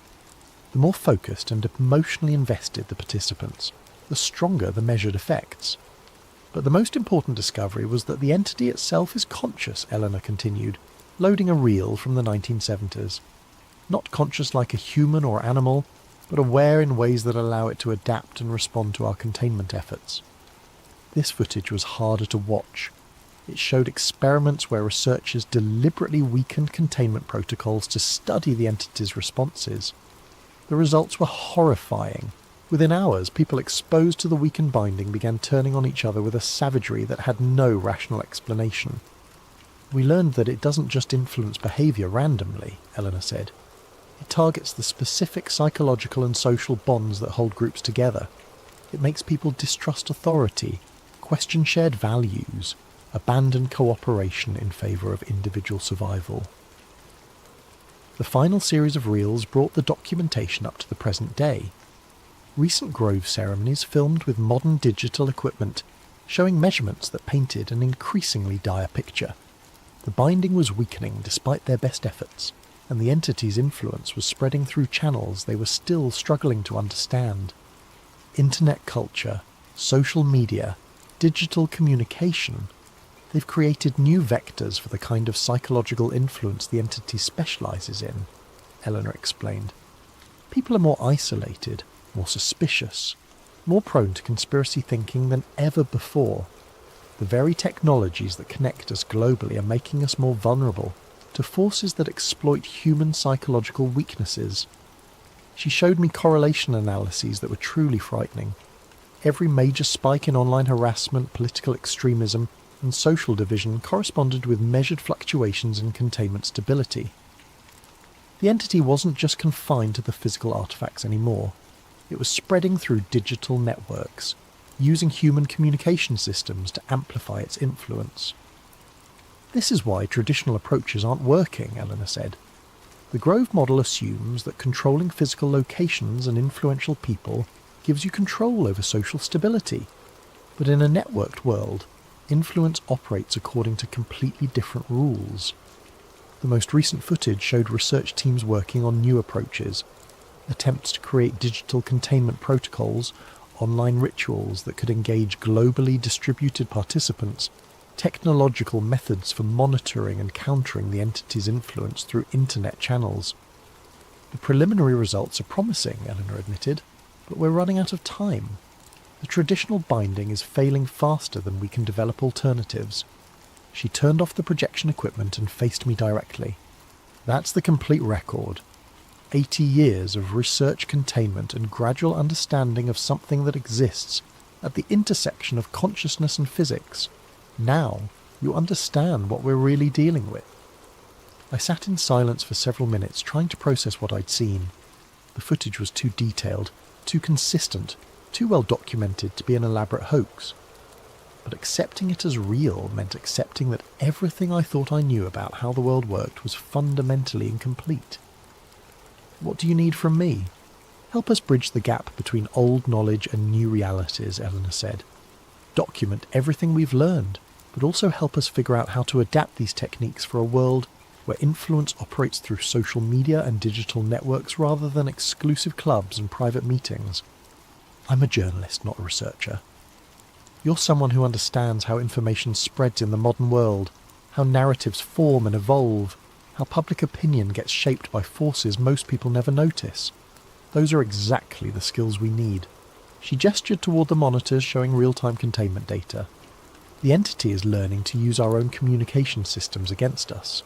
We need people who understand those systems well enough to develop countermeasures. And if we fail, Eleanor's expression grew grave.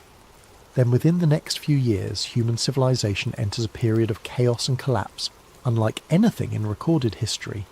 Not through war or natural disaster, but through the breakdown of the psychological foundations that make complex societies possible. The weight of what she was telling me settled on my shoulders like a physical burden. If they were right, I wasn't just being offered the story of a lifetime, I was being recruited to help prevent the end of the world as we knew it. When do we start? Tomorrow, Eleanor said. But first, you need to see what happens when containment fails. We have one more reel to show you. Footage from 1962, when a test of weakened binding protocols got out of hand. She loaded the final reel, and I watched something that would haunt my dreams for years to come. Research subjects exposed to deliberately weakened containment turned on each other with a ferocity that looked less like human behaviour than like animals driven mad by disease. Within hours, rational people became incapable of basic cooperation, seeing enemies everywhere, responding to imagined threats with real violence. Multiply that by global population, Eleanor said quietly, and you begin to understand what we're trying to prevent. As we climbed back toward the surface, I realised there was no going back. Whether Project Owl represented the most important secret in human history, or the most elaborate delusion ever created, I was now part of it. The knowledge had become a responsibility, and that responsibility would shape everything I did for the rest of my life. Above us, the Grove continued its normal activities. Powerful people, networking and bonding, unaware that their casual retreats served a purpose that might determine the survival of human civilization.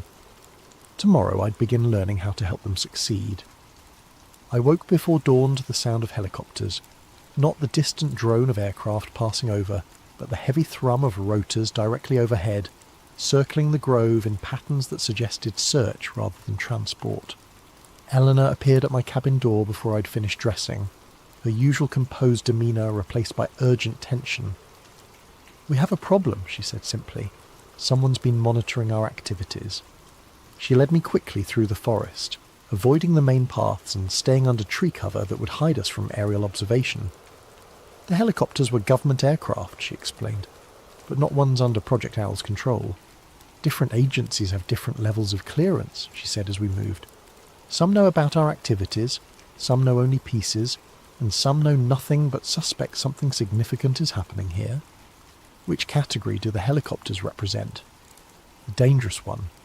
People who know enough to be suspicious but not enough to understand the consequences of interference. We reached the concealed entrance to the archive facility, but Eleanor didn't lead me inside. Instead, she continued deeper into the forest, towards sections of the grove I'd never seen.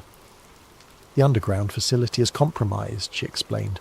Motion sensors, thermal imaging, electromagnetic monitoring.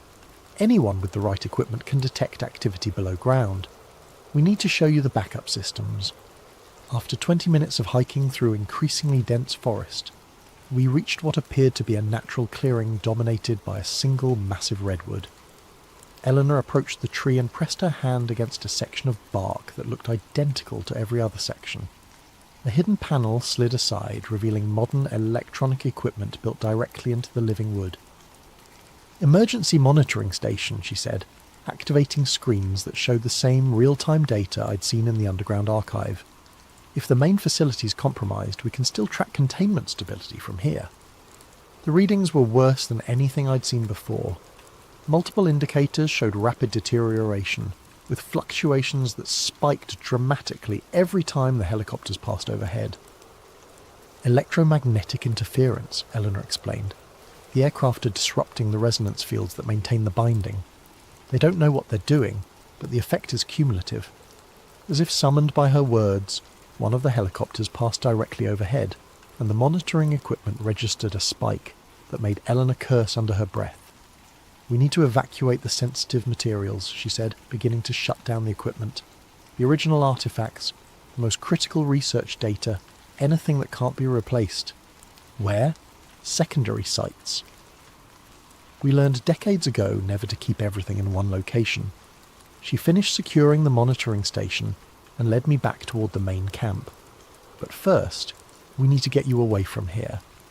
If this goes wrong, you're the only person outside the project who knows the complete truth. We were halfway back to my cabin when the shooting started. Not gunfire, something else. The sharp crack of what sounded like electrical discharges. Through the trees, I could see flashes of light that had nothing to do with the helicopters overhead. What is that? Eleanor grabbed my arm, pulling me behind the massive trunk of an ancient redwood. Containment failure. The electromagnetic interference pushed the binding past critical thresholds. The flashes were coming from the direction of the sacred grove, where the official ceremonies took place. But these weren't artificial lights. They looked like lightning, but moving in patterns that defied any natural explanation. The entity is breaking through, Eleanor said, checking her watch with obvious anxiety. Localized manifestation, probably limited to the immediate area, but we need to implement emergency protocols immediately. What kind of emergency protocols? Before she could answer, a man appeared through the trees, one of the Grove members I'd seen at the dining hall, but changed in ways that made my skin crawl. His face was twisted with rage that seemed to come from nowhere, and he was carrying what appeared to be a broken tree branch like a weapon. "You?" he said, focusing on Eleanor with hatred that was obviously irrational. You're the one who's been lying to us." Eleanor stepped back, keeping the tree trunk between herself and the approaching man. "George, you need to get back to your cabin. You're not thinking clearly." "Thinking perfectly clearly for the first time in years," George replied, raising the makeshift weapon. "Seeing through all the lies, all the manipulation. You people think you can control us, think you can use us for your games." He swung the branch at Eleanor's head with murderous intent. She dodged, but barely, and I realized with growing horror that we were seeing the entity's influence in real time. George wasn't just angry. He was completely detached from normal human empathy and reason. "This is what happens when containment fails," Eleanor said quietly, pulling me deeper into the forest. "People lose the capacity for rational cooperation. They see enemies everywhere, respond to imagined threats with real violence." Behind us, George was joined by others, Grove members who transformed from networking politicians and businessmen into something that barely resembled human beings. They moved with pack mentality, communicating through gestures and sounds that suggested intelligence but not consciousness as I understood it. How do we stop it? "Emergency binding ritual," Eleanor said, leading me toward another concealed facility. but it requires specific people in specific locations, and we're running out of time. The facility she brought me to was smaller than the main archive, but clearly designed for crisis situations. Emergency supplies, backup communication equipment, and most importantly, a collection of artefacts identical to the ones I'd seen in the underground chamber. Portable containment kit, Eleanor explained, gathering materials with practiced efficiency.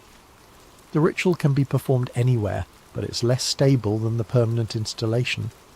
She handed me a metal disc covered with the same spiralling symbols I'd seen before, but this one felt warm to the touch and seemed to vibrate with energy I couldn't identify. Hold this and think calming thoughts, she instructed. Visualize peace, cooperation, people working together toward common goals. The binding responds to consciousness, but it requires focused intention from multiple participants. I don't know how to do this. You don't need training, you need belief. The entity feeds on conflict and suspicion. The binding requires the opposite. Trust, cooperation, shared purpose. As she spoke, the sounds from outside grew worse. More Grove members had joined the pack hunting us, but their behaviour was becoming less and less human.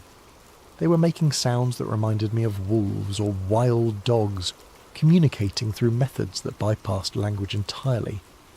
They're not possessed, Eleanor explained, setting up equipment that looked like a cross between a radio and a meditation altar.